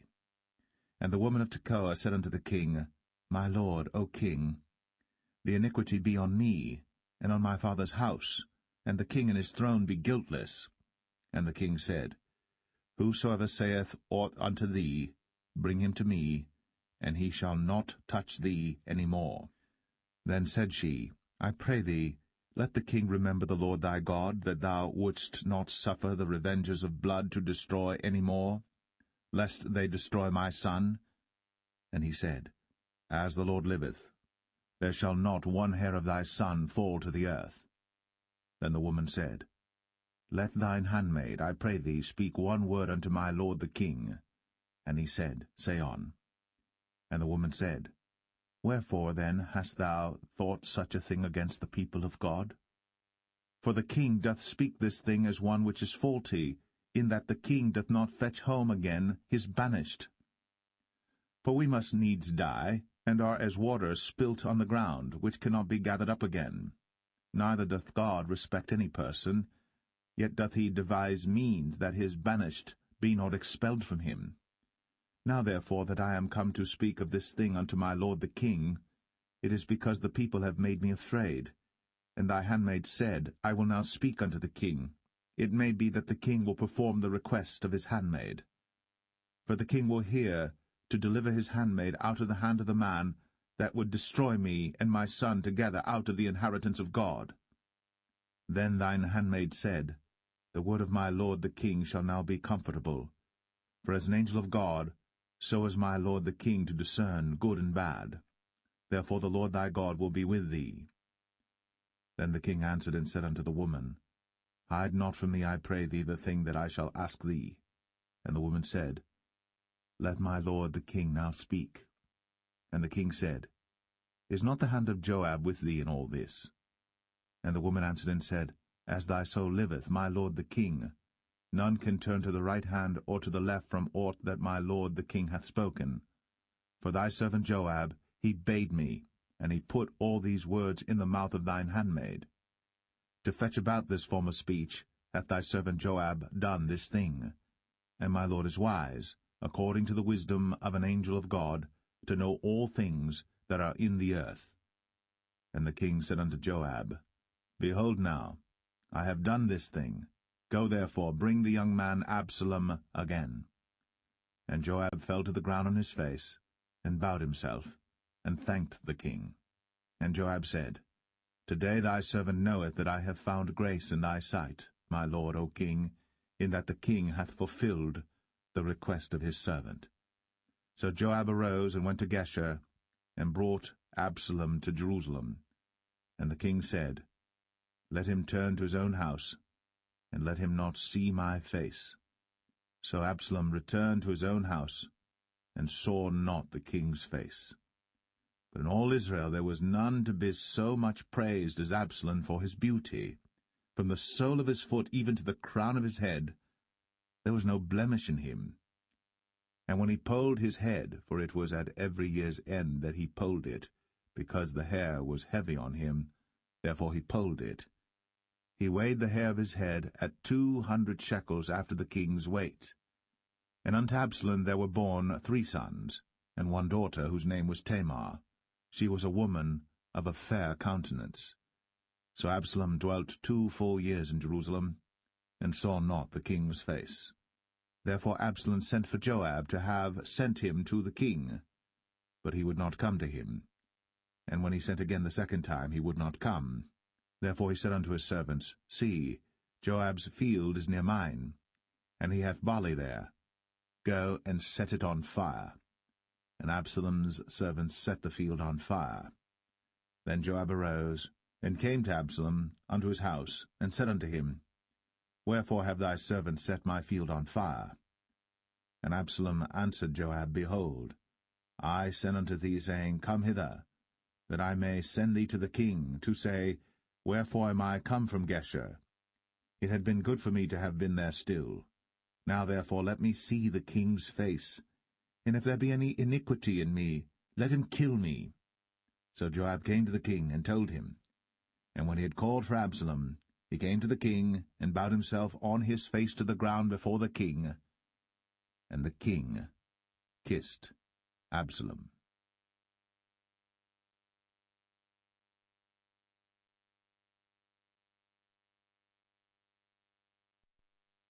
2 Samuel 15.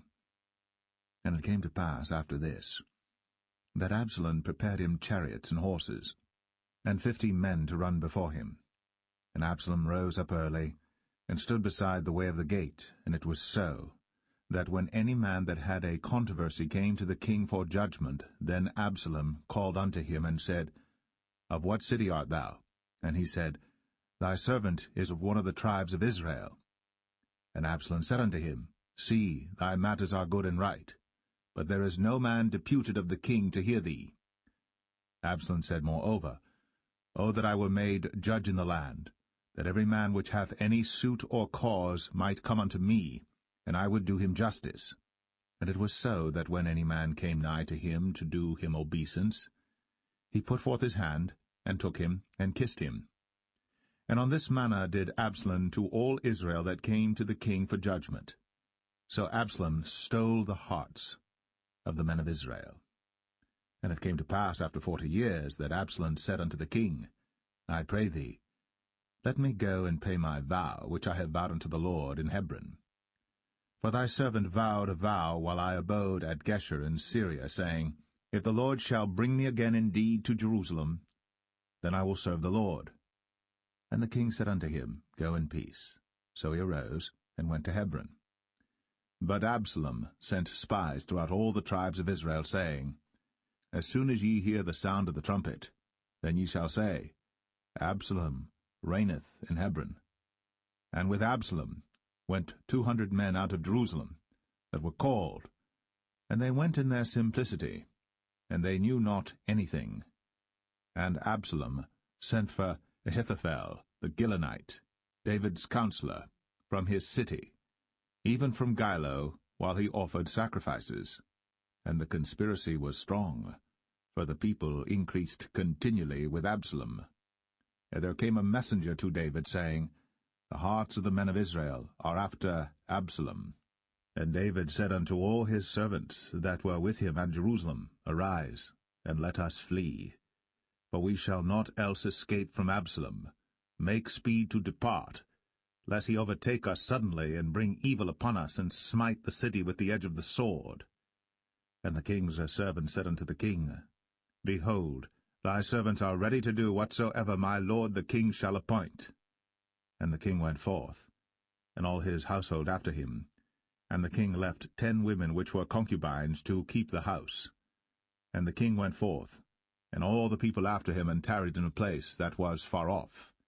And all his servants passed on beside him, and all the Cherethites, and all the Pelethites, and all the Gittites, 600 men which came after him from Gath, passed on before the king. Then said the king to Ittai the Gittite, Wherefore goest thou also with us?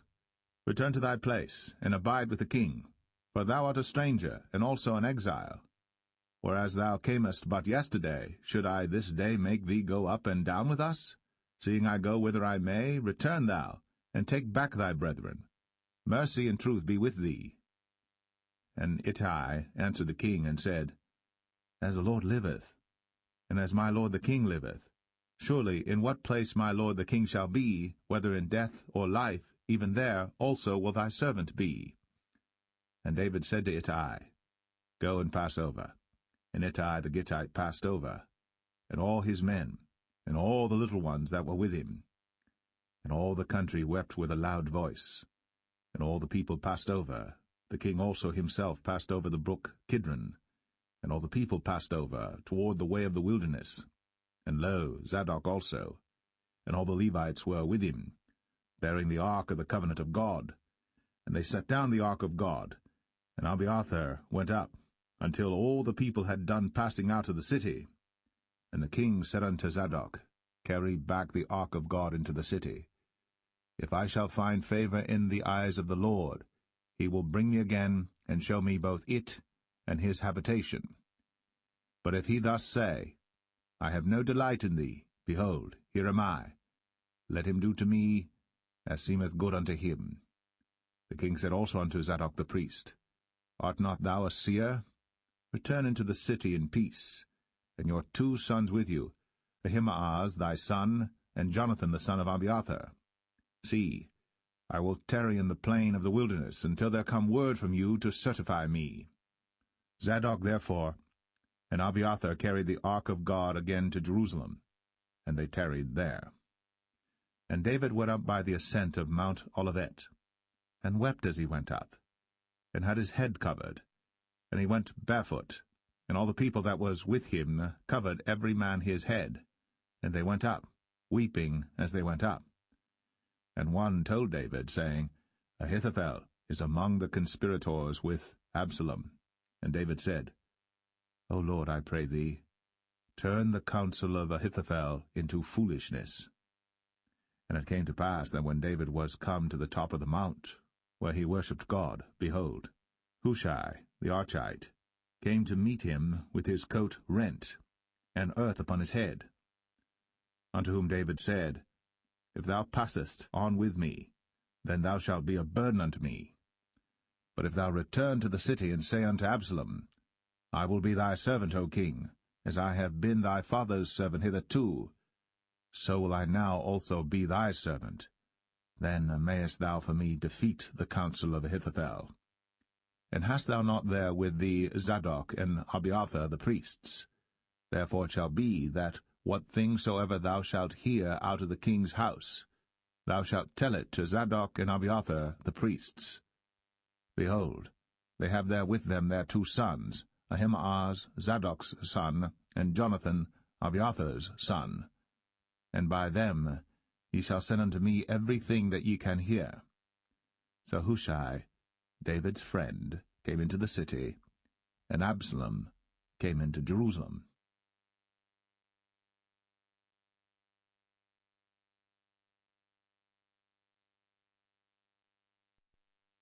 2 Samuel 16. And when David was a little past the top of the hill, behold, Ziba, the servant of Mephibosheth, met him with a couple of asses saddled, and upon them 200 loaves of bread, and 100 bunches of raisins, and 100 of summer fruits, and a bottle of wine.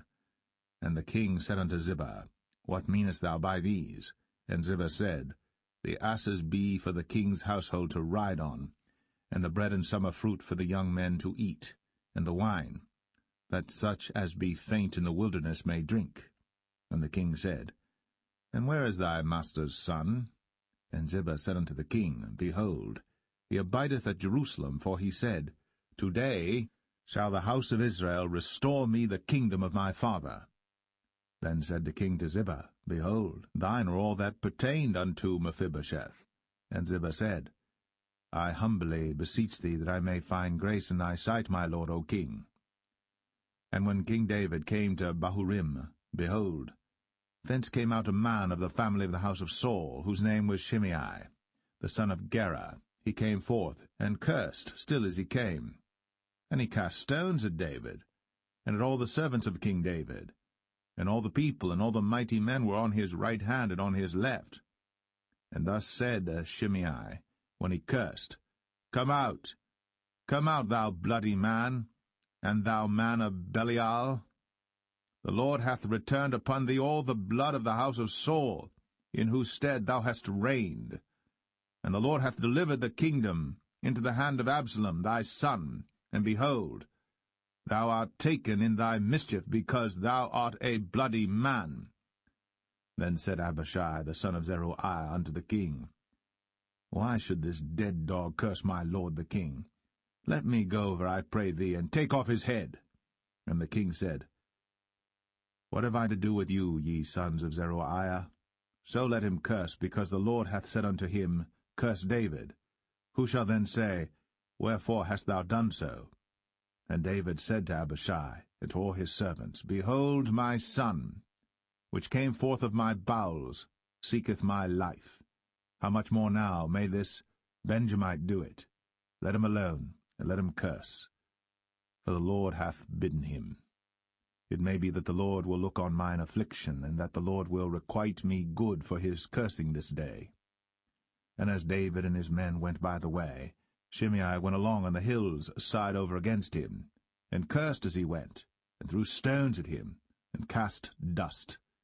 And the king and all the people that were with him came weary, and refreshed themselves there. And Absalom and all the people, the men of Israel, came to Jerusalem, and Ahithophel with him. And it came to pass, when Hushai the Archite, David's friend, was come unto Absalom, that Hushai said unto Absalom, God save the king, God save the king. And Absalom said to Hushai, Is this thy kindness to thy friend? Why wentest thou not with thy friend? And Hushai said unto Absalom, Nay, but whom the Lord and this people, and all the men of Israel choose, his will I be, and with him will I abide. And again, whom should I serve? Should I not serve in the presence of his son? As I have served in thy father's presence, so will I be in thy presence. Then said Absalom to Ahithophel, Give counsel among you what we shall do. And Ahithophel said unto Absalom, Go in unto thy father's concubines, which he hath left to keep the house. And all Israel shall hear that thou art abhorred of thy father. Then shall the hands of all that are with thee be strong. So they spread Absalom a tent upon the top of the house. And Absalom went in unto his father's concubines in the sight of all Israel. And the counsel of Ahithophel, which he counselled in those days, was as if a man had inquired at the oracle of God. So was all the counsel of Ahithophel, both with David and with Absalom.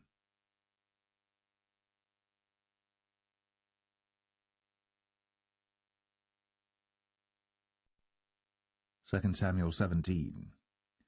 Moreover Ahithophel said unto Absalom, Let me now choose out 12,000 men, and I will arise and pursue after David this night. And I will come upon him while he is weary and weak-handed, and will make him afraid, and all the people that are with him shall flee, and I will smite the king only. And I will bring back all the people unto thee. The man whom thou seekest is as if all returned, so all the people shall be in peace. And the saying pleased Absalom well, and all the elders of Israel. Then said Absalom, Call now Hushai the Archite also, and let us hear likewise what he saith. And when Hushai was come to Absalom, Absalom spake unto him, saying, Ahithophel hath spoken after this manner. Shall we do after his saying? If not, speak thou. And Hushai said unto Absalom, The counsel that Ahithophel hath given is not good at this time. For, said Hushai, Thou knowest thy father and his men, that they be mighty men, and they be chafed in their minds, as a bear robbed of her whelps in the field. And thy father is a man of war, and will not lodge with the people. Behold, he is hid now in some pit, or in some other place, and it will come to pass, when some of them be overthrown at the first, that whosoever heareth it will say, There is a slaughter among the people that follow Absalom. And he also that is valiant, whose heart is as the heart of a lion, shall utterly melt. For all Israel knoweth that thy father is a mighty man, and they which be with him are valiant men. Therefore I counsel that all Israel be generally gathered unto thee, from Dan even to Beersheba, as the sand that is by the sea for multitude, and that thou go to battle in thine own person. So shall we come upon him in some place where he shall be found, and we will light upon him as the dew falleth on the ground, and of him, and of all the men that are with him, there shall not be left so much as one. Moreover, if he be gotten into a city, then shall all Israel bring ropes to that city, and we will draw it into the river, until there be not one small stone found there. And Absalom and all the men of Israel said, The counsel of Hushai the Archite is better than the counsel of Ahithophel. For the Lord had appointed to defeat the good counsel of Ahithophel, to the intent that the Lord might bring evil upon Absalom. Then said Hushai unto Zadok, and to Abiathar the priests, Thus and thus did Ahithophel counsel Absalom and the elders of Israel, and thus have I counselled. Now therefore send quickly, and tell David, saying, Lodge not this night in the plains of the wilderness, but speedily pass over, lest the king be swallowed up, and all the people that are with him. Now Jonathan and Ahimaaz stayed by En-rogel, for they might not be seen to come into the city. And a wench went and told them, and they went and told King David. Nevertheless a lad saw them and told Absalom. But they went both of them away quickly, and came to a man's house in Bahurim, which had a well in his court, whither they went down. And the woman took and spread a covering over the well's mouth, and spread ground corn thereon, and the thing was not known. And when Absalom's servants came to the woman to the house, they said, Where is Ahimaaz and Jonathan? And the woman said unto them, They be gone over the brook of water. And when they had sought and could not find them, they returned to Jerusalem. And it came to pass, after they were departed, that they came up out of the well, and went and told to King David, and said unto David, Arise, and pass quickly over the water, for thus hath Ahithophel counselled against you. Then David arose, and all the people that were with him, and they passed over Jordan. By the morning light there lacked not one of them that was not gone over Jordan. And when Ahithophel saw that his counsel was not followed, he saddled his ass, and arose, and gat him home to his house, to his city, and put his household in order, and hanged himself, and died, and was buried in the sepulchre of his father. Then David came to Mahanaim, and Absalom passed over Jordan, he and all the men of Israel with him. And Absalom made Amasa captain of the hosts instead of Joab, which Amasa was a man's son, whose name was Ithra, an Israelite, that went in to Abigail the daughter of Nahash, sister to Zeruiah, Joab's mother. So Israel and Absalom pitched in the land of Gilead. And it came to pass, when David was come to Mahanaim, that Shobai the son of Nahash of Rabbah, of the children of Ammon, and Machir the son of Amiel of Lo-debar, and Barzillai the Gileadite of Rogelim, brought beds, and basins, and earthen vessels, and wheat, and barley, and flour, and parched corn, and beans, and lentils, and parched pulse, and honey, and butter, and sheep, and cheese of kine for David and for the people that were with him to eat. For they said, The people is hungry and weary and thirsty in the wilderness.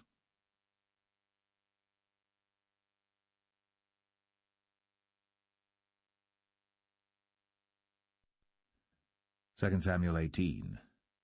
And David numbered the people that were with him, and set captains of thousands and captains of hundreds over them. And David sent forth a third part of the people under the hand of Joab, and a third part under the hand of Abishai the son of Zeruiah, Joab's brother, and a third part under the hand of Ittai the Gittite. And the king said unto the people, I will surely go forth with you myself also. But the people answered, Thou shalt not go forth, for if we flee away, they will not care for us, neither, if half of us die, will they care for us. But now thou art worth 10,000 of us.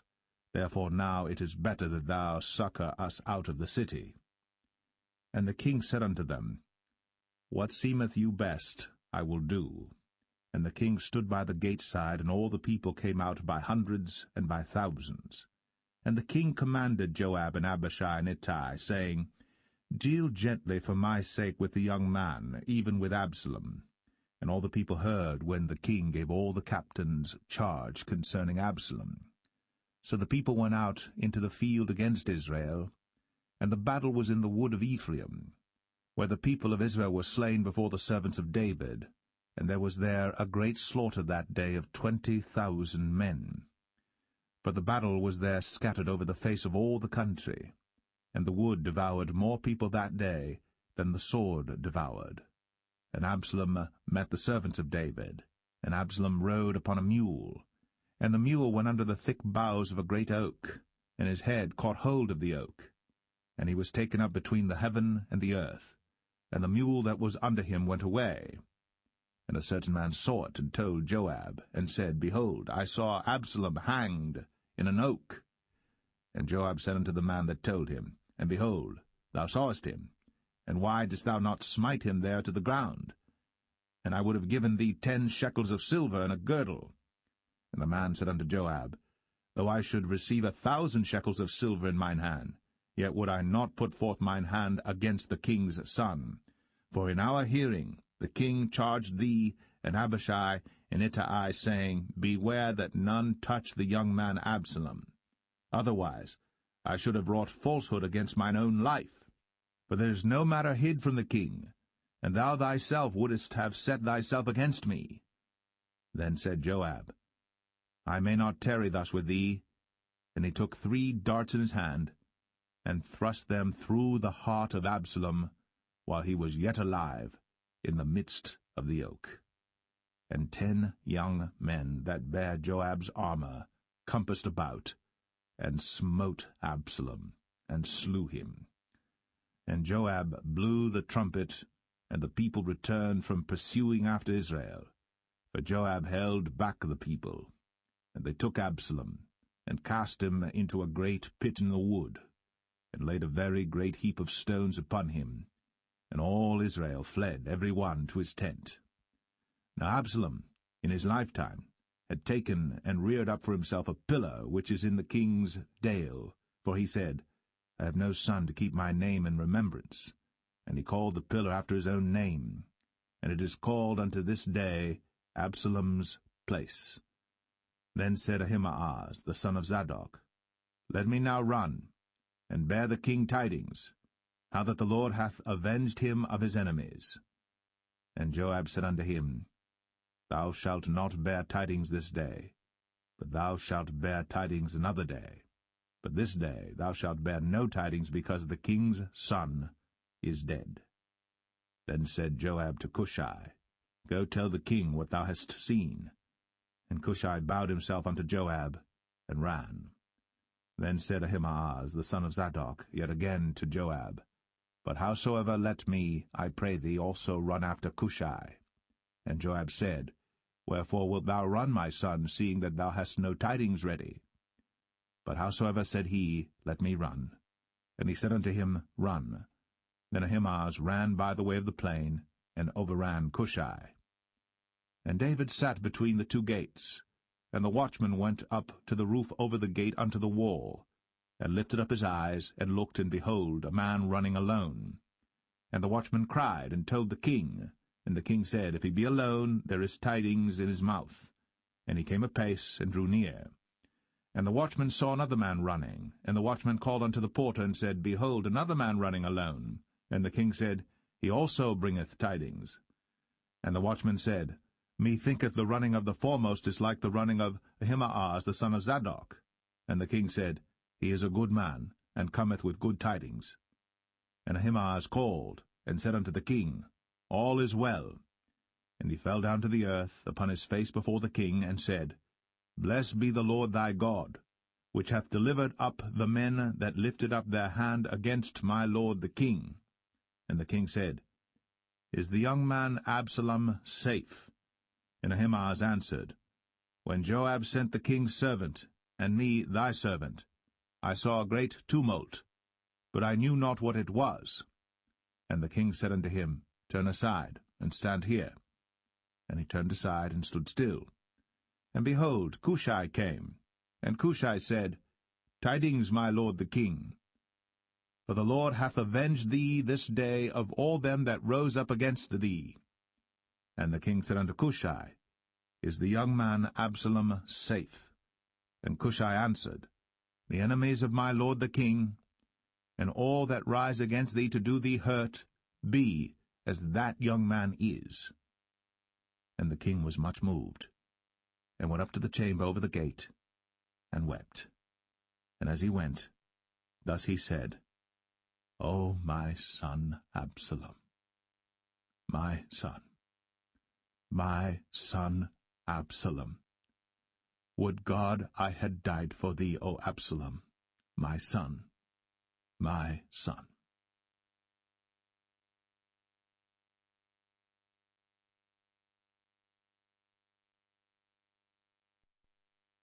2 Samuel 19. And it was told Joab, Behold, the king weepeth and mourneth for Absalom. And the victory that day was turned into mourning unto all the people, for the people heard say that day how the king was grieved for his son. And the people gat them by stealth that day into the city, as people being ashamed as steal away when they flee in battle. But the king covered his face. And the king cried with a loud voice, O my son Absalom! O Absalom, my son, my son! And Joab came into the house to the king, and said, Thou hast shamed this day the faces of all thy servants, which this day have saved thy life and the lives of thy sons and of thy daughters, and the lives of thy wives and the lives of thy concubines, in that thou lovest thine enemies and hatest thy friends. For thou hast declared this day that thou regardest neither princes nor servants. For this day I perceive that if Absalom had lived, and all we had died this day, then it had pleased thee well. Now therefore arise, go forth, and speak comfortably unto thy servants. For I swear by the Lord, if thou go not forth, there will not tarry one with thee this night. And that will be worse unto thee than all the evil that befell thee from thy youth until now. Then the king arose and sat in the gate. And they told unto all the people, saying, Behold, the king doth sit in the gate. And all the people came before the king, for Israel had fled every man to his tent. And all the people were at strife throughout all the tribes of Israel, saying, The king saved us out of the hand of our enemies, and he delivered us out of the hand of the Philistines, and now he is fled out of the land for Absalom. And Absalom, whom we anointed over us, is dead in battle. Now therefore why speak ye not a word of bringing the king back? And King David sent to Zadok and to Abiathar the priests, saying, Speak unto the elders of Judah, saying, Why are ye the last to bring the king back to his house, seeing the speech of all Israel is come to the king, even to his house? Ye are my brethren, ye are my bones and my flesh, wherefore then are ye the last to bring back the king? And say ye to Amasa, Art thou not of my bone and of my flesh? God do so to me, and more also, if thou be not captain of the host before me continually in the room of Joab. And he bowed the heart of all the men of Judah, even as the heart of one man, so that they sent this word unto the king, Return thou, and all thy servants. So the king returned, and came to Jordan, and Judah came to Gilgal, to go to meet the king, to conduct the king over Jordan. And Shimei the son of Gera, a Benjamite, which was of Bahurim, hasted and came down with the men of Judah to meet King David. And there were 1,000 men of Benjamin with him, and Ziba the servant of the house of Saul, and his 15 sons and his 20 servants with him. And they went over Jordan before the king. And there went over a ferry boat to carry over the king's household, and to do what he thought good. And Shimei the son of Gera fell down before the king, as he was come over Jordan, and said unto the king, Let not my lord impute iniquity unto me, neither do thou remember that which thy servant did perversely the day that my lord the king went out of Jerusalem, that the king should take it to his heart. For thy servant doth know that I have sinned, therefore, behold, I am come the first this day of all the house of Joseph, to go down to meet my lord the king. But Abishai the son of Zeruiah answered and said, Shall not Shimei be put to death for this, because he cursed the Lord's anointed? And David said, What have I to do with you, ye sons of Zeruiah, that ye should this day be adversaries unto me? Shall there any man be put to death this day in Israel? For do not I know that I am this day king over Israel? Therefore the king said unto Shimei, Thou shalt not die. And the king sware unto him. And Mephibosheth, the son of Saul, came down to meet the king, and had neither dressed his feet, nor trimmed his beard, nor washed his clothes, from the day the king departed until the day he came again in peace. And it came to pass, when he was come to Jerusalem to meet the king, that the king said unto him, Wherefore wentest not thou with me, Mephibosheth? And he answered, My lord, O king, my servant deceived me. For thy servant said, I will saddle me an ass, that I may ride thereon, and go to the king, because thy servant is lame. And he hath slandered thy servant unto my lord the king. But my lord the king is as an angel of God. Do therefore what is good in thine eyes. For all of my father's house were but dead men before my lord the king. Yet didst thou set thy servant among them that did eat at thine own table? What right therefore have I yet to cry any more unto the king?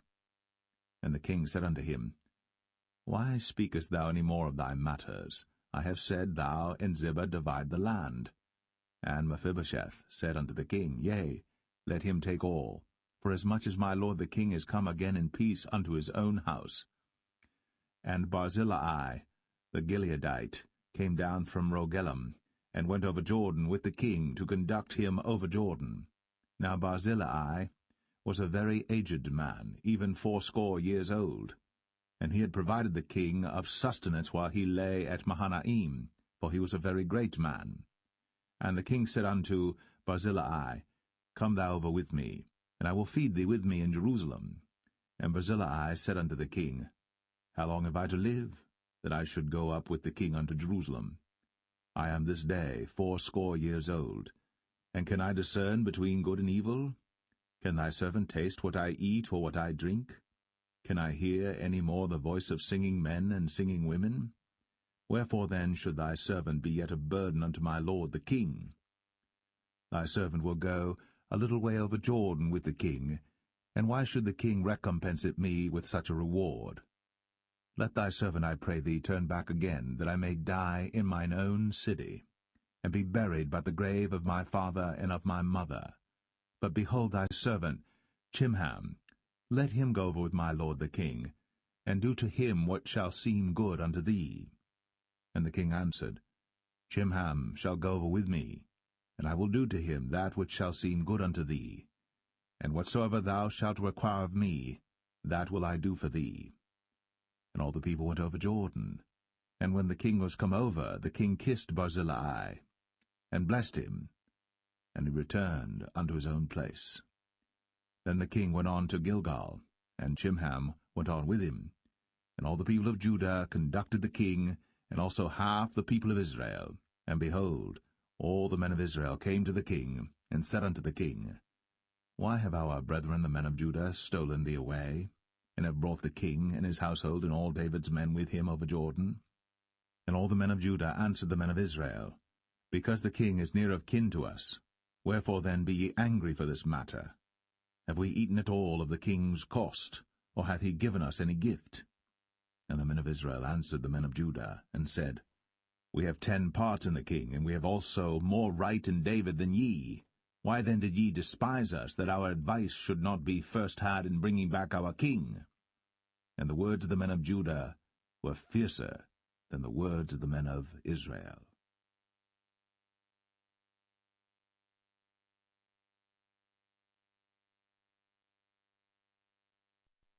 Second Samuel 20. And there happened to be there a man of Belial, whose name was Sheba, the son of Bichri, a Benjamite. And he blew a trumpet, and said, We have no part in David, neither have we inheritance in the son of Jesse. Every man to his tents, O Israel. So every man of Israel went up from after David, and followed Sheba the son of Bichri. But the men of Judah clave unto their king, from Jordan even to Jerusalem. And David came to his house at Jerusalem. And the king took the 10 women his concubines, whom he had left to keep the house, and put them in ward, and fed them, but went not in unto them. So they were shut up unto the day of their death, living in widowhood. Then said the king to Amasa, Assemble me the men of Judah within 3 days, and be thou here present. So Amasa went to assemble the men of Judah, but he tarried longer than the set time which he had appointed him. And David said to Abishai, Now shall Sheba the son of Bichri do us more harm than did Absalom. Take thou thy lord's servants, and pursue after him, lest he get him fenced cities and escape us. And there went out after him Joab's men, and the Cherethites and the Pelethites, and all the mighty men, and they went out of Jerusalem, to pursue after Sheba the son of Bichri. When they were at the great stone which is in Gibeon, Amasa went before them. And Joab's garment that he had put on was girded unto him, and upon it a girdle with a sword fastened upon his loins in the sheath thereof. And as he went forth it fell out. And Joab said to Amasa, Art thou in health, my brother? And Joab took Amasa by the beard with the right hand to kiss him. But Amasa took no heed to the sword that was in Joab's hand. So he smote him therewith in the 5th rib, and shed out his bowels to the ground, and struck him not again, and he died. So Joab and Abishai his brother pursued after Sheba, the son of Bichri. And one of Joab's men stood by him, and said, He that favoureth Joab, and he that is for David, let him go after Joab. And Amasa wallowed in blood in the midst of the highway. And when the man saw that all the people stood still, he removed Amasa out of the highway into the field, and cast a cloth upon him when he saw that every one that came by him stood still. When he was removed out of the highway, all the people went on after Joab, to pursue after Sheba the son of Bichri. And he went through all the tribes of Israel unto Abel, and to Bethmachah, and all the Berites, and they were gathered together, and went also after him. And they came and besieged him in Abel of Bethmachah. And they cast up a bank against the city, and it stood in the trench, and all the people that were with Joab battered the wall to throw it down. Then cried a wise woman out of the city, Hear, hear, say, I pray you, unto Joab, Come near hither, that I may speak with thee. And when he was come near unto her, the woman said, Art thou Joab? And he answered, I am he. Then she said unto him, Hear the words of thine handmaid. And he answered, I do hear. Then she spake, saying, They were wont to speak in old time, saying, They shall surely ask counsel at Abel, and so they ended the matter. I am one of them that are peaceable and faithful in Israel. Thou seekest to destroy a city and a mother in Israel. Why wilt thou swallow up the inheritance of the Lord? And Joab answered and said, far be it from me that I should swallow up or destroy. The matter is not so.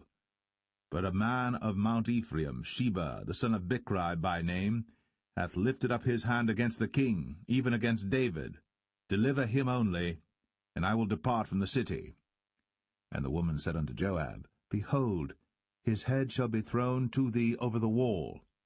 Then the woman went unto all the people in her wisdom, and they cut off the head of Sheba the son of Bichri, and cast it out to Joab. And he blew a trumpet, and they retired from the city, every man to his tent. And Joab returned to Jerusalem unto the king. Now Joab was over all the host of Israel, and Benaiah the son of Jehoiada was over the Cherethites and over the Pelethites, and Adoram was over the tribute, and Jehoshaphat the son of Ahilud was recorder, and Sheva was scribe, and Zadok and Abiathar were priests, and Ira also the Jerite was a chief ruler about David.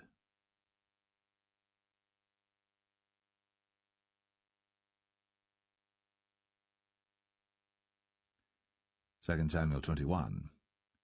Then there was a famine in the days of David 3 years, year after year. And David inquired of the Lord. And the Lord answered, It is for Saul and for his bloody house, because he slew the Gibeonites. And the king called the Gibeonites, and said unto them, Now the Gibeonites were not of the children of Israel, but of the remnant of the Amorites, and the children of Israel had sworn unto them. And Saul sought to slay them in his zeal to the children of Israel and Judah. Wherefore David said unto the Gibeonites, What shall I do for you? And wherewith shall I make the atonement, that ye may bless the inheritance of the Lord? And the Gibeonites said unto him, We will have no silver nor gold of Saul, nor of his house, neither for us shalt thou kill any man in Israel. And he said, What ye shall say, that will I do for you. And they answered the king, The man that consumed us, and that devised against us, that we should be destroyed from remaining in any of the coasts of Israel. Let 7 men of his sons be delivered unto us, and we will hang them up unto the Lord in Gibeah of Saul, whom the Lord did choose. And the king said, I will give them. But the king spared Mephibosheth, the son of Jonathan the son of Saul, because of the Lord's oath that was between them, between David and Jonathan the son of Saul. But the king took the 2 sons of Rizpah, the daughter of Aiah, whom she bare unto Saul, Armoni and Mephibosheth, and the 5 sons of Michal, the daughter of Saul, whom she brought up for Adriel, the son of Barzillai, the Maholathite. And he delivered them into the hands of the Gibeonites, and they hanged them in the hill before the Lord. And they fell all 7 together, and were put to death in the days of harvest, in the first days, in the beginning of barley harvest. And Rizpah, the daughter of Aiah, took sackcloth, and spread it for her upon the rock, from the beginning of harvest until water dropped upon them out of heaven, and suffered neither the birds of the air to rest on them by day, nor the beast of the field by night. And it was told David what Rizpah, the daughter of Aiah, the concubine of Saul, had done. And David went and took the bones of Saul, and the bones of Jonathan his son, from the men of Jabesh-Gilead, which had stolen them from the street of Bethshan, where the Philistines had hanged them, when the Philistines had slain Saul in Gilboa. And he brought up from thence the bones of Saul, and the bones of Jonathan his son, and they gathered the bones of them that were hanged. And the bones of Saul and Jonathan his son buried they in the country of Benjamin in Zelah, in the sepulchre of Kish his father, and they performed all that the king commanded, and after that God was entreated for the land. Moreover, the Philistines had yet war again with Israel, and David went down, and his servants with him, and fought against the Philistines, and David waxed faint. And Ishbi-Benob, which was of the sons of the giant, the weight of whose spear weighed 300 shekels of brass in weight, he being girded with a new sword, thought to have slain David. But Abishai the son of Zeruiah succoured him, and smote the Philistine, and killed him. Then the men of David sware unto him, saying, Thou shalt go no more out with us to battle, that thou quench not the light of Israel. And it came to pass after this, that there was again a battle with the Philistines at Gob. Then Sibbechai the Hushathite slew Saph, which was of the sons of the giant. And there was again a battle in Gob with the Philistines, where Elhanan the son of Jaare-Oregim, a Bethlehemite, slew the brother of Goliath the Gittite, the staff of whose spear was like a weaver's beam. And there was yet a battle in Gath, where was a man of great stature, that had on every hand 6 fingers, and on every foot 6 toes, 24 in number, and he also was born to the giant. And when he defied Israel, Jonathan the son of Shemaiah, the brother of David, slew him. These 4 were born to the giant in Gath, and fell by the hand of David, and by the hand of his servants.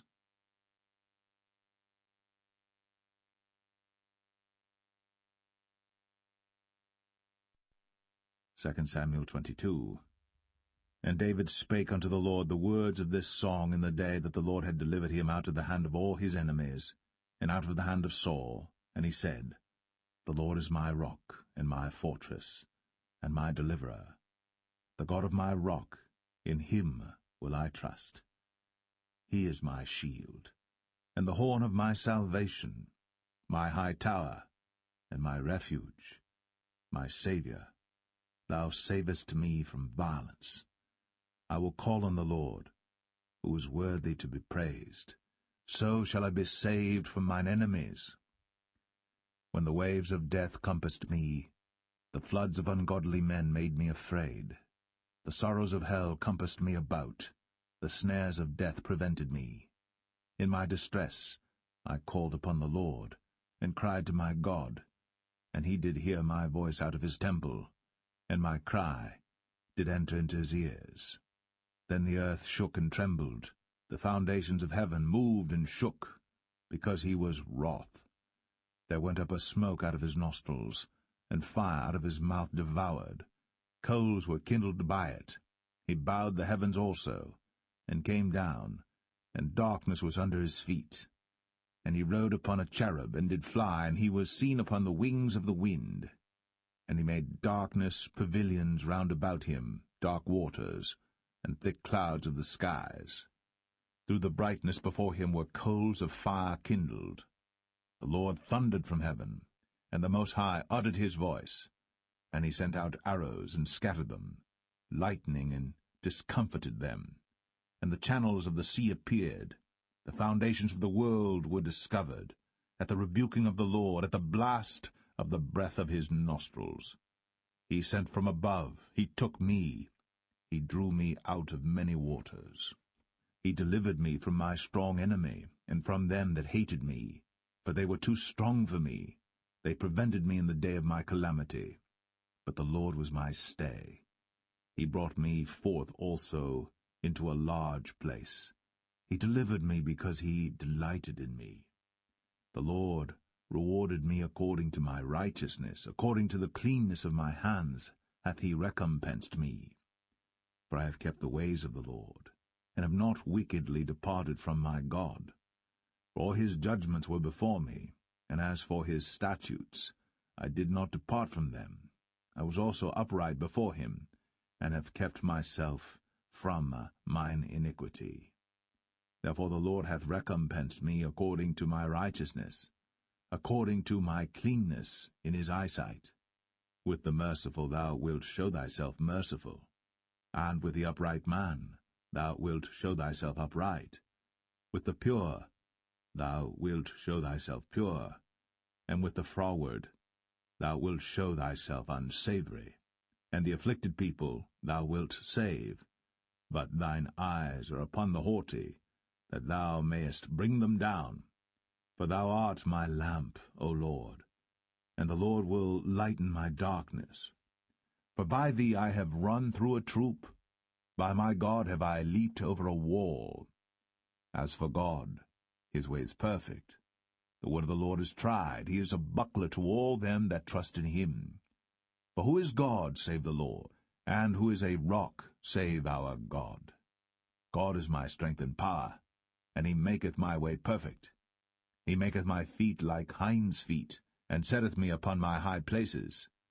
He teacheth my hands to war, so that a bow of steel is broken by mine arms. Thou hast also given me the shield of thy salvation, and thy gentleness hath made me great. Thou hast enlarged my steps under me, so that my feet did not slip. I have pursued mine enemies, and destroyed them, and turned not again until I had consumed them. And I have consumed them and wounded them, that they could not arise, yea, they are fallen under my feet. For thou hast girded me with strength to battle.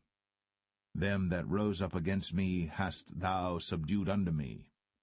Thou hast also given me the necks of mine enemies, that I might destroy them that hate me. They looked, but there was none to save, even unto the Lord. But he answered them not. Then did I beat them as small as the dust of the earth. I did stamp them as the mire of the street, and did spread them abroad. Thou also hast delivered me from the strivings of my people. Thou hast kept me to be head of the heathen. A people which I knew not shall serve me. Strangers shall submit themselves unto me. As soon as they hear, they shall be obedient unto me. Strangers shall fade away, and they shall be afraid out of their close places. The Lord liveth, and blessed be my rock, and exalted be the God of the rock of my salvation. It is God that avengeth me, and that bringeth down the people unto me, and that bringeth me forth from mine enemies. Thou also hast lifted me up on high above them that rose up against me. Thou hast delivered me from the violent man. Therefore I will give thanks unto thee, O Lord, among the heathen, and I will sing praises unto thy name. He is the tower of salvation for his king, and showeth mercy to his anointed, unto David, and to his seed for evermore.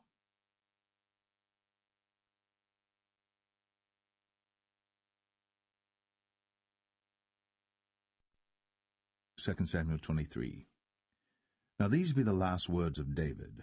David the son of Jesse said, and the man who was raised up on high, the anointed of the God of Jacob, and the sweet psalmist of Israel, said, The Spirit of the Lord spake by me, and his word was in my tongue. The God of Israel said, The rock of Israel spake to me. He that ruleth over men must be just, ruling in the fear of God. And he shall be as the light of the morning, when the sun riseth, even a morning without clouds, as the tender grass springing out of the earth by clear shining after rain.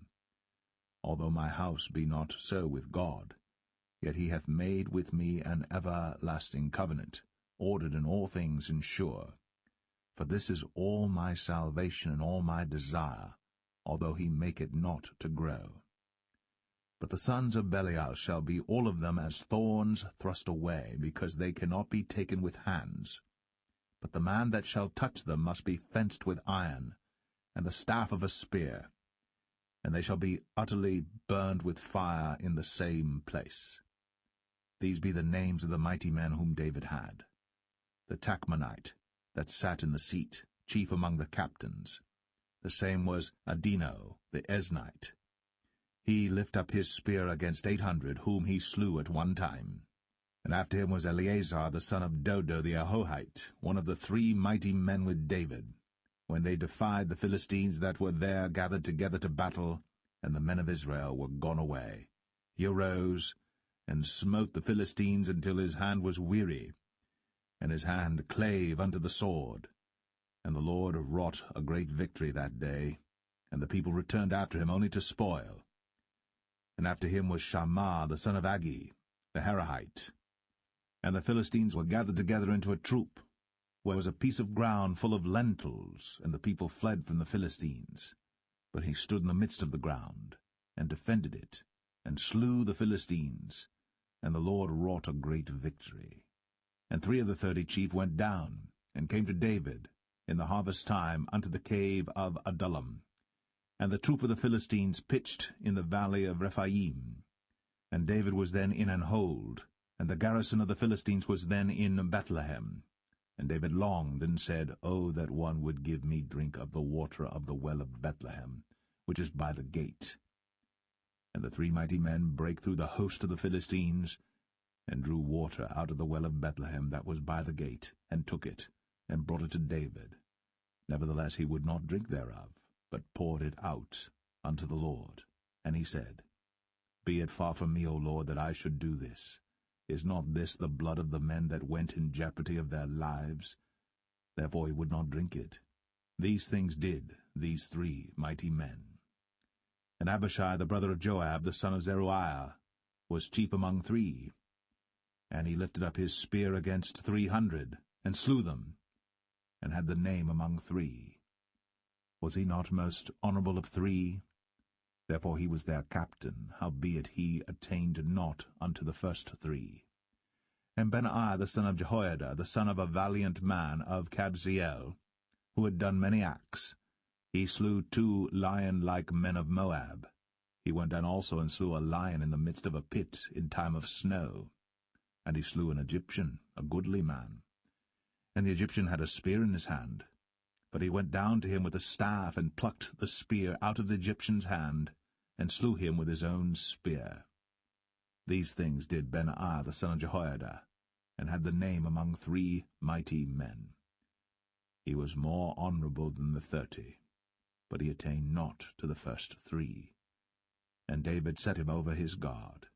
Asahel the brother of Joab was one of the 30, Elhanan the son of Dodo of Bethlehem, Shammah the Harodite, Elika the Harodite, Helez the Paltite, Ira the son of Ikesh the Tekoite, Abiezer the Anethathite, Mebunai the Hushathite, Zalman the Ahohite, Maharai the Netophathite, Heleb the son of Baanah, a Netophathite, Ittai the son of Ribai, out of Gibeah of the children of Benjamin, Benaiah the Parathonite, Hiddai of the brooks of Gaash, Abialbon the Arbathite, Asmaveth the Bahamite, Eliabah the Shaalbanite, of the sons of Jashan, Jonathan, Shammah the Hararite, Ahiam the son of Sharar, the Hararite, Eliphalet the son of Ahasbai, the son of the Maacathite, Eliam the son of Ahithophel the Gelonite,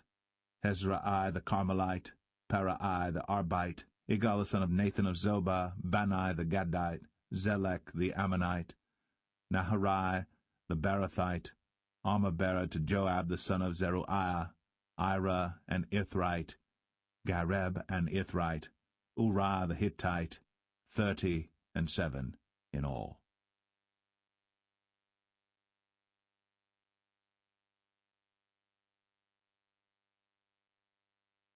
Second Samuel 24. And again the anger of the Lord was kindled against Israel, and he moved David against them to say, Go, number Israel and Judah.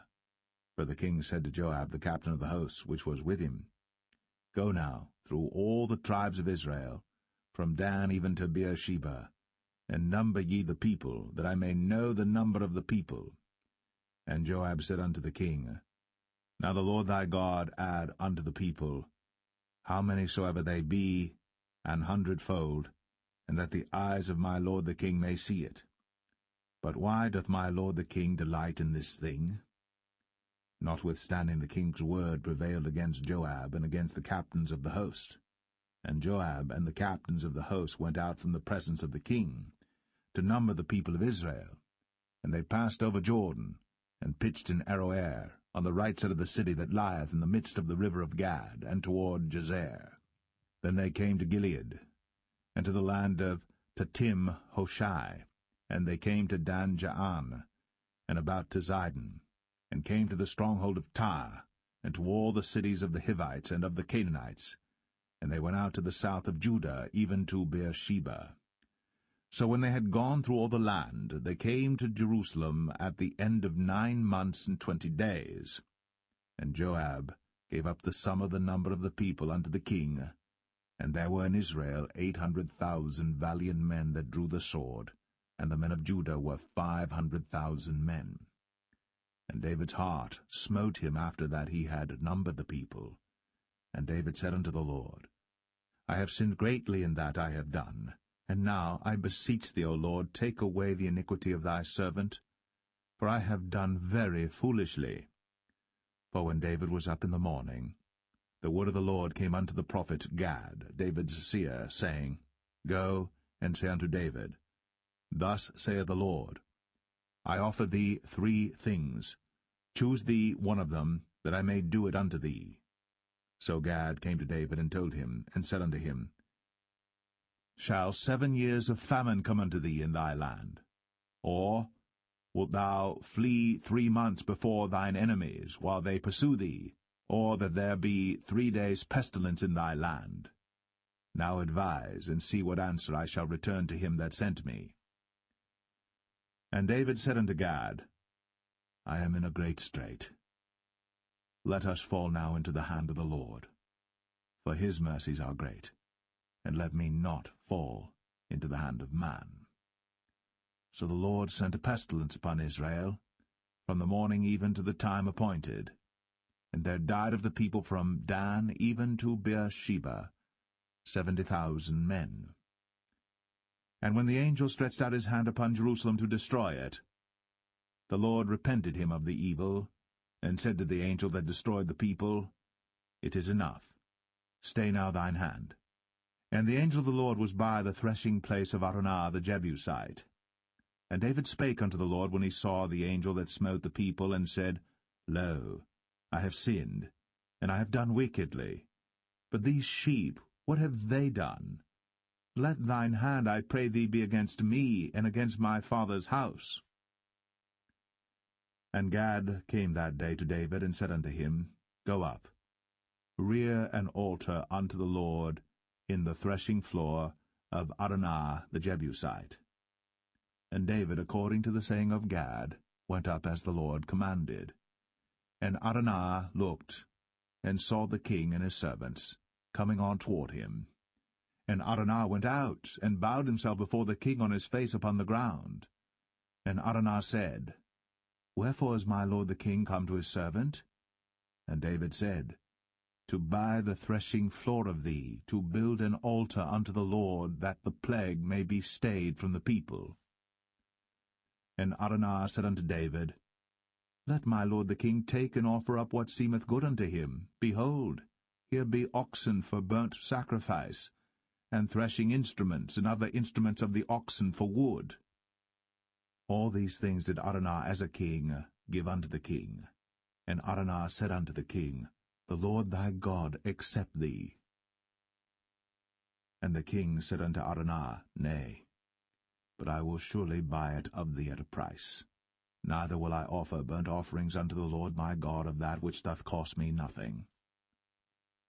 So David bought the threshing floor and the oxen for 50 shekels of silver. And David built there an altar unto the Lord, and offered burnt offerings and peace offerings. So the Lord was entreated for the land, and the plague was stayed from Israel.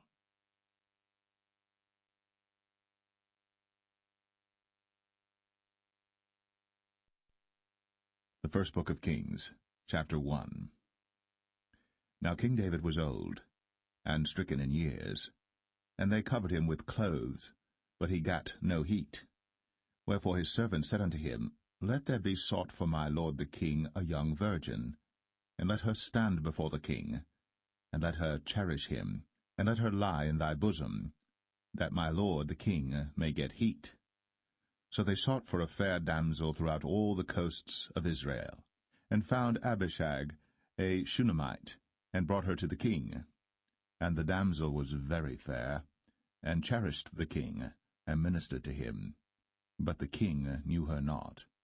Then Adonijah the son of Haggith exalted himself, saying, I will be king. And he prepared him chariots and horsemen, and 50 men to run before him.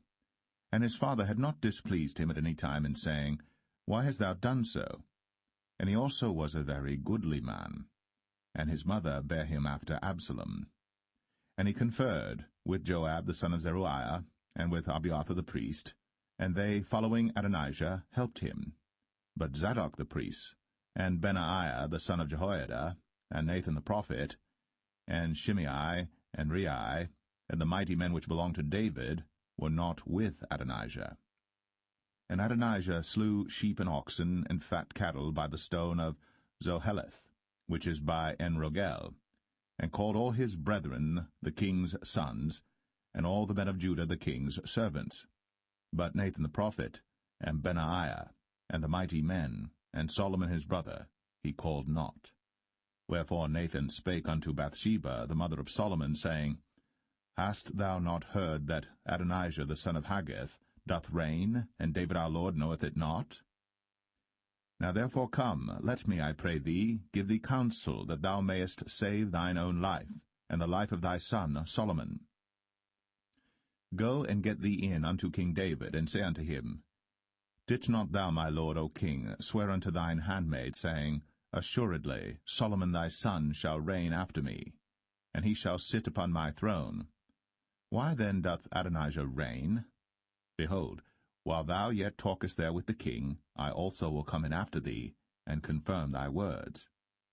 And Bathsheba went in unto the king into the chamber. And the king was very old, and Abishag the Shunammite ministered unto the king. And Bathsheba bowed, and did obeisance unto the king. And the king said, What wouldst thou? And she said unto him, My lord, thou swearest by the Lord thy God unto thine handmaid, saying, Assuredly Solomon thy son shall reign after me, and he shall sit upon my throne. And now, behold, Adonijah reigneth, and now, my lord the king, thou knowest it not. And he hath slain oxen and fat cattle, and sheep in abundance, and hath called all the sons of the king, and Abiathar the priest, and Joab the captain of the host. But Solomon thy servant hath he not called. And thou, my lord, O king, the eyes of all Israel are upon thee, that thou shouldst tell them who shall sit on the throne of my lord the king after him. Otherwise it shall come to pass, when my lord the king shall sleep with his fathers, that I and my son Solomon shall be counted offenders. And lo, while she yet talked with the king, Nathan the prophet also came in. And they told the king, saying, Behold, Nathan the prophet. And when he was come in before the king, he bowed himself before the king with his face to the ground. And Nathan said, My lord, O king, hast thou said, Adonijah shall reign after me, and he shall sit upon my throne? For he is gone down this day, and hath slain oxen and fat cattle and sheep in abundance, and hath called all the king's sons, and the captains of the host, and Abiathar the priest, and behold, they eat and drink before him, and say, God save King Adonijah. But me, even me thy servant, and Zadok the priest, and Benaiah the son of Jehoiada, and thy servant Solomon hath he not called. Is this thing done by my lord the king? And thou hast not showed it unto thy servant, who should sit on the throne of my lord the king after him? Then King David answered and said, Call me Bathsheba. And she came into the king's presence, and stood before the king. And the king sware, and said, As the Lord liveth, that hath redeemed my soul out of all distress, even as I swear unto thee by the Lord God of Israel, saying, Assuredly Solomon thy son shall reign after me, and he shall sit upon my throne in my stead, even so will I certainly do this day. Then Bathsheba bowed with her face to the earth, and did reverence to the king, and said, Let my lord King David live for ever. And King David said, Call me Zadok the priest, and Nathan the prophet, and Benaiah the son of Jehoiada. And they came before the king. The king also said unto them, Take with you the servants of your lord, and cause Solomon my son to ride upon mine own mule, and bring him down to Gihon. And let Zadok the priest and Nathan the prophet anoint him there king over Israel. And blow ye with the trumpet, and say, God save King Solomon. Then ye shall come up after him, that he may come and sit upon my throne, for he shall be king in my stead. And I have appointed him to be ruler over Israel and over Judah. And Benaiah the son of Jehoiada answered the king, and said, Amen.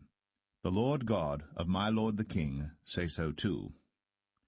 As the Lord hath been with my lord the king, even so be he with Solomon, and make his throne greater than the throne of my lord King David. So Zadok the priest, and Nathan the prophet, and Benaiah the son of Jehoiada, and the Cherethites, and the Pelethites, went down, and caused Solomon to ride upon King David's mule, and brought him to Gihon. And Zadok the priest took an horn of oil out of the tabernacle, and anointed Solomon, and they blew the trumpet. And all the people said, God save King Solomon. And all the people came up after him, and the people piped with pipes, and rejoiced with great joy, so that the earth rent with the sound of them.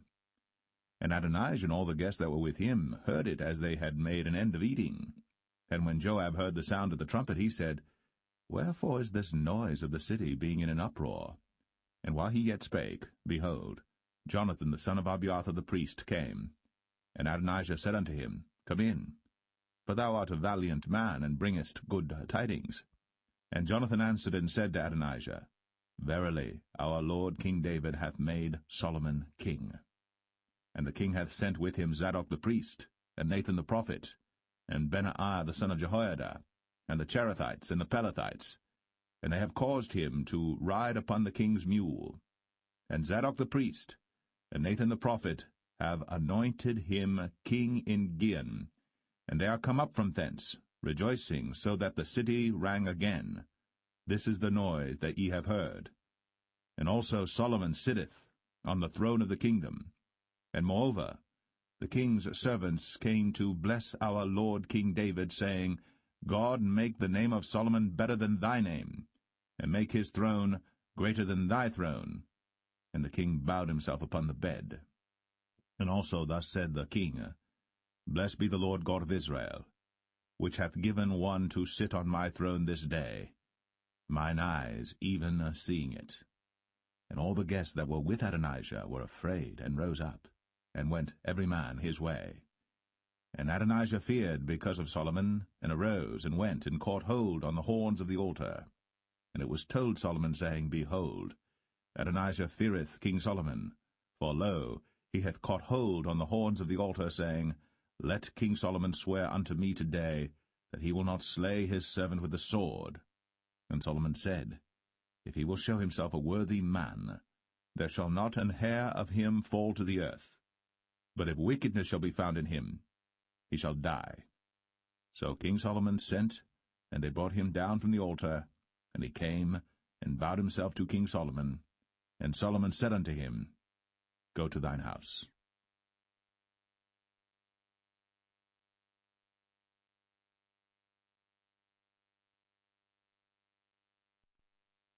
1 Kings 2. Now the days of David drew nigh, that he should die. And he charged Solomon his son, saying, I go the way of all the earth.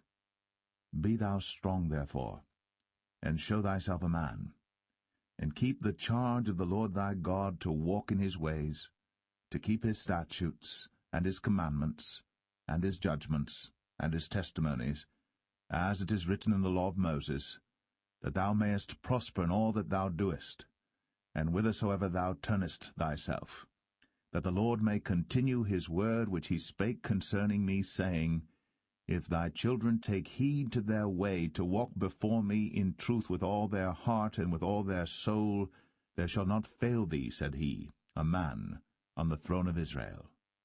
Moreover, thou knowest also what Joab the son of Zeruiah did to me, and what he did to the two captains of the host of Israel, unto Abner the son of Ner, and unto Amasa the son of Jether, whom he slew, and shed the blood of war in peace, and put the blood of war upon his girdle that was about his loins, and in his shoes that were on his feet. Do therefore according to thy wisdom, and let not his hoar head go down to the grave in peace. But show kindness unto the sons of Barzillai the Gileadite, and let them be of those that eat at thy table. For so they came to me when I fled because of Absalom thy brother. And behold, thou hast with thee Shimei the son of Gera, a Benjamite of Bahurim, which cursed me with a grievous curse, in the day when I went to Mahanaim. But he came down to meet me at Jordan, and I sware to him by the Lord, saying, I will not put thee to death with the sword. Now therefore hold him not guiltless, for thou art a wise man, and knowest what thou oughtest to do unto him. But his hoar head bring thou down to the grave with blood. So David slept with his fathers, and was buried in the city of David. And the days that David reigned over Israel were 40 years. 7 years reigned he in Hebron, and 33 years reigned he in Jerusalem. Then sat Solomon upon the throne of David his father, and his kingdom was established greatly. And Adonijah the son of Haggith came to Bathsheba, the mother of Solomon, and she said, Comest thou peaceably? And he said, Peaceably. He said, Moreover, I have somewhat to say unto thee. And she said, Say on. And he said, Thou knowest that the kingdom was mine, and that all Israel set their faces on me, that I should reign. Howbeit the kingdom is turned about, and is become my brother's, for it was his from the Lord. And now I ask one petition of thee, deny me not. And she said unto him, Say on. And he said, Speak, I pray thee, unto Solomon the king. For he will not say thee nay, that he give me Abishag the Shunammite to wife. And Bathsheba said, Well, I will speak for thee unto the king. Bathsheba therefore went unto King Solomon, to speak unto him for Adonijah. And the king rose up to meet her, and bowed himself unto her, and sat down on his throne, and caused a seat to be set for the king's mother. And she sat on his right hand. Then she said, I desire one small petition of thee. I pray thee, say me not nay. And the king said unto her, Ask on, my mother, for I will not say thee nay. And she said, Let Abishag the Shunammite be given to Adonijah thy brother to wife. And King Solomon answered and said unto his mother, And why dost thou ask Abishag the Shunammite for Adonijah? Ask for him the kingdom also? For he is mine elder brother, even for him, and for Abiathar the priest, and for Joab the son of Zeruiah. Then King Solomon sware by the Lord, saying, God do so to me, and more also, if Adonijah have not spoken this word against his own life. Now therefore, as the Lord liveth, which hath established me, and set me on the throne of David my father, and who hath made me an house, as he promised, Adonijah shall be put to death this day. And King Solomon sent by the hand of Benaiah the son of Jehoiada, and he fell upon him, that he died.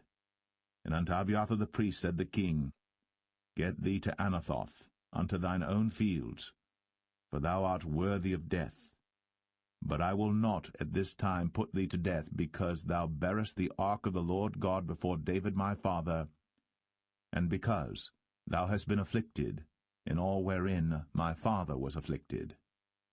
So Solomon thrust out Abiathar from being priest unto the Lord, that he might fulfill the word of the Lord which he spake concerning the house of Eli in Shiloh. Then tidings came to Joab. For Joab had turned after Adonijah, though he turned not after Absalom. And Joab fled unto the tabernacle of the Lord, and caught hold on the horns of the altar. And it was told King Solomon that Joab was fled unto the tabernacle of the Lord, and behold, he is by the altar. Then Solomon sent Benaiah the son of Jehoiada, saying, Go, fall upon him.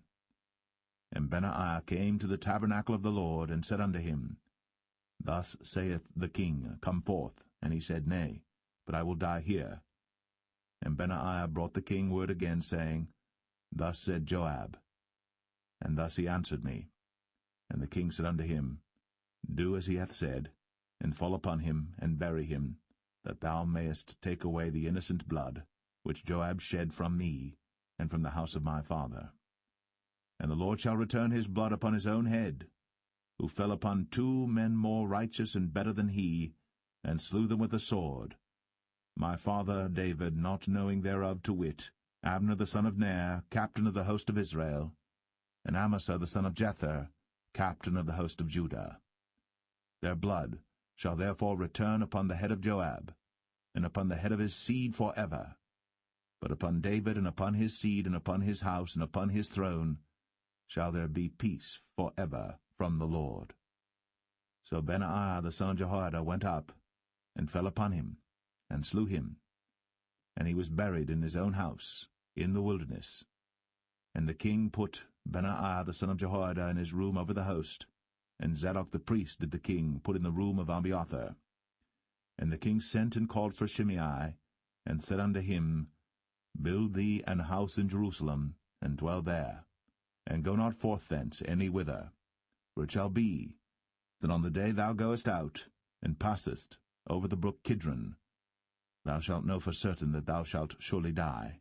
Thy blood shall be upon thine own head. And Shimei said unto the king, The saying is good. As my lord the king hath said, so will thy servant do. And Shimei dwelt in Jerusalem many days. And it came to pass at the end of 3 years, that 2 of the servants of Shimei ran away unto Achish, son of Maachah, king of Gath. And they told Shimei, saying, Behold, thy servants be in Gath. And Shimei arose, and saddled his ass, and went to Gath to Achish to seek his servants. And Shimei went, and brought his servants from Gath. And it was told Solomon that Shimei had gone from Jerusalem to Gath, and was come again. And the king sent and called for Shimei, and said unto him, Did I not make thee to swear by the Lord, and protested unto thee, saying, Know for a certain, on the day thou goest out, and walkest abroad any whither, that thou shalt surely die? And thou saidst unto me, The word that I have heard is good. Why then hast thou not kept the oath of the Lord, and the commandment that I have charged thee with? The king said moreover to Shimei, Thou knowest all the wickedness which thine heart is privy to, that thou didst to David my father. Therefore the Lord shall return thy wickedness upon thine own head.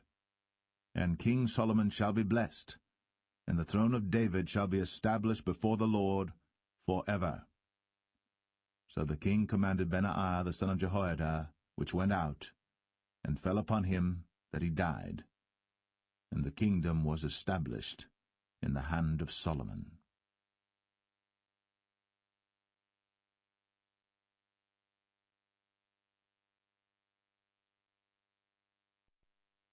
First Kings 3. And Solomon made affinity with Pharaoh king of Egypt, and took Pharaoh's daughter, and brought her into the city of David, until he had made an end of building his own house, and the house of the Lord, and the wall of Jerusalem round about.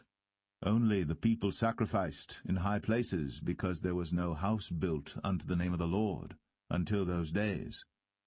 And Solomon loved the Lord, walking in the statutes of David his father. Only he sacrificed and burnt incense in high places. And the king went to Gibeon to sacrifice there.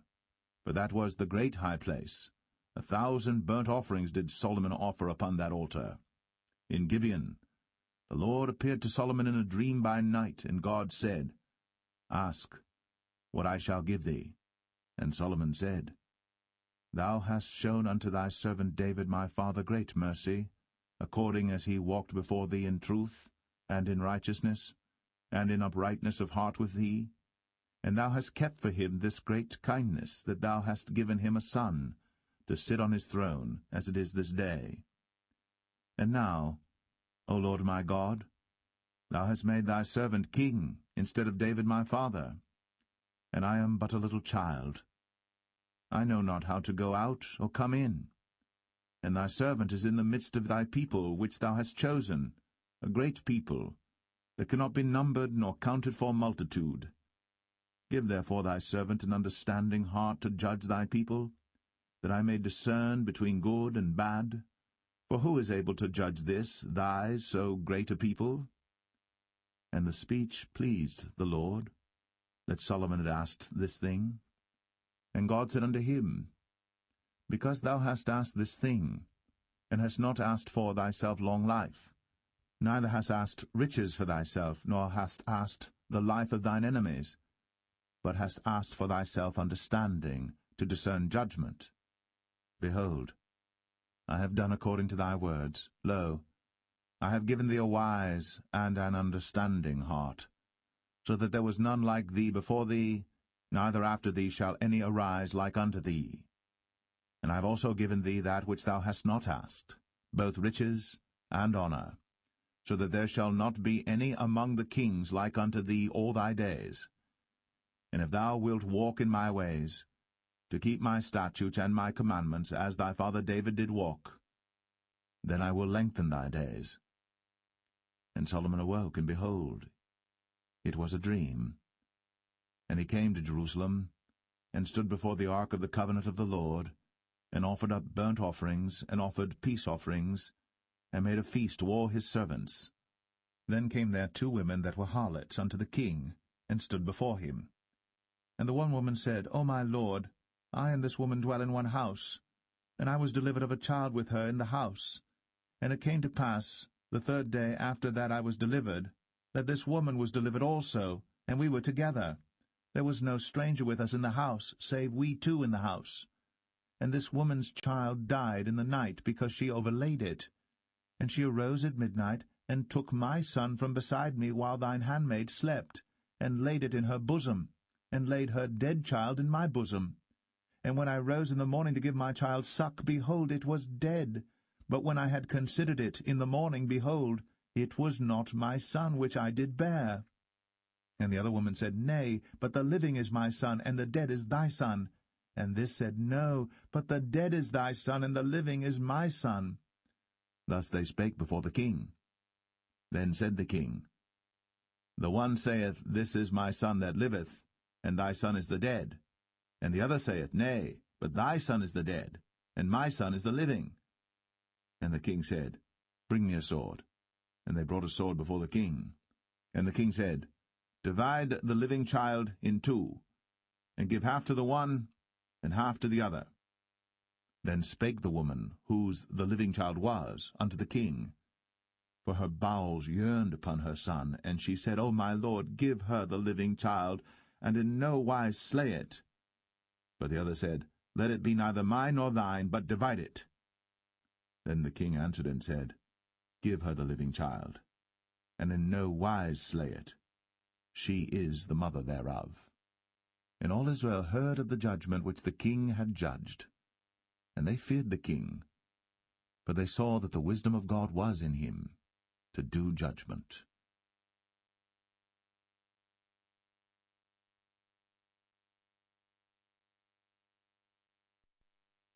1 Kings 4.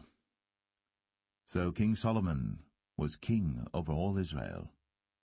And these were the princes which he had: Azariah the son of Zadok the priest, Elihoreph and Ahiah the sons of Shishah, scribes, Jehoshaphat the son of Ahilud, the recorder, and Benaiah the son of Jehoiada was over the host, and Zadok and Abiathar were the priests. And Azariah the son of Nathan was over the officers, and Zabud the son of Nathan was principal officer, and the king's friend. And Ahisha was over the household, and Adoniram the son of Abda was over the tribute.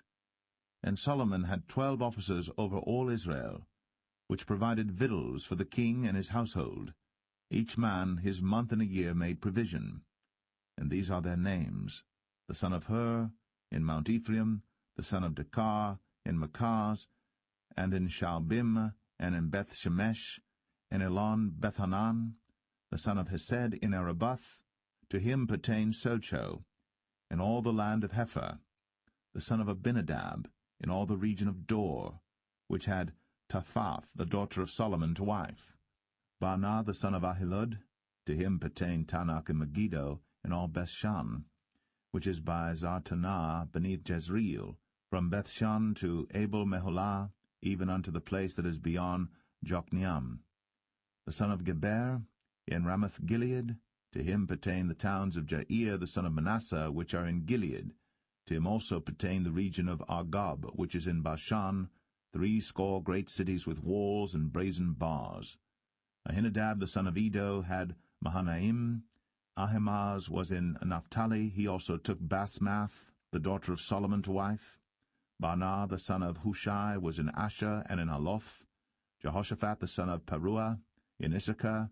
Shimei the son of Elah in Benjamin. Geber the son of Uri was in the country of Gilead, in the country of Sihon the king of the Amorites, and of Og the king of Bashan, and he was the only officer which was in the land.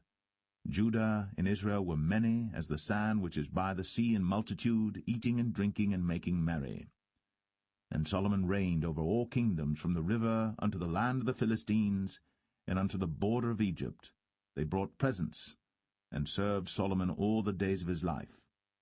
And Solomon's provisions for one day was 30 measures of fine flour, and 80 measures of meal, 10 fat oxen, and 20 oxen out of the pastures, and 100 sheep beside harts and roebucks, and fallow deer and fatted fowl, for he had dominion over all the region on this side the river, from Tiphsah even to Azar, over all the kings on this side the river, and he had peace on all sides round about him. And Judah and Israel dwelt safely, every man under his vine and under his fig tree, from Dan even to Beersheba, all the days of Solomon. And Solomon had 40,000 stalls of horses for his chariots, and 12,000 horsemen. And those officers provided victual for King Solomon, and for all that came unto King Solomon's table every man in his month, they lacked nothing. Barley also, and straw for the horses, and dromedaries brought they unto the place where the officers were, every man according to his charge. And God gave Solomon wisdom and understanding exceeding much, and largeness of heart, even as the sand that is on the seashore. And Solomon's wisdom excelled the wisdom of all the children of the east country, and all the wisdom of Egypt. For he was wiser than all men, than Ethan the Ezrahite, and Heman, and Chalcol, and Darda, the sons of Mahol, and his fame was in all nations round about. And he spake 3,000 proverbs, and his songs were 1,005. And he spake of trees, from the cedar tree that is in Lebanon even unto the hyssop that springeth out of the wall. He spake also of beasts, and of fowl, and of creeping things, and of fishes. And there came of all people to hear the wisdom of Solomon, from all kings of the earth, which had heard of his wisdom.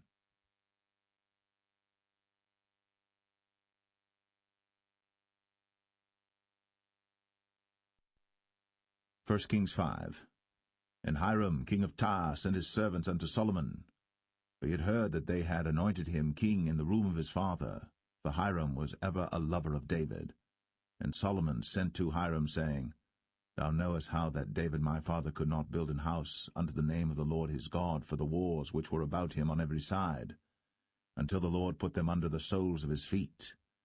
But now the Lord my God hath given me rest on every side, so that there is neither adversary nor evil occurrent.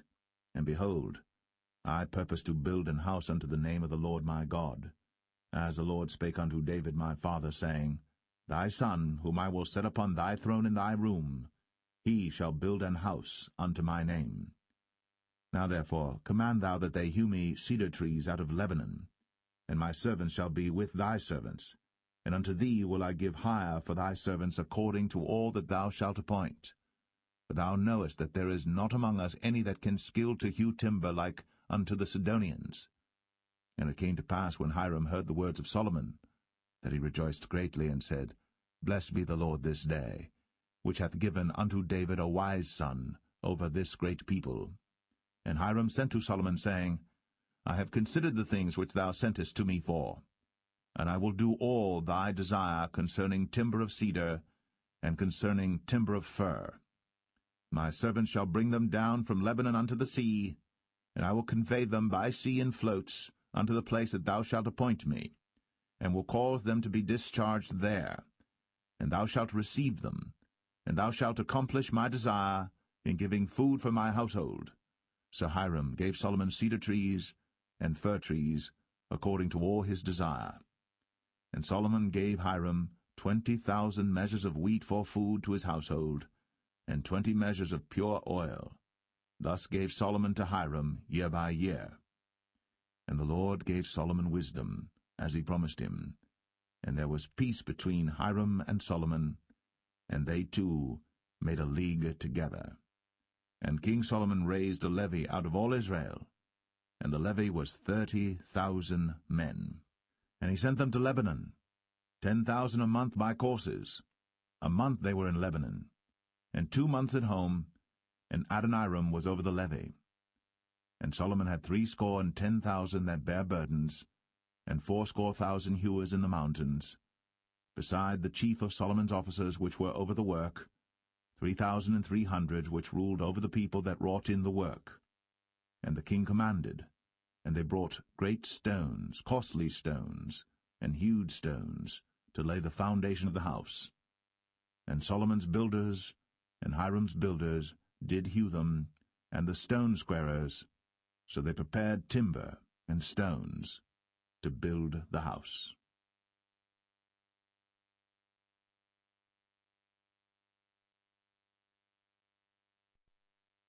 1 Kings 6.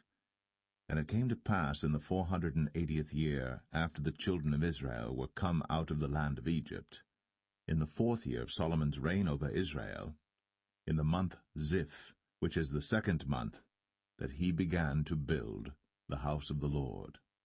And the house which King Solomon built for the Lord, the length thereof was 80 cubits, and the breadth thereof 20 cubits, and the height thereof 30 cubits. And the porch before the temple of the house 20 cubits was the length thereof, according to the breadth of the house, and 10 cubits was the breadth thereof before the house. And for the house he made windows of narrow lights. And against the wall of the house he built chambers round about, against the walls of the house round about, both of the temple and of the oracle, and he made chambers round about. The nethermost chamber was 5 cubits broad, and the middle was 6 cubits broad, and the third was 7 cubits broad. For without, in the wall of the house, he made narrowed rests round about, that the beams should not be fastened in the walls of the house. And the house, when it was in building, was built of stone made ready before it was brought thither, so that there was neither hammer nor axe nor any tool of iron heard in the house, while it was in building. The door for the middle chamber was in the right side of the house, and they went up with winding stairs into the middle chamber, and out of the middle into the third. So he built the house, and finished it, and covered the house with beams and boards of cedar. And then he built chambers against all the house, 5 cubits high, and they rested on the house with timber of cedar.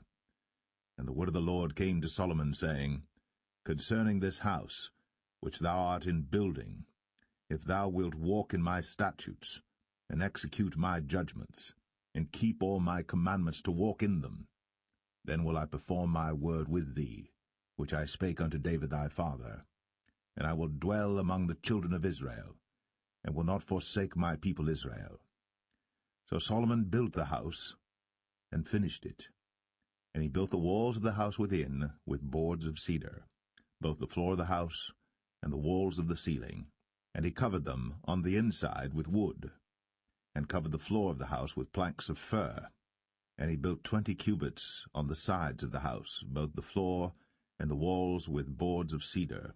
He even built them for it within, even for the oracle, even for the most holy place. And the house, that is, the temple before it, was 40 cubits long. And the cedar of the house within was carved with knobs and open flowers. All was cedar. There was no stone seen.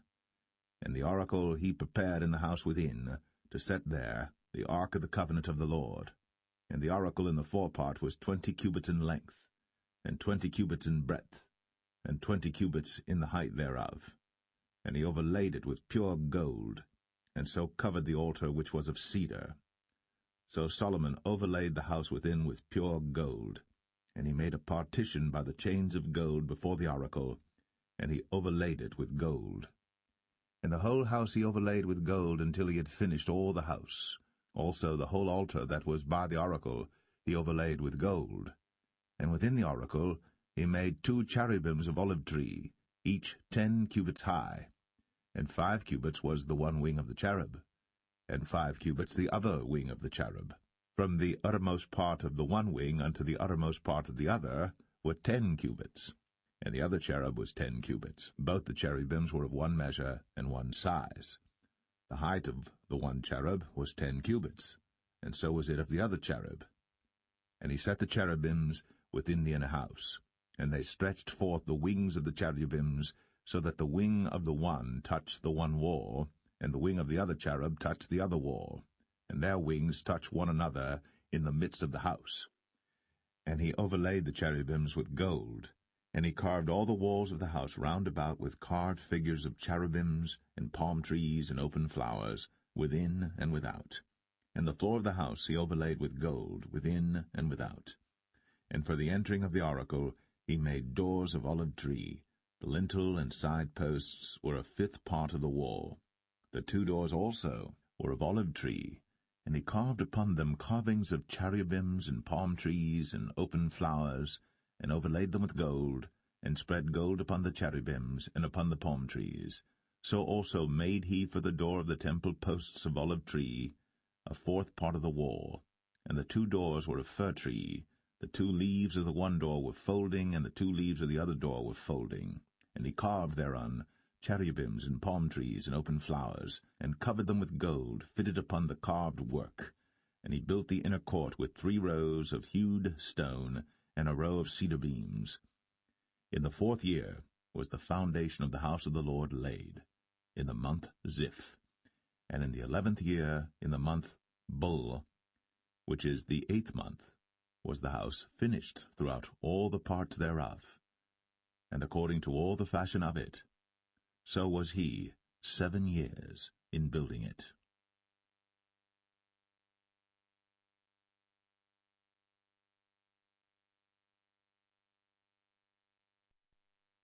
1 Kings 7. But Solomon was building his own house 13 years, and he finished all his house. He built also the house of the forest of Lebanon. The length thereof was 100 cubits, and the breadth thereof 50 cubits, and the height thereof 30 cubits, upon 4 rows of cedar pillars, with cedar beams upon the pillars. And it was covered with cedar above, upon the beams, that lay on 45 pillars, 15 in a row. And there were windows in 3 rows, and light was against light in 3 ranks. And all the doors and posts were square, with the windows, and light was against light in 3 ranks. And he made a porch of pillars. The length thereof was 50 cubits, and the breadth thereof 30 cubits, and the porch was before them. And the other pillars and the thick beam were before them. Then he made a porch for the throne where he might judge, even the porch of judgment, and it was covered with cedar from one side of the floor to the other. And his house where he dwelt had another court within the porch, which was of the like work. Solomon made also an house for Pharaoh's daughter, whom he had taken to wife, like unto this porch. All these were of costly stones, according to the measures of hewed stones, sawed with saws, within and without, even from the foundation unto the coping, and so on the outside toward the great court.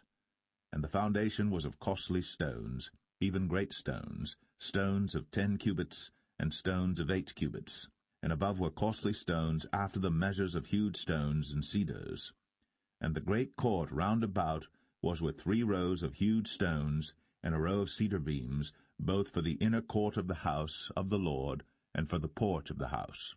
And King Solomon sent and fetched Hiram out of Tyre. He was a widow's son of the tribe of Naphtali, and his father was a man of Tyre, a worker in brass, and he was filled with wisdom and understanding and cunning, to work all works in brass. And he came to King Solomon, and wrought all his work. For he cast 2 pillars of brass of 18 cubits high apiece, and a line of 12 cubits did compass either of them about. And he made 2 chapiters of molten brass, to set upon the tops of the pillars. The height of the one chapiter was 5 cubits, and the height of the other chapiter was 5 cubits. And nets of checker-work, and wreaths of chain-work, for the chapiters which were upon the top of the pillars, 7 for the one chapiter, and 7 for the other chapiter. And he made the pillars, and 2 rows round about upon the one network, to cover the chapiters that were upon the top, with pomegranates. And so did he for the other chapiter.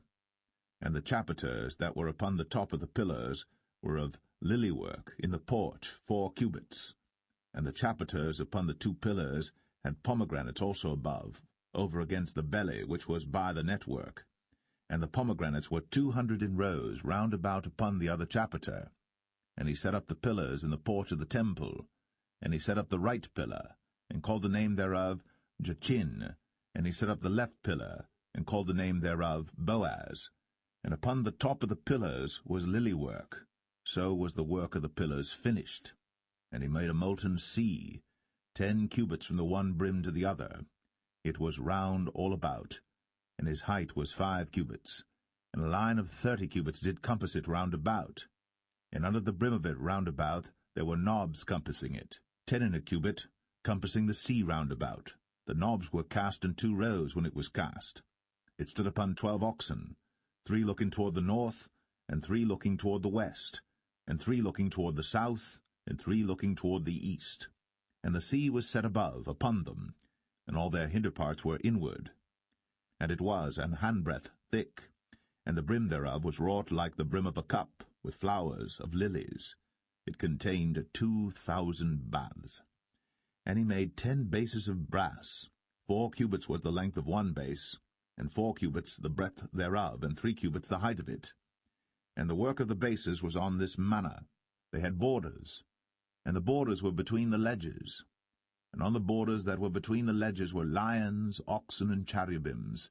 And upon the ledges there was a base above, and beneath the lions and oxen were certain additions made of thin work. And every base had 4 brazen wheels, and plates of brass, and the 4 corners thereof had undersetters. Under the laver were undersetters molten, at the side of every addition. And the mouth of it within the chapiter, and above was a cubit, but the mouth thereof was round after the work of the base, a cubit and an half. And also upon the mouth of it were gravings with their borders 4 square, not round. And under the borders were 4 wheels, and the axle trees of the wheels were joined to the base. And the height of a wheel was a cubit and a half a cubit. And the work of the wheels was like the work of a chariot wheel. Their axle trees and their naves and their felloes and their spokes were all molten. And there were 4 undersetters to the 4 corners of one base, and the undersetters were of the very base itself. And in the top of the base was there a round compass of half a cubit high, and on the top of the base the ledges thereof, and the borders thereof were of the same. For on the plates of the ledges thereof, and on the borders thereof, he graved cherubims, lions, and palm trees, according to the proportion of every one, and additions round about.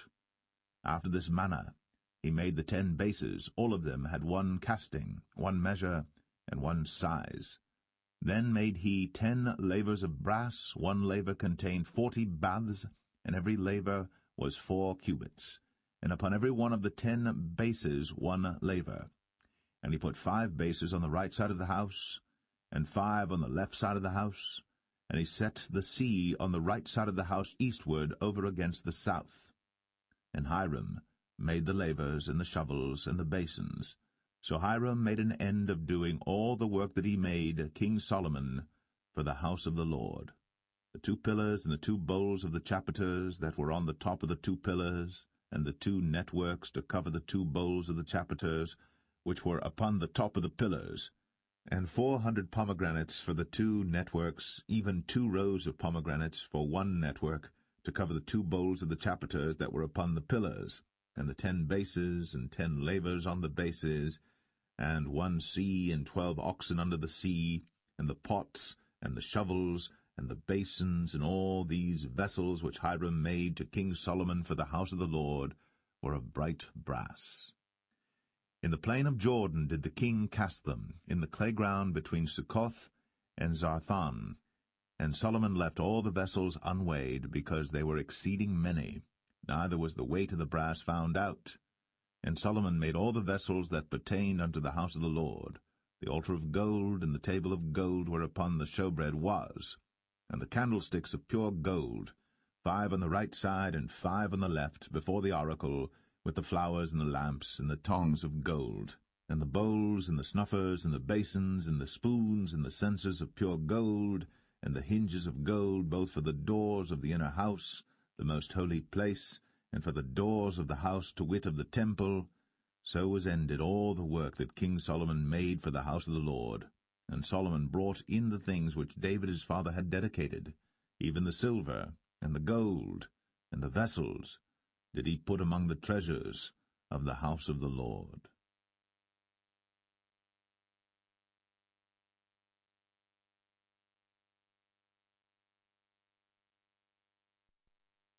First Kings 8.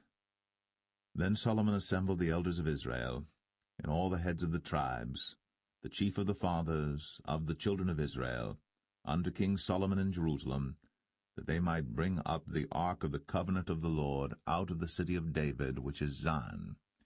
And all the men of Israel assembled themselves unto King Solomon at the feast in the month Ethanim, which is the 7th month. And all the elders of Israel came, and the priests took up the ark, and they brought up the ark of the Lord, and the tabernacle of the congregation, and all the holy vessels that were in the tabernacle, even those did the priests and the Levites bring up. And King Solomon and all the congregation of Israel that were assembled unto him were with him before the ark, sacrificing sheep and oxen that could not be told nor numbered for multitude. And the priests brought in the ark of the covenant of the Lord unto his place, into the oracle of the house, to the most holy place, even under the wings of the cherubims. For the cherubims spread forth their 2 wings over the place of the ark, and the cherubims covered the ark and the staves thereof above. And they drew out the staves, that the ends of the staves were seen out in the holy place before the oracle, and they were not seen without. And there they are unto this day. There was nothing in the ark save the 2 tables of stone, which Moses put there at Horeb, when the Lord made a covenant with the children of Israel, when they came out of the land of Egypt. And it came to pass, when the priests were come out of the holy place, that the cloud filled the house of the Lord, so that the priests could not stand to minister because of the cloud, for the glory of the Lord had filled the house of the Lord. Then spake Solomon, The Lord said that he would dwell in the thick darkness. I have surely built thee an house to dwell in, a settled place for thee to abide in for ever. And the king turned his face about, and blessed all the congregation of Israel. And all the congregation of Israel stood, and he said, Blessed be the Lord God of Israel, which spake with his mouth unto David my father, and hath with his hand fulfilled it, saying, Since the day that I brought forth my people Israel out of Egypt, I chose no city out of all the tribes of Israel to build an house, that my name might be therein. But I chose David to be over my people Israel. And it was in the heart of David my father to build an house for the name of the Lord God of Israel. And the Lord said unto David my father, Whereas it was in thine heart to build an house unto my name, thou didst well that it was in thine heart. Nevertheless thou shalt not build the house, but thy son that shall come forth out of thy loins, he shall build the house unto my name. And the Lord hath performed his word that he spake, and I am risen up in the room of David my father, and sit on the throne of Israel, as the Lord promised, and have built an house for the name of the Lord God of Israel. And I have set there a place for the ark, wherein is the covenant of the Lord, which he made with our fathers when he brought them out of the land of Egypt. And Solomon stood before the altar of the Lord in the presence of all the congregation of Israel, and spread forth his hands toward heaven, and he said, Lord God of Israel, there is no God like thee, in heaven above, or on earth beneath, who keepest covenant and mercy with thy servants that walk before thee with all their heart, who hast kept with thy servant David my father, that thou promised him, thou spakest also with thy mouth, and hast fulfilled it with thine hand, as it is this day. Therefore now, Lord God of Israel, keep with thy servant David my father, that thou promised him, saying, There shall not fail thee a man in my sight to sit on the throne of Israel, so that thy children take heed to their way, that they walk before me as thou hast walked before me. And now, O God of Israel, let thy word, I pray thee, be verified, which thou spakest unto thy servant David my father. But will God indeed dwell on the earth? Behold, the heaven, and heaven of heavens cannot contain thee. How much less this house that I have builded?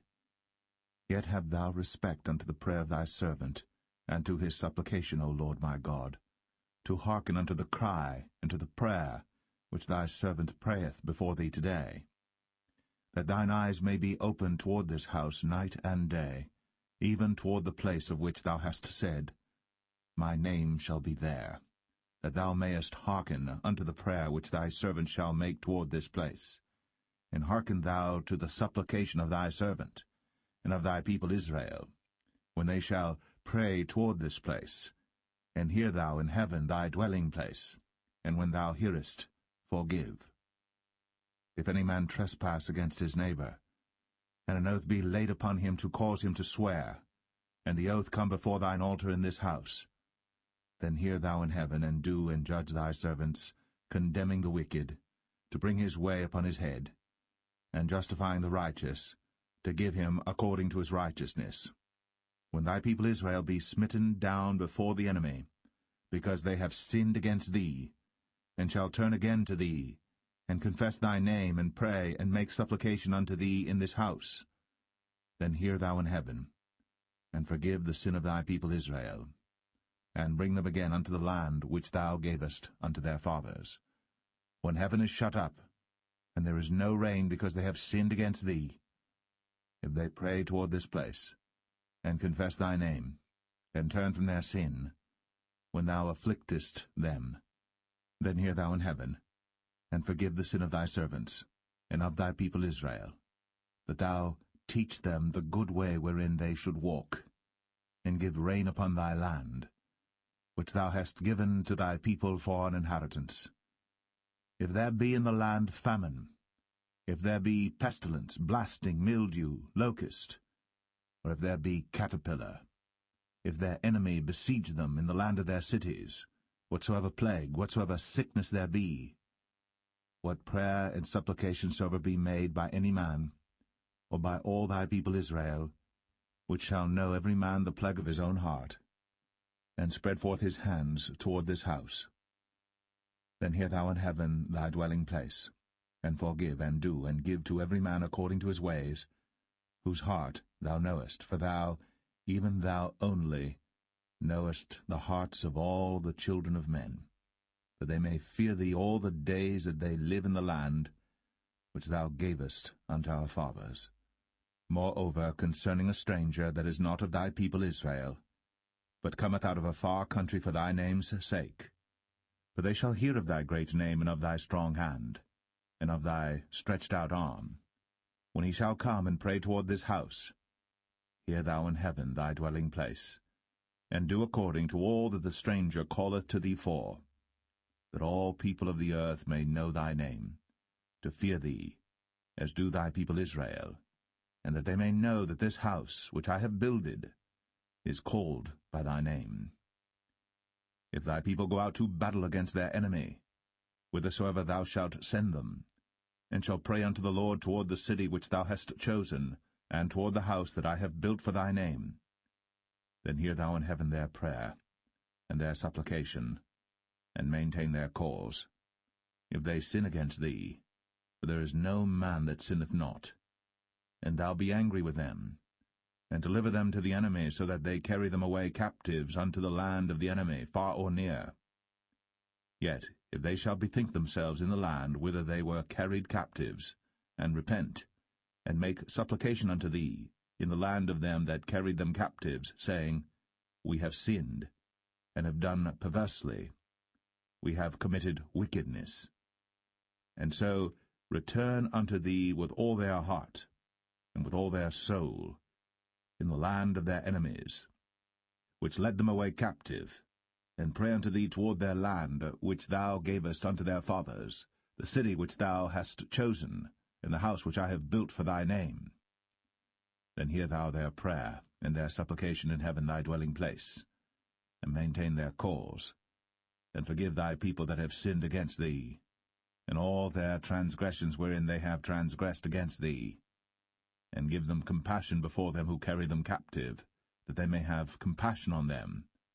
For they be thy people, and thine inheritance, which thou broughtest forth out of Egypt, from the midst of the furnace of iron, that thine eyes may be open unto the supplication of thy servant, and unto the supplication of thy people Israel, to hearken unto them in all that they call for unto thee. For thou didst separate them from among all the people of the earth to be thine inheritance, as thou spakest by the hand of Moses thy servant, when thou broughtest our fathers out of Egypt, O Lord God. And it was so that when Solomon had made an end of praying all this prayer and supplication unto the Lord, he arose from before the altar of the Lord, from kneeling on his knees with his hands spread up to heaven. And he stood, and blessed all the congregation of Israel with a loud voice, saying, Blessed be the Lord, that hath given rest unto his people Israel, according to all that he promised. There hath not failed one word of all his good promise, which he promised by the hand of Moses his servant. The Lord our God be with us, as he was with our fathers. Let him not leave us, nor forsake us, that he may incline our hearts unto him, to walk in all his ways, and to keep his commandments and his statutes and his judgments, which he commanded our fathers. And let these my words wherewith I have made supplication before the Lord be nigh unto the Lord our God day and night, that he maintain the cause of his servant, and the cause of his people Israel at all times, as the matter shall require, that all the people of the earth may know that the Lord is God, and that there is none else. Let your heart therefore be perfect with the Lord our God, to walk in his statutes, and to keep his commandments, as at this day. And the king and all Israel with him offered sacrifice before the Lord. And Solomon offered a sacrifice of peace offerings which he offered unto the Lord, 22,000 oxen, and 120,000 sheep. So the king and all the children of Israel dedicated the house of the Lord. The same day did the king hallow the middle of the court that was before the house of the Lord, for there he offered burnt offerings and meat offerings, and the fat of the peace offerings, because the brazen altar that was before the Lord was too little to receive the burnt offerings and meat offerings, and the fat of the peace offerings. And at that time Solomon held a feast, and all Israel with him, a great congregation from the entering in of Hamath unto the river of Egypt, before the Lord our God 7 days, and 7 days, even 14 days. On the 8th day he sent the people away, and they blessed the king, and went unto their tents joyful and glad of heart, for all the goodness that the Lord had done for David his servant, and for Israel his people.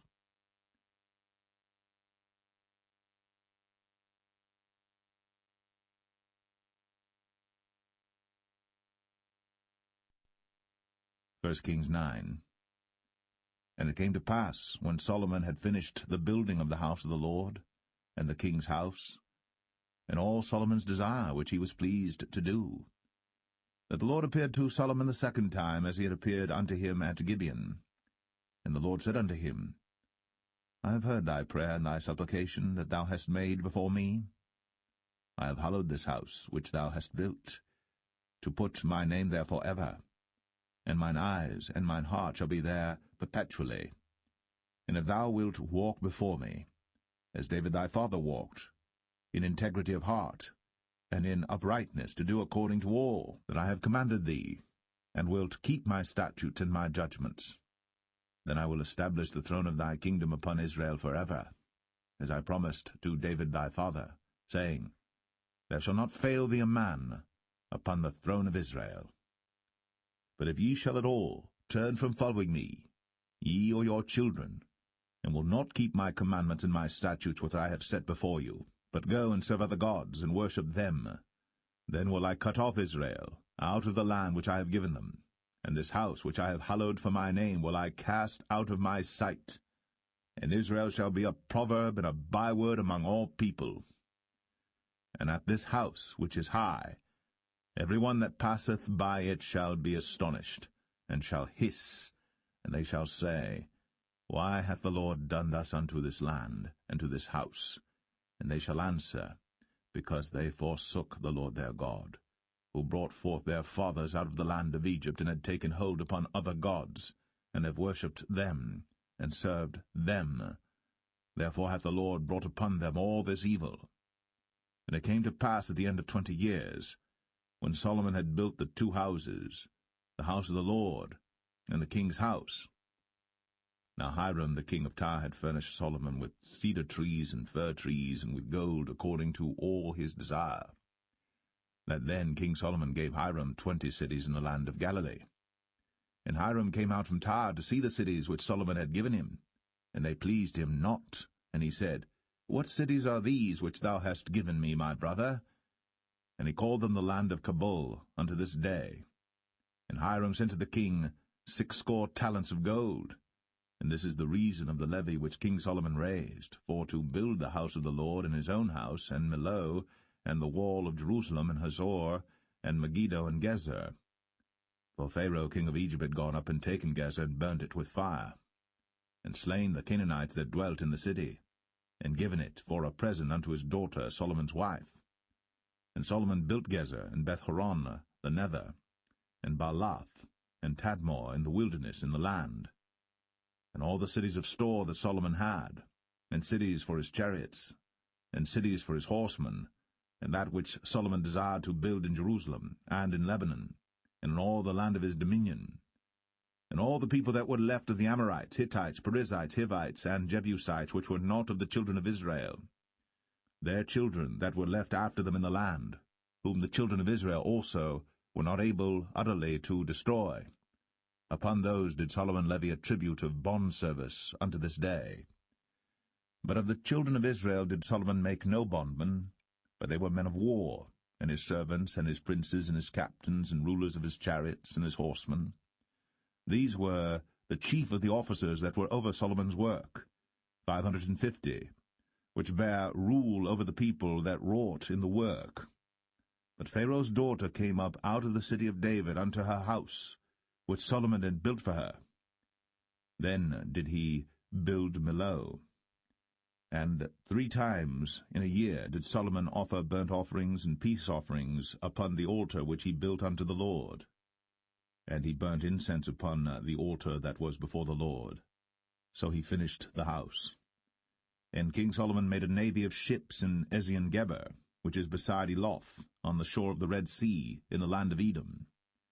And Hiram sent in the navy his servants, shipmen that had knowledge of the sea, with the servants of Solomon.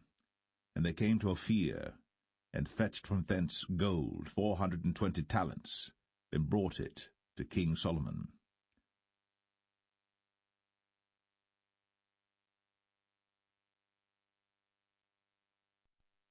1 Kings 10.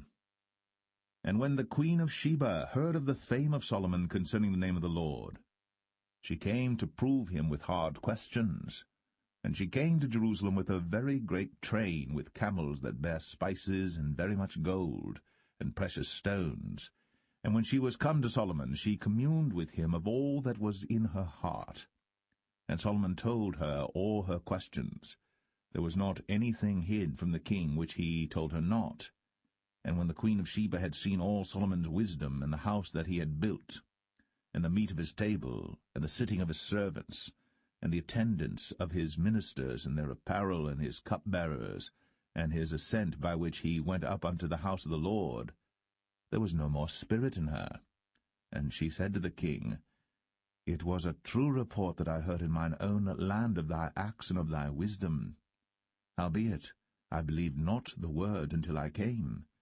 And mine eyes had seen it, and behold, the half was not told me. Thy wisdom and prosperity exceedeth the fame which I heard. Happy are thy men, happy are these thy servants, which stand continually before thee, and that hear thy wisdom. Blessed be the Lord thy God, which delighteth in thee, to set thee on the throne of Israel, because the Lord loved Israel for ever. Therefore made he thee king, to do judgment and justice. And she gave the king 120 talents of gold and of spices, very great store, and precious stones. There came no more such abundance of spices as these which the queen of Sheba gave to King Solomon. And the navy also of Hiram that brought gold from Ophir, brought in from Ophir great plenty of almug trees and precious stones. And the king made of the almug trees pillars for the house of the Lord, and for the king's house, harps also, and psalteries for singers. There came no such almug trees, nor were seen unto this day. And King Solomon gave unto the queen of Sheba all her desire, whatsoever she asked, beside that which Solomon gave her of his royal bounty. So she turned, and went to her own country, she and her servants. Now the weight of gold that came to Solomon in 1 year was 666 talents of gold. Beside that he had of the merchantmen, and of the traffic of the spice merchants, and of all the kings of Arabia, and of the governors of the country. And King Solomon made 200 targets of beaten gold. 600 shekels of gold went to 1 target. And he made 300 shields of beaten gold. 3 pound of gold went to 1 shield, and the king put them in the house of the forest of Lebanon. Moreover, the king made a great throne of ivory, and overlaid it with the best gold. The throne had 6 steps, and the top of the throne was round behind, and there were stays on either side on the place of the seat, and 2 lions stood beside the stays, and 12 lions stood there on the one side, and on the other upon the 6 steps. There was not the like made in any kingdom. And all King Solomon's drinking vessels were of gold, and all the vessels of the house of the forest of Lebanon were of pure gold. None were of silver. It was nothing accounted of in the days of Solomon. For the king had at sea a navy of Tarshish, with the navy of Hiram. Once in 3 years came the navy of Tarshish, bringing gold and silver, ivory, and apes and peacocks. So King Solomon exceeded all the kings of the earth for riches and for wisdom. And all the earth sought to Solomon, to hear his wisdom, which God had put in his heart. And they brought every man his present, vessels of silver, and vessels of gold, and garments, and armor, and spices, horses, and mules, a rate year by year. And Solomon gathered together chariots and horsemen, and he had 1,400 chariots, and 12,000 horsemen, whom he bestowed in the cities for chariots, and with the king at Jerusalem. And the king made silver to be in Jerusalem as stones, and cedars made he to be as the sycamore trees that are in the vale for abundance. And Solomon had horses brought out of Egypt, and linen yarn. The king's merchants received the linen yarn at a price. And a chariot came up and went out of Egypt for 600 shekels of silver, and an horse for 150. And so for all the kings of the Hittites, and for the kings of Syria, did they bring them out by their means.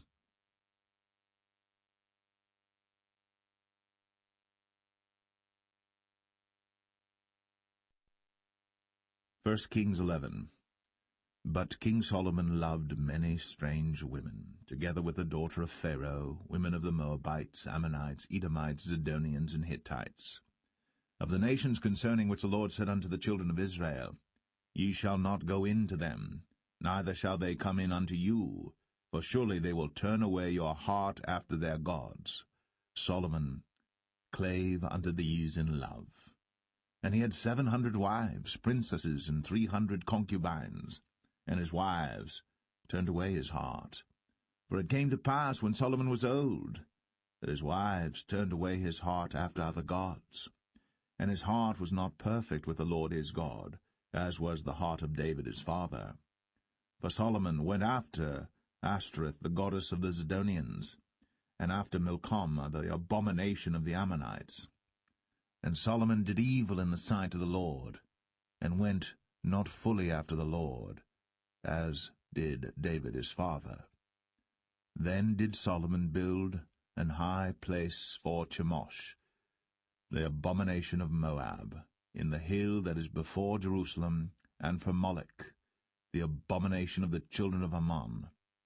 And likewise did he for all his strange wives, which burnt incense, and sacrificed unto their gods.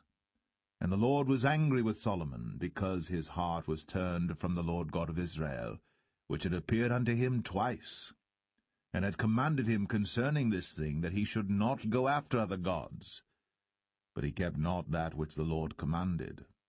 Wherefore the Lord said unto Solomon, Forasmuch as this is done of thee, and thou hast not kept my covenant and my statutes, which I have commanded thee, I will surely rend the kingdom from thee, and will give it to thy servant.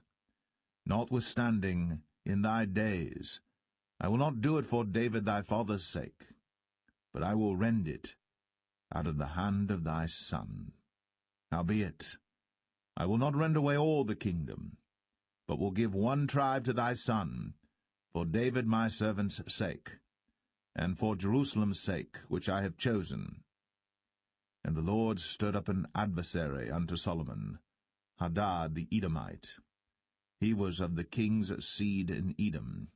For it came to pass, when David was in Edom, and Joab, the captain of the host, was gone up to bury the slain, after he had smitten every male in Edom. For 6 months did Joab remain there with all Israel, until he had cut off every male in Edom. That Hadad fled, he and certain Edomites of his father's servants with him, to go into Egypt, Hadad being yet a little child. And they arose out of Midian, and came to Paran. And they took men with them out of Paran, and they came to Egypt, unto Pharaoh king of Egypt, which gave him an house, and appointed him victuals, and gave him land. And Hadad found great favour in the sight of Pharaoh, so that he gave him to wife the sister of his own wife, the sister of Tahpenes the queen. And the sister of Tahpenes bare him Genubath his son, whom Tahpenes weaned in Pharaoh's house. And Genubath was in Pharaoh's household among the sons of Pharaoh. And when Hadad heard in Egypt that David slept with his fathers, and that Joab the captain of the host was dead, Hadad said to Pharaoh, Let me depart, that I may go to mine own country. Then Pharaoh said unto him, But what hast thou lacked with me, that, behold, thou seekest to go to thine own country? And he answered, Nothing. Howbeit, let me go in any wise. And God stirred him up another adversary, Rezon the son of Eliadah, which fled from his lord Hadadezer king of Zobah. And he gathered men unto him, and became captain over a band, when David slew them of Zobah. And they went to Damascus, and dwelt therein, and reigned in Damascus. And he was an adversary to Israel all the days of Solomon, beside the mischief that Hadad did. And he abhorred Israel, and reigned over Syria. And Jeroboam the son of Nebat, an Ephrathite of Zeradah, Solomon's servant, whose mother's name was Zeruiah, a widow woman, even he lifted up his hand against the king. And this was the cause that he lifted up his hand against the king. Solomon built Millo, and repaired the breaches of the city of David his father. And the man Jeroboam was a mighty man of valor. And Solomon, seeing the young man that he was industrious, he made him ruler over all the charge of the house of Joseph. And it came to pass at that time, when Jeroboam went out of Jerusalem, that the prophet Ahijah, the Shilonite, found him in the way, and he had clad himself with a new garment. And they too were alone in the field. And Ahijah caught the new garment that was on him, and rent it in 12 pieces. And he said to Jeroboam, Take thee 10 pieces, for thus saith the Lord, the God of Israel, Behold, I will rend the kingdom out of the hand of Solomon, and will give 10 tribes to thee. But he shall have 1 tribe for my servant David's sake, and for Jerusalem's sake, the city which I have chosen out of all the tribes of Israel, because that they have forsaken me, and have worshipped Ashtoreth, the goddess of the Zidonians, Chemosh, the god of the Moabites, and Milcom, the god of the children of Ammon, and have not walked in my ways, to do that which is right in mine eyes, and to keep my statutes and my judgments, as did David his father. Howbeit, I will not take the whole kingdom out of his hand, but I will make him prince all the days of his life, for David my servant's sake, whom I chose, because he kept my commandments and my statutes. But I will take the kingdom out of his son's hand, and will give it unto thee, even 10 tribes. And unto his son will I give 1 tribe, that David my servant may have a light always before me in Jerusalem, the city which I have chosen me, to put my name there. And I will take thee, and thou shalt reign according to all that thy soul desireth, and shalt be king over Israel. And it shall be, if thou wilt hearken unto all that I command thee, and wilt walk in my ways, and do that is right in my sight, to keep my statutes and my commandments, as David my servant did, that I will be with thee, and build thee a sure house, as I built for David, and will give Israel unto thee. And I will for this afflict the seed of David, but not forever. Solomon sought therefore to kill Jeroboam. And Jeroboam arose and fled into Egypt, unto Shishak king of Egypt, and was in Egypt until the death of Solomon. And the rest of the acts of Solomon, and all that he did, and his wisdom, are they not written in the book of the acts of Solomon?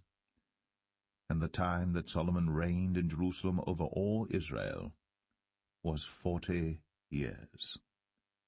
And Solomon slept with his fathers, and was buried in the city of David his father, and Rehoboam his son reigned in his stead.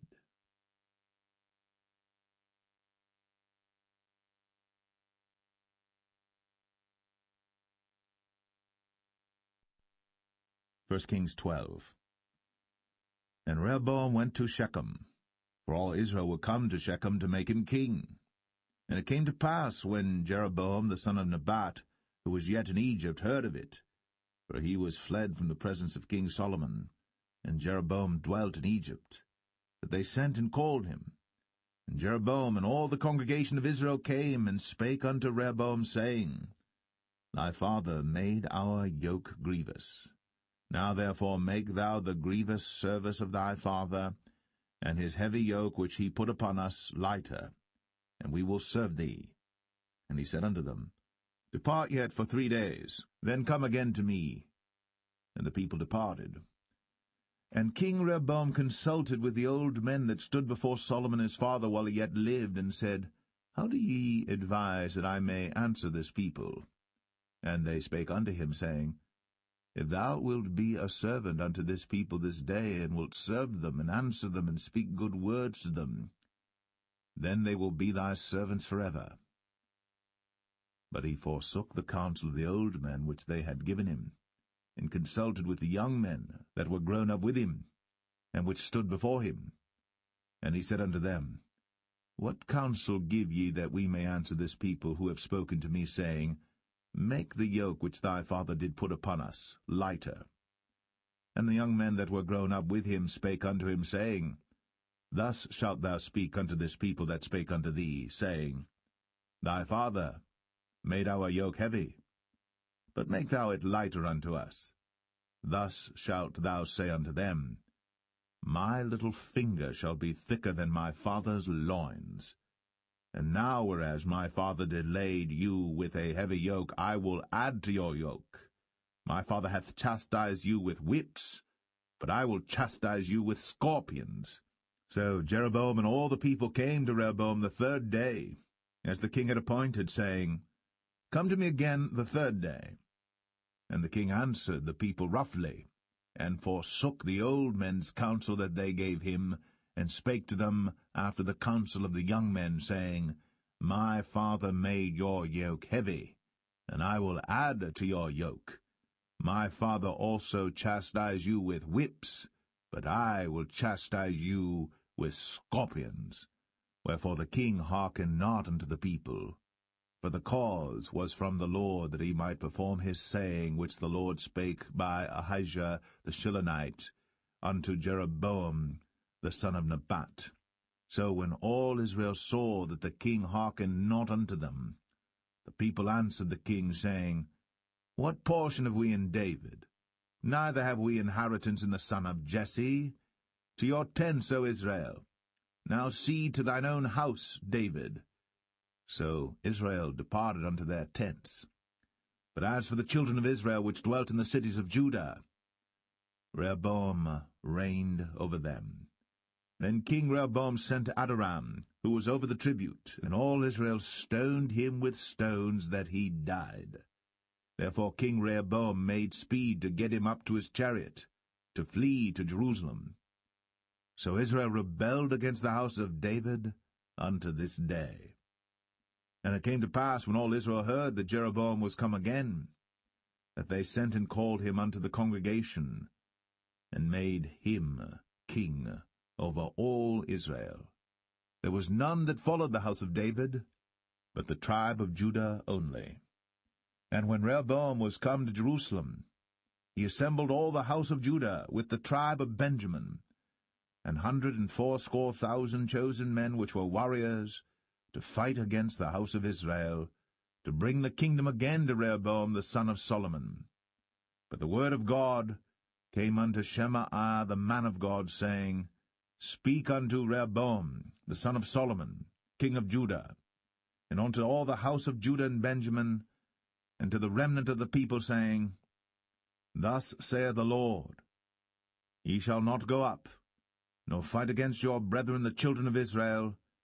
Return every man to his house, for this thing is from me. They hearkened therefore to the word of the Lord, and returned to depart according to the word of the Lord. Then Jeroboam built Shechem in Mount Ephraim, and dwelt therein, and went out from thence, and built Penuel. And Jeroboam said in his heart, Now shall the kingdom return to the house of David. If this people go up to do sacrifice in the house of the Lord at Jerusalem, then shall the heart of this people turn again unto their Lord, even unto Rehoboam king of Judah, and they shall kill me, and go again to Rehoboam king of Judah. Whereupon the king took counsel, and made 2 calves of gold, and said unto them, It is too much for you to go up to Jerusalem. Behold thy gods, O Israel, which brought thee up out of the land of Egypt. And he set the one in Bethel, and the other put he in Dan. And this thing became a sin. For the people went to worship before the one, even unto Dan. And he made an house of high places, and made priests of the lowest of the people, which were not of the sons of Levi. And Jeroboam ordained a feast in the 8th month, on the 15th day of the month, like unto the feast that is in Judah. And he offered upon the altar. So did he in Bethel, sacrificing unto the calves that he had made. And he placed in Bethel the priests of the high places which he had made. So he offered upon the altar which he had made in Bethel the 15th day of the 8th month, even in the month which he had devised of his own heart, and ordained a feast unto the children of Israel. And he offered upon the altar, and burnt incense.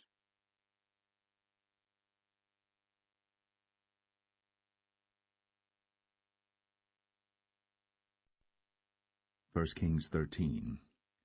And behold, there came a man of God out of Judah by the word of the Lord unto Bethel. And Jeroboam stood by the altar to burn incense. And he cried against the altar in the word of the Lord, and said, O altar, altar, thus saith the Lord, Behold, a child shall be born unto the house of David, Josiah by name. And upon thee shall he offer the priests of the high places that burn incense upon thee, and men's bones shall be burnt upon thee. And he gave a sign the same day, saying, This is the sign which the Lord hath spoken. Behold, the altar shall be rent, and the ashes that are upon it shall be poured out. And it came to pass, when King Jeroboam heard the saying of the man of God, which had cried against the altar in Bethel, that he put forth his hand from the altar, saying, Lay hold on him. And his hand, which he put forth against him, dried up, so that he could not pull it in again to him. The altar also was rent, and the ashes poured out from the altar, according to the sign which the man of God had given, by the word of the Lord. And the king answered and said unto the man of God, Entreat now the face of the Lord thy God, and pray for me, that my hand may be restored me again. And the man of God besought the Lord, and the king's hand was restored him again, and became as it was before. And the king said unto the man of God, Come home with me, and refresh thyself, and I will give thee a reward. And the man of God said unto the king, If thou wilt give me half thine house, I will not go in with thee, neither will I eat bread nor drink water in this place. For so was it charged me by the word of the Lord, saying, Eat no bread, nor drink water, nor turn again by the same way that thou camest. So he went another way, and returned not by the way that he came to Bethel. Now there dwelt an old prophet in Bethel, and his sons came and told him all the works that the man of God had done that day in Bethel, the words which he had spoken unto the king. Them they told also to their father. And their father said unto them, What way went he? For his sons had seen what way the man of God went, which came from Judah. And he said unto his sons, Saddle me the ass. So they saddled him the ass, and he rode thereon, and went after the man of God, and found him sitting under an oak. And he said unto him, Art thou the man of God that camest from Judah? And he said, I am. Then he said unto him, Come home with me, and eat bread. And he said, I may not return with thee, nor go in with thee, neither will I eat bread nor drink water with thee in this place. For it was said to me by the word of the Lord, Thou shalt eat no bread, nor drink water there, nor turn again to go by the way that thou camest. He said unto him, I am a prophet, also as thou art. And an angel spake unto me by the word of the Lord, saying, Bring him back with thee into thine house, that he may eat bread and drink water. But he lied unto him. So he went back with him, and did eat bread in his house, and drank water. And it came to pass, as they sat at the table, that the word of the Lord came unto the prophet that brought him back. And he cried unto the man of God that came from Judah, saying, Thus saith the Lord, For as much as thou hast disobeyed the mouth of the Lord, and hast not kept the commandment which the Lord thy God commanded thee, but camest back, and hast eaten bread, and drunk water in the place, of the which the Lord did say to thee, Eat no bread, and drink no water, thy carcass shall not come unto the sepulchre of thy fathers. And it came to pass, after he had eaten bread, and after he had drunk, that he saddled for him the ass, to wit, for the prophet whom he had brought back. And when he was gone, a lion met him by the way, and slew him. And his carcass was cast in the way, and the ass stood by it. The lion also stood by the carcass. And behold, men passed by, and saw the carcass cast in the way, and the lion standing by the carcass. And they came and told it in the city where the old prophet dwelt. And when the prophet that brought him back from the way heard thereof, he said, It is the man of God who was disobedient unto the word of the Lord. Therefore the Lord hath delivered him unto the lion, which hath torn him and slain him according to the word of the Lord, which he spake unto him. And he spake to his son, saying, Saddle me the ass. And they saddled him. And he went and found his carcass cast in the way, and the ass and the lion standing by the carcass. The lion had not eaten the carcass, nor torn the ass. And the prophet took up the carcass of the man of God, and laid it upon the ass, and brought it back. And the old prophet came to the city to mourn and to bury him. And he laid his carcass in his own grave. And they mourned over him, saying, Alas, my brother! And it came to pass, after he had buried him, that he spake to his son, saying, When I am dead, then bury me in the sepulchre wherein the man of God is buried. Lay my bones beside his bones. For the saying which he cried by the word of the Lord against the altar in Bethel, and against all the houses of the high places which are in the cities of Samaria, shall surely come to pass. After this thing Jeroboam returned not from his evil way, but made again of the lowest of the people priests of the high places. Whosoever would, he consecrated him, and he became one of the priests of the high places. And this thing became sin unto the house of Jeroboam, even to cut it off, and to destroy it from off the face of the earth.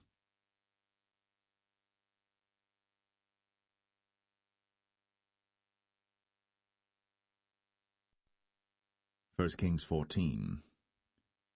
At that time Abijah, the son of Jeroboam, fell sick. And Jeroboam said to his wife, Arise, I pray thee, and disguise thyself, that thou be not known to be the wife of Jeroboam, and get thee to Shiloh. Behold, there is Ahijah the prophet, which told me that I should be king over this people. And take with thee 10 loaves and cracknels, and a cruse of honey, and go to him. He shall tell thee what shall become of the child. And Jeroboam's wife did so, and arose, and went to Shiloh, and came to the house of Ahijah. But Ahijah could not see, for his eyes were set by reason of his age. And the Lord said unto Ahijah, Behold, the wife of Jeroboam cometh to ask a thing of thee for her son, for he is sick. Thus and thus shalt thou say unto her, for it shall be, when she cometh in, that she shall feign herself to be another woman. And it was so, when Ahijah heard the sound of her feet, as she came in at the door, that he said, Come in, thou wife of Jeroboam. Why feignest thou thyself to be another? For I am sent to thee with heavy tidings.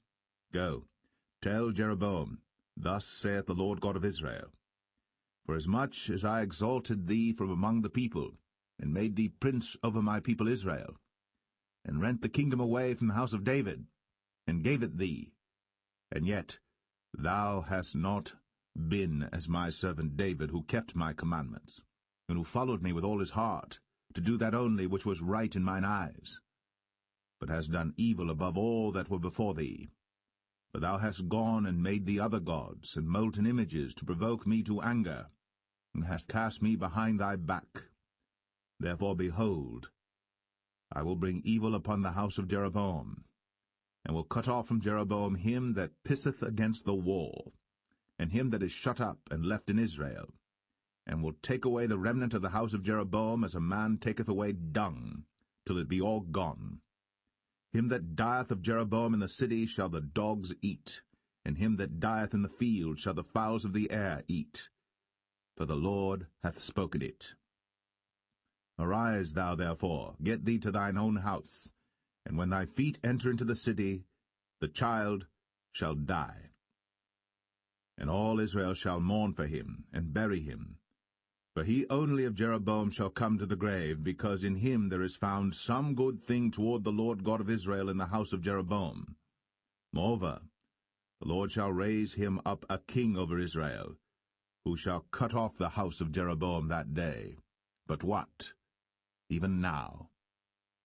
For the Lord shall smite Israel, as a reed is shaken in the water, and he shall root up Israel out of this good land, which he gave to their fathers, and shall scatter them beyond the river, because they have made their groves, provoking the Lord to anger. And he shall give Israel up, because of the sins of Jeroboam, who did sin, and who made Israel to sin. And Jeroboam's wife arose and departed, and came to Tirzah. And when she came to the threshold of the door, the child died, and they buried him. And all Israel mourned for him according to the word of the Lord, which he spake by the hand of his servant Ahijah the prophet. And the rest of the acts of Jeroboam, how he warred and how he reigned, behold, they are written in the book of the Chronicles of the kings of Israel. And the days which Jeroboam reigned were 22 years, and he slept with his fathers, and Nadab his son reigned in his stead. And Rehoboam the son of Solomon reigned in Judah. Rehoboam was 41 years old when he began to reign, and he reigned 17 years in Jerusalem, the city which the Lord did choose out of all the tribes of Israel, to put his name there. And his mother's name was Naamah, an Ammonitess. And Judah did evil in the sight of the Lord, and they provoked him to jealousy with their sins which they had committed, above all that their fathers had done. For they also built them high places and images and groves on every high hill, and under every green tree. And there were also Sodomites in the land, and they did according to all the abominations of the nations which the Lord cast out before the children of Israel. And it came to pass in the 5th year of King Rehoboam that Shishak king of Egypt came up against Jerusalem. And he took away the treasures of the house of the Lord, and the treasures of the king's house, even took away all, and he took away all the shields of gold which Solomon had made. And King Rehoboam made in their stead brazen shields, and committed them unto the hands of the chief of the guard which kept the door of the king's house. And it was so, when the king went into the house of the Lord, that the guard bare them and brought them back into the guard chamber. Now the rest of the acts of Rehoboam, and all that he did, are they not written in the book of the Chronicles of the kings of Judah? And there was war between Rehoboam and Jeroboam all their days. And Rehoboam slept with his fathers, and was buried with his fathers in the city of David. And his mother's name was Naamah, an Ammonitess. And Abijam, his son, reigned in his stead.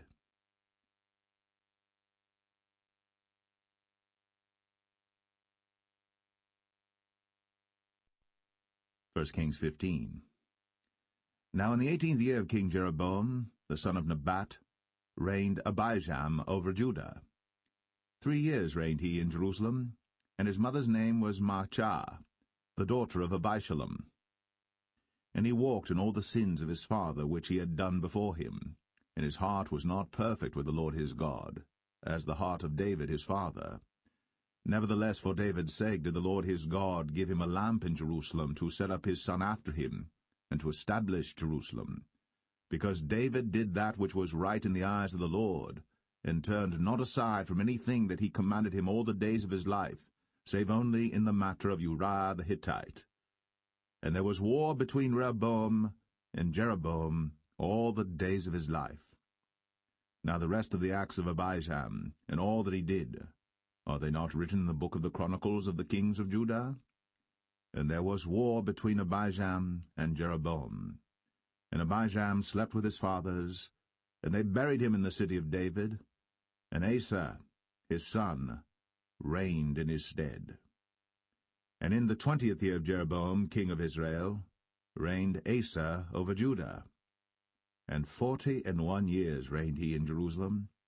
And his mother's name was Maachah, the daughter of Abishalom. And Asa did that which was right in the eyes of the Lord, as did David his father. And he took away the Sodomites out of the land, and removed all the idols that his fathers had made. And also Maachah his mother, even her he removed from being queen, because she had made an idol in the grove. And Asa destroyed her idol, and burned it by the brook Kidron. But the high places were not removed. Nevertheless Asa's heart was perfect with the Lord all his days. And he brought in the things which his father had dedicated, and the things which himself had dedicated, into the house of the Lord, silver and gold and vessels. And there was war between Asa and Baasha, king of Israel, all their days. And Baasha, king of Israel, went up against Judah, and built Ramah, that he might not suffer any to go out or come in to Asa, king of Judah.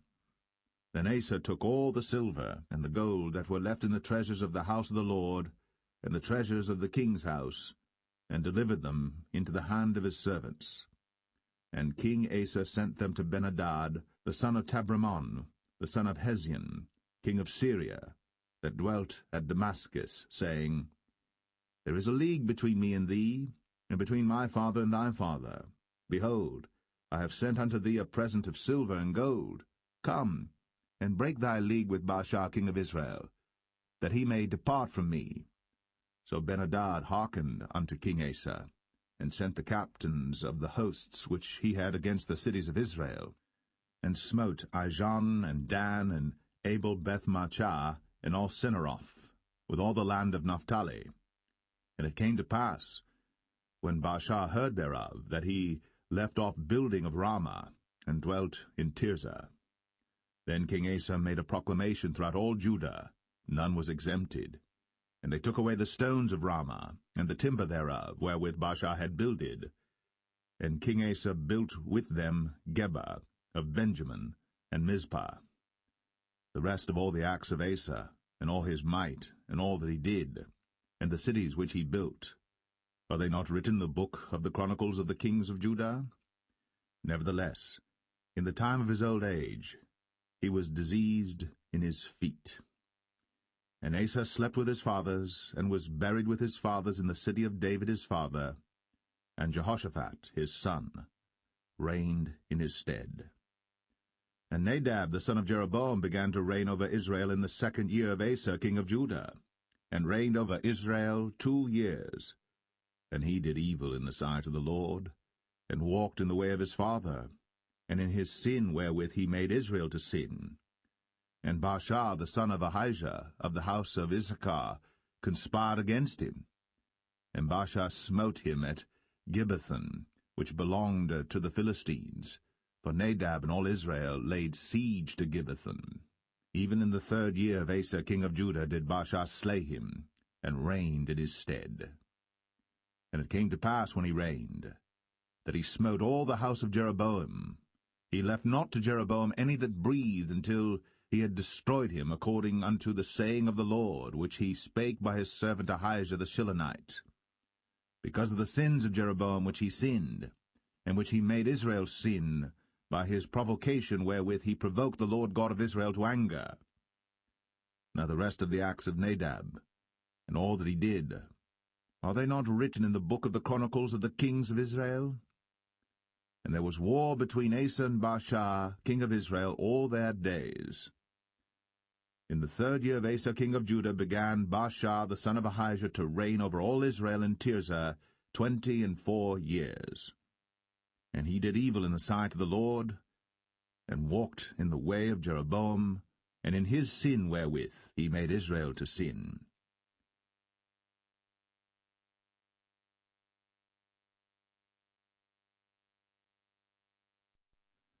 1 Kings 16.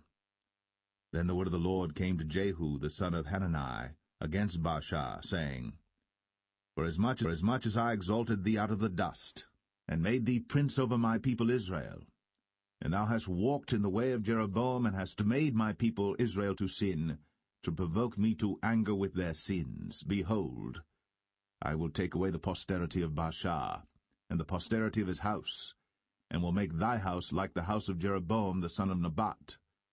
Him that dieth of Baasha in the city shall the dogs eat, and him that dieth of his in the fields shall the fowls of the air eat. Now the rest of the acts of Baasha, and what he did, and his might, are they not written in the book of the chronicles of the kings of Israel? So Baasha slept with his fathers, and was buried in Tirzah, and Elah his son reigned in his stead. And also by the hand of the prophet Jehu, the son of Hanani, came the word of the Lord against Baasha, and against his house, even for all the evil that he did in the sight of the Lord, in provoking him to anger, with the work of his hands, in being like the house of Jeroboam, and because he killed him. In the 26th year of Asa king of Judah began Elah the son of Baasha to reign over Israel in Tirzah 2 years. And his servant Zimri, captain of half his chariots, conspired against him, as he was in Tirzah drinking himself drunk in the house of Arzah, steward of his house in Tirzah. And Zimri went in, and smote him, and killed him, in the 27th year of Asa king of Judah, and reigned in his stead. And it came to pass, when he began to reign, as soon as he sat on his throne, that he slew all the house of Baasha. He left him not one that pisseth against a wall, neither of his kinsfolks, nor of his friends. Thus did Zimri destroy all the house of Baasha, according to the word of the Lord which he spake against Baasha by Jehu the prophet. For all the sins of Baasha, and the sins of Elah his son, by which they sinned, and by which they made Israel to sin, in provoking the Lord God of Israel to anger with their vanities. Now the rest of the acts of Elah, and all that he did, are they not written in the book of the Chronicles of the kings of Israel? In the 27th year of Asa king of Judah did Zimri reign 7 days in Tirzah. And the people were encamped against Gibbethon, which belonged to the Philistines. And the people that were encamped heard say, Zimri hath conspired, and hath also slain the king. Wherefore all Israel made Omri, the captain of the host, king over Israel that day in the camp. And Omri went up from Gibbethon, and all Israel with him, and they besieged Tirzah.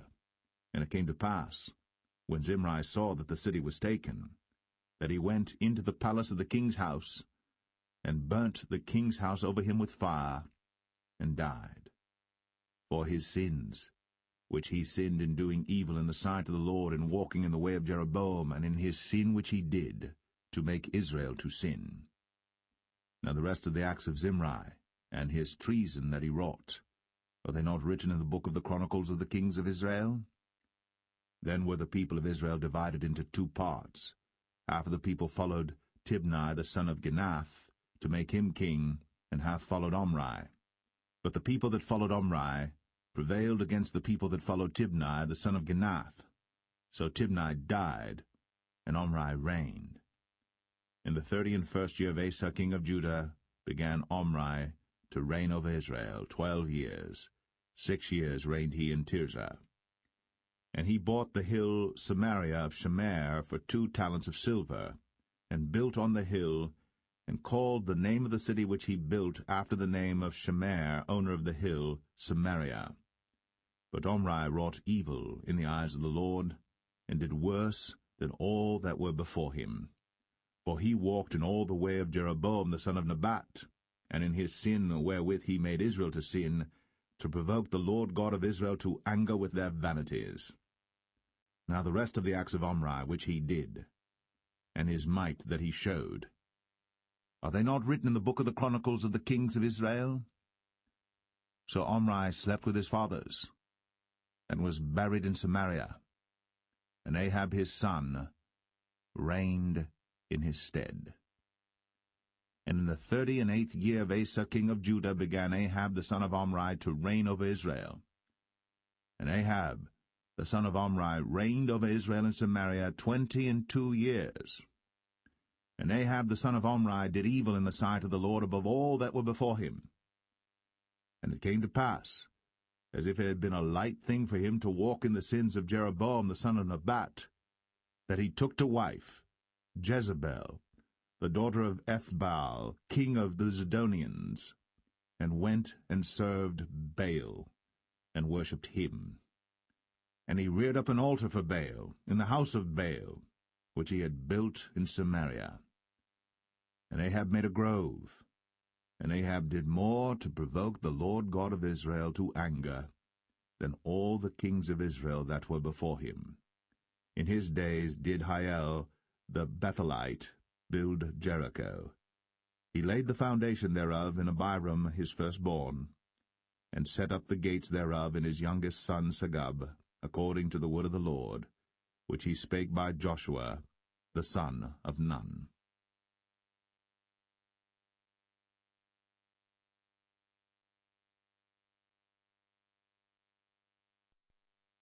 1 Kings 17. And Elijah the Tishbite, who was of the inhabitants of Gilead, said unto Ahab, As the Lord God of Israel liveth, before whom I stand, there shall not be dew nor rain these years, but according to my word. And the word of the Lord came unto him, saying, Get thee hence, and turn thee eastward, and hide thyself by the brook Cherith, that is before Jordan. And it shall be that thou shalt drink of the brook, and I have commanded the ravens to feed thee there. So he went and did according unto the word of the Lord, for he went and dwelt by the brook Cherith, that is before Jordan. And the ravens brought him bread and flesh in the morning, and bread and flesh in the evening, and he drank of the brook. And it came to pass after a while that the brook dried up, because there had been no rain in the land. And the word of the Lord came unto him, saying, Arise, get thee to Zarephath, which belongeth to Zidon, and dwell there. Behold, I have commanded a widow woman there to sustain thee. So he arose and went to Zarephath. And when he came to the gate of the city, behold, the widow woman was there gathering of sticks. And he called to her, and said, Fetch me, I pray thee, a little water in a vessel, that I may drink. And as she was going to fetch it, he called to her, and said, Bring me, I pray thee, a morsel of bread in thine hand. And she said, As the Lord thy God liveth, I have not a cake, but an handful of meal in a barrel, and a little oil in a cruse, and behold, I am gathering 2 sticks, that I may go in and dress it for me, and my son, that we may eat it, and die. And Elijah said unto her, Fear not, go and do as thou hast said, but make me thereof a little cake first, and bring it unto me, and after make for thee and for thy son. For thus saith the Lord God of Israel, The barrel of meal shall not waste, neither shall the cruse of oil fail, until the day that the Lord sendeth rain upon the earth. And she went and did according to the saying of Elijah, and she and he and her house did eat many days. And the barrel of meal wasted not, neither did the cruse of oil fail, according to the word of the Lord which he spake by Elijah. And it came to pass after these things, that the son of the woman, the mistress of the house, fell sick, and his sickness was so sore, that there was no breath left in him. And she said unto Elijah, What have I to do with thee, O thou man of God? Art thou come unto me to call my sin to remembrance, and to slay my son? And he said unto her, Give me thy son. And he took him out of her bosom, and carried him up into a loft, where he abode, and laid him upon his own bed. And he cried unto the Lord, and said, O Lord my God, hast thou also brought evil upon the widow with whom I sojourn, by slaying her son? And he stretched himself upon the child 3 times, and cried unto the Lord, and said, O Lord my God, I pray thee, let this child's soul come into him again. And the Lord heard the voice of Elijah, and the soul of the child came into him again, and he revived. And Elijah took the child, and brought him down out of the chamber into the house, and delivered him unto his mother. And Elijah said, See, thy son liveth. And the woman said to Elijah, Now by this I know that thou art a man of God, and that the word of the Lord in thy mouth is truth.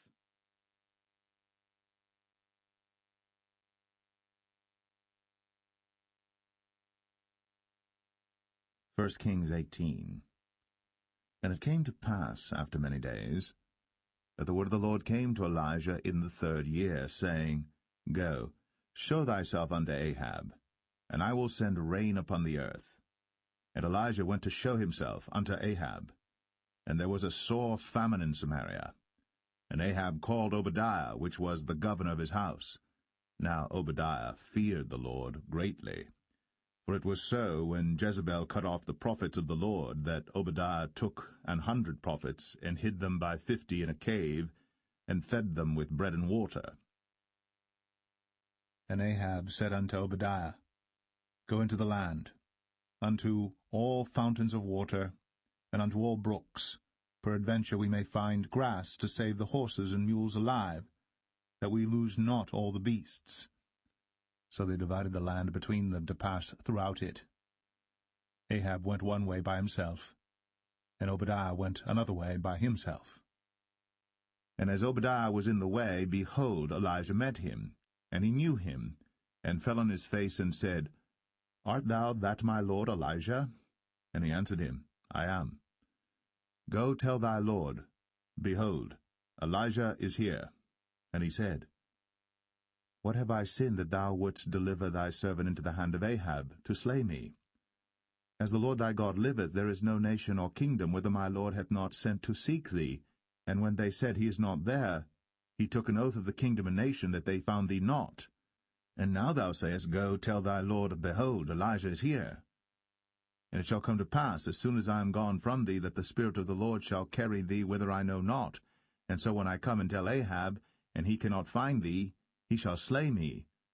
But I thy servant fear the Lord from my youth. Was it not told my Lord what I did when Jezebel slew the prophets of the Lord, how I hid 100 men of the Lord's prophets by 50 in a cave, and fed them with bread and water?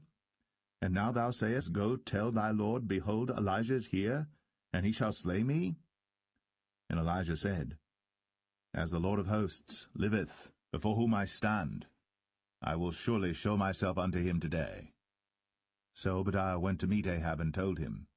And Ahab went to meet Elijah. And it came to pass, when Ahab saw Elijah, that Ahab said unto him, Art thou he that troubleth Israel? And he answered, I have not troubled Israel, but thou and thy father's house, in that ye have forsaken the commandments of the Lord, and thou hast followed Baalim. Now therefore send and gather to me all Israel unto Mount Carmel, and the prophets of Baal 450, and the prophets of the groves 400, which eat at Jezebel's table. So Ahab sent unto all the children of Israel, and gathered the prophets together unto Mount Carmel. And Elijah came unto all the people, and said, How long halt ye between two opinions? If the Lord be God, follow him. But if Baal, then follow him. And the people answered him not a word. Then said Elijah unto the people, I, even I only, remain a prophet of the Lord. But Baal's prophets are 450 men. Let them therefore give us 2 bullocks, and let them choose 1 bullock from themselves, and cut it in pieces, and lay it on wood, and put no fire under. And I will dress the other bullock, and lay it on wood, and put no fire under. And call ye on the name of your gods, and I will call on the name of the Lord. And the God that answereth by fire, let him be God. And all the people answered and said, It is well spoken.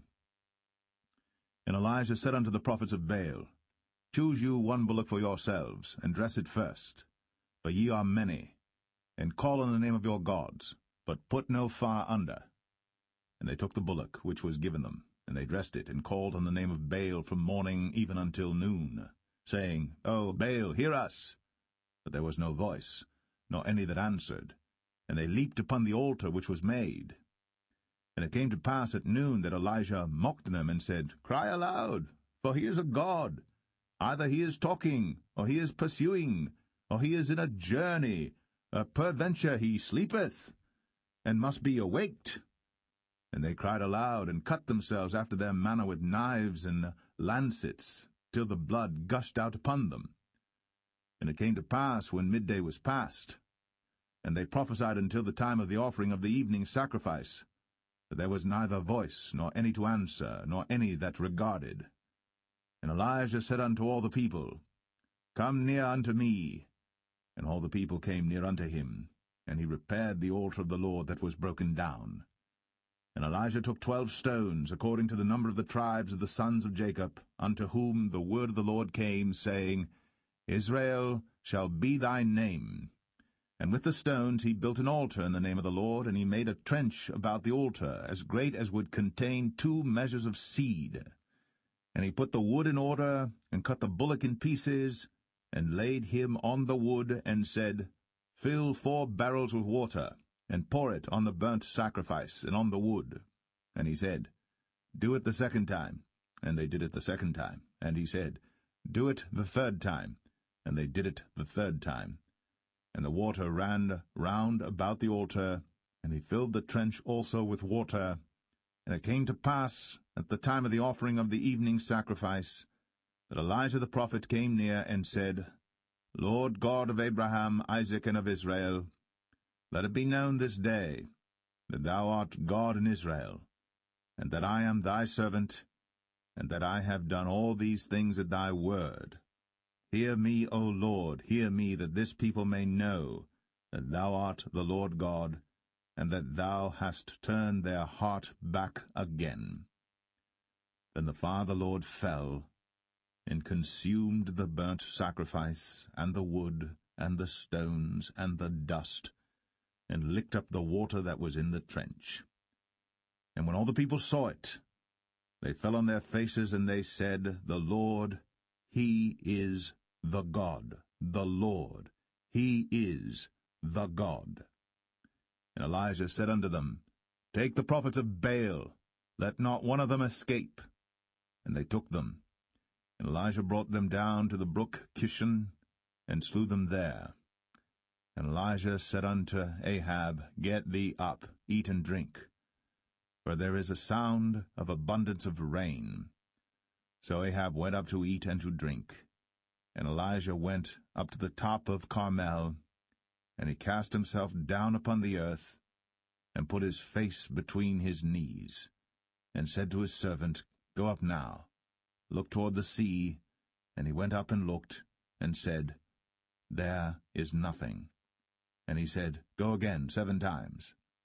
And it came to pass at the 7th time that he said, Behold, there ariseth a little cloud out of the sea like a man's hand. And he said, Go up, say unto Ahab, Prepare thy chariot, and get thee down, that the rain stop thee not.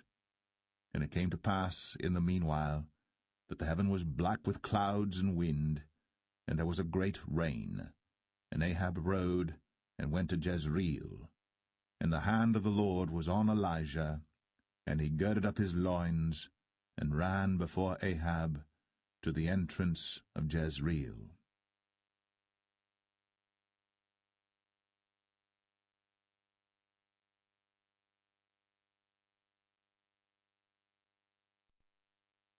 First Kings 19. And Ahab told Jezebel all that Elijah had done, and withal how he had slain all the prophets with the sword. Then Jezebel sent a messenger unto Elijah, saying, So let the gods do to me, and more also, if I make not thy life as the life of one of them by tomorrow about this time. And when he saw that, he arose, and went for his life, and came to Beersheba, which belongeth to Judah, and left his servant there. But he himself went a day's journey into the wilderness, and came and sat down under a juniper tree. And he requested for himself that he might die, and said, It is enough. Now, O Lord, take away my life, for I am not better than my fathers. And as he lay and slept under a juniper tree, behold, then an angel touched him, and said unto him, Arise and eat. And he looked, and behold, there was a cake baked on the coals, and a cruse of water at his head. And he did eat and drink, and laid him down again. And the angel of the Lord came again the 2nd time, and touched him, and said, Arise and eat, because the journey is too great for thee. And he arose, and did eat and drink, and went in the strength of that meat 40 days, and 40 nights, unto Horeb the mount of God. And he came thither unto a cave, and lodged there. And behold, the word of the Lord came to him, and he said unto him, What doest thou here, Elijah? And he said, I have been very jealous for the Lord God of hosts, for the children of Israel have forsaken thy covenant, thrown down thine altars, and slain thy prophets with the sword, and I, even I only am left, and they seek my life to take it away. And he said, Go forth, and stand upon the mount before the Lord. And behold, the Lord passed by, and a great and strong wind rent the mountains, and brake in pieces the rocks before the Lord. But the Lord was not in the wind. And after the wind an earthquake. But the Lord was not in the earthquake. And after the earthquake a fire. But the Lord was not in the fire. And after the fire a still small voice. And it was so, when Elijah heard it, that he wrapped his face in his mantle, and went out, and stood in the entering in of the cave. And behold, there came a voice unto him, and said, What doest thou here, Elijah? And he said, I have been very jealous for the Lord God of hosts, because the children of Israel have forsaken thy covenant, thrown down thine altars, and slain thy prophets with the sword, and I, even I only, am left. And they seek my life, to take it away. And the Lord said unto him, Go, return on thy way to the wilderness of Damascus, and when thou comest, anoint Hazael to be king over Syria. And Jehu the son of Nimshi shalt thou anoint to be king over Israel. And Elisha the son of Shaphat of Abel-Meholah shalt thou anoint to be prophet in thy room. And it shall come to pass that him that escapeth the sword of Hazael shall Jehu slay, and him that escapeth from the sword of Jehu shall Elisha slay. Yet I have left me 7,000 in Israel, all the knees which have not bowed unto Baal, and every mouth which hath not kissed him. So he departed thence, and found Elisha the son of Shaphat, who was plowing with 12 yoke of oxen before him, and he with the 12th. And Elijah passed by him, and cast his mantle upon him. And he left the oxen, and ran after Elijah, and said, Let me, I pray thee, kiss my father and my mother, and then I will follow thee. And he said unto him, Go back again, for what have I done to thee? And he returned back from him, and took a yoke of oxen, and slew them, and boiled their flesh with the instruments of the oxen, and gave unto the people, and they did eat. Then he arose, and went after Elijah, and ministered unto him.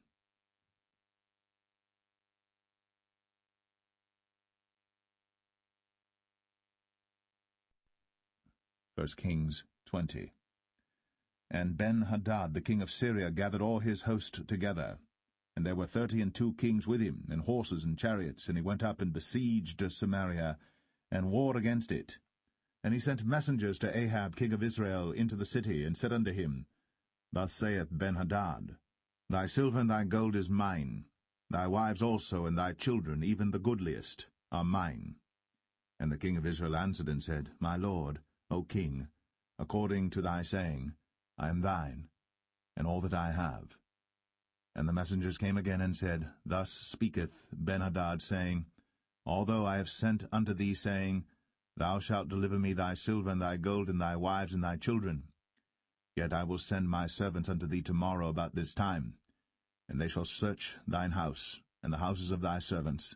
And it shall be that whatsoever is pleasant in thine eyes, they shall put it in their hand, and take it away.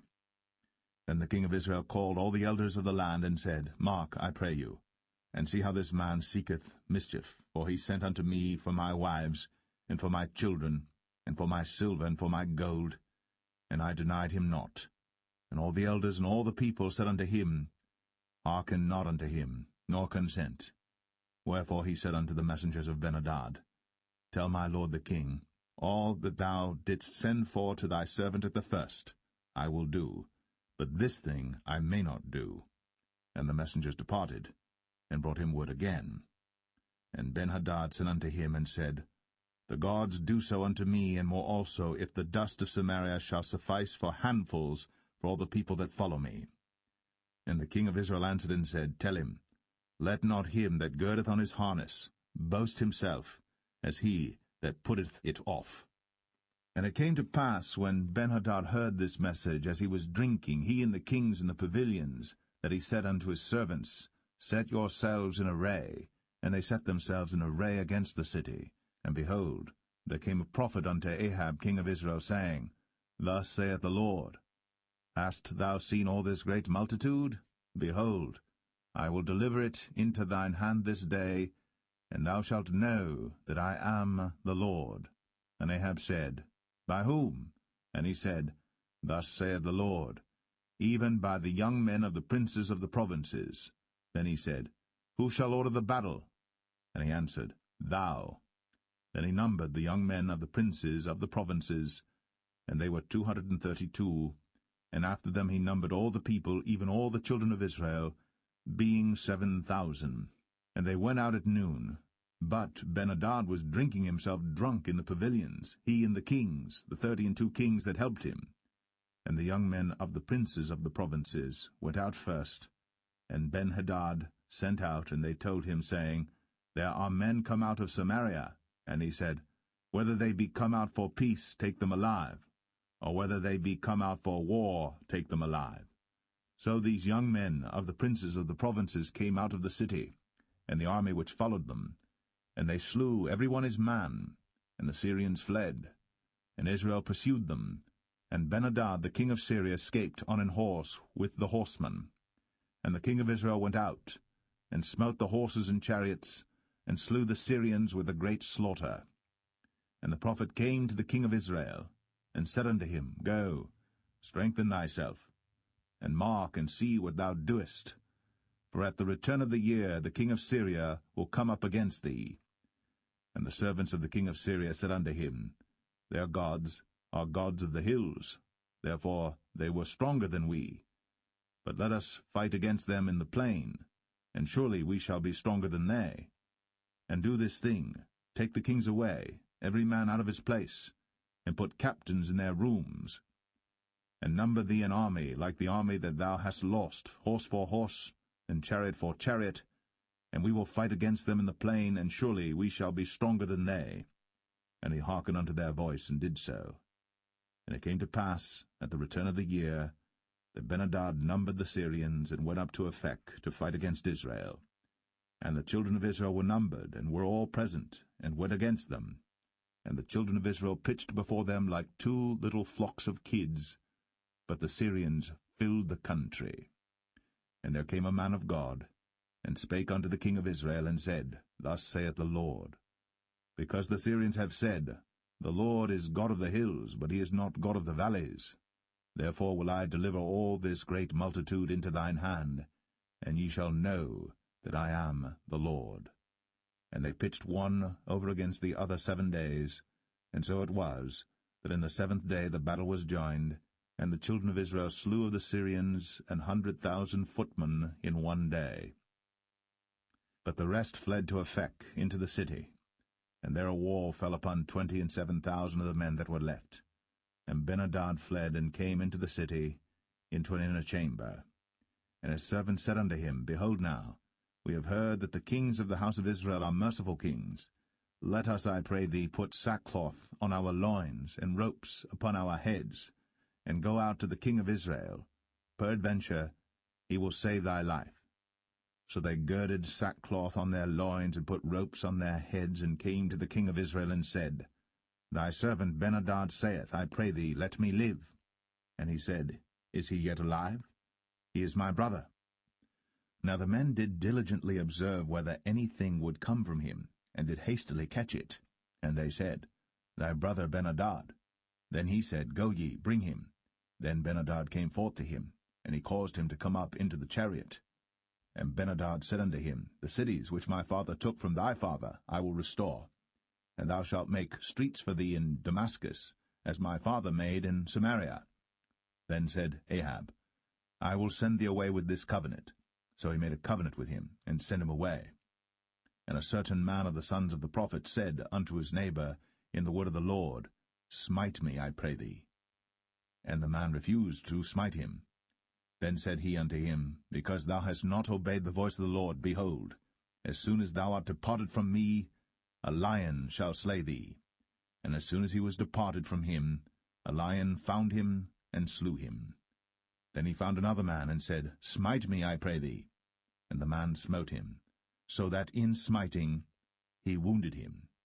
So the prophet departed, and waited for the king by the way, and disguised himself with ashes upon his face. And as the king passed by, he cried unto the king, and he said, Thy servant went out into the midst of the battle, and behold, a man turned aside, and brought a man unto me, and said, Keep this man.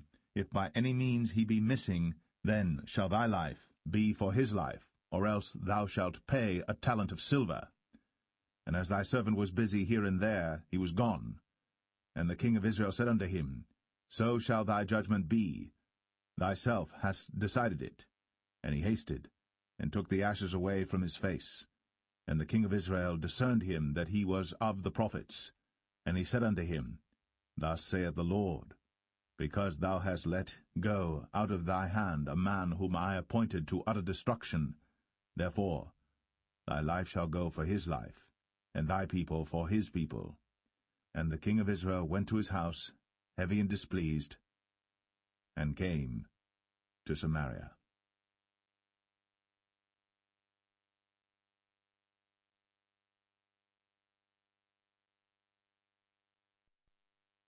1 Kings 21. And it came to pass, after these things, that Naboth the Jezreelite had a vineyard, which was in Jezreel, hard by the palace of Ahab king of Samaria. And Ahab spake unto Naboth, saying, Give me thy vineyard, that I may have it for a garden of herbs, because it is near unto my house. And I will give thee for it a better vineyard than it. Or, if it seem good to thee, I will give thee the worth of it in money. And Naboth said to Ahab, The Lord forbid it me, that I should give the inheritance of my fathers unto thee.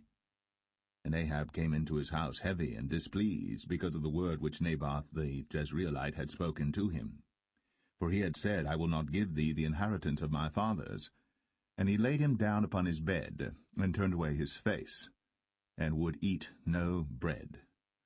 But Jezebel his wife came to him, and said unto him, Why is thy spirit so sad that thou eatest no bread? And he said unto her, Because I spake unto Naboth the Jezreelite, and said unto him, Give me thy vineyard for money, or else, if it please thee, I will give thee another vineyard for it. And he answered, I will not give thee my vineyard. And Jezebel his wife said unto him, Dost thou now govern the kingdom of Israel? Arise, and eat bread, and let thine heart be merry. I will give thee the vineyard of Naboth the Jezreelite. So she wrote letters in Ahab's name, and sealed them with his seal, and sent the letters unto the elders and to the nobles that were in his city dwelling with Naboth. And she wrote in the letters, saying, Proclaim a fast, and set Naboth on high among the people. And set 2 men, sons of Belial, before him, to bear witness against him, saying, Thou didst blaspheme God and the king. And then carry him out, and stone him, that he may die. And the men of his city, even the elders and the nobles, who were the inhabitants in his city, did as Jezebel had sent unto them, and as it was written in the letters which she had sent unto them. They proclaimed a fast, and set Naboth on high among the people. And there came in 2 men, children of Belial, and sat before him. And the men of Belial witnessed against him, even against Naboth, in the presence of the people, saying, Naboth did blaspheme God and the king. Then they carried him forth out of the city, and stoned him with stones, that he died. Then they sent to Jezebel, saying, Naboth is stoned, and is dead. And it came to pass, when Jezebel heard that Naboth was stoned, and was dead, that Jezebel said to Ahab, Arise, take possession of the vineyard of Naboth the Jezreelite, which he refused to give thee for money. For Naboth is not alive, but dead. And it came to pass, when Ahab heard that Naboth was dead, that Ahab rose up to go down to the vineyard of Naboth the Jezreelite, to take possession of it. And the word of the Lord came to Elijah the Tishbite, saying, Arise, go down to meet Ahab king of Israel, which is in Samaria.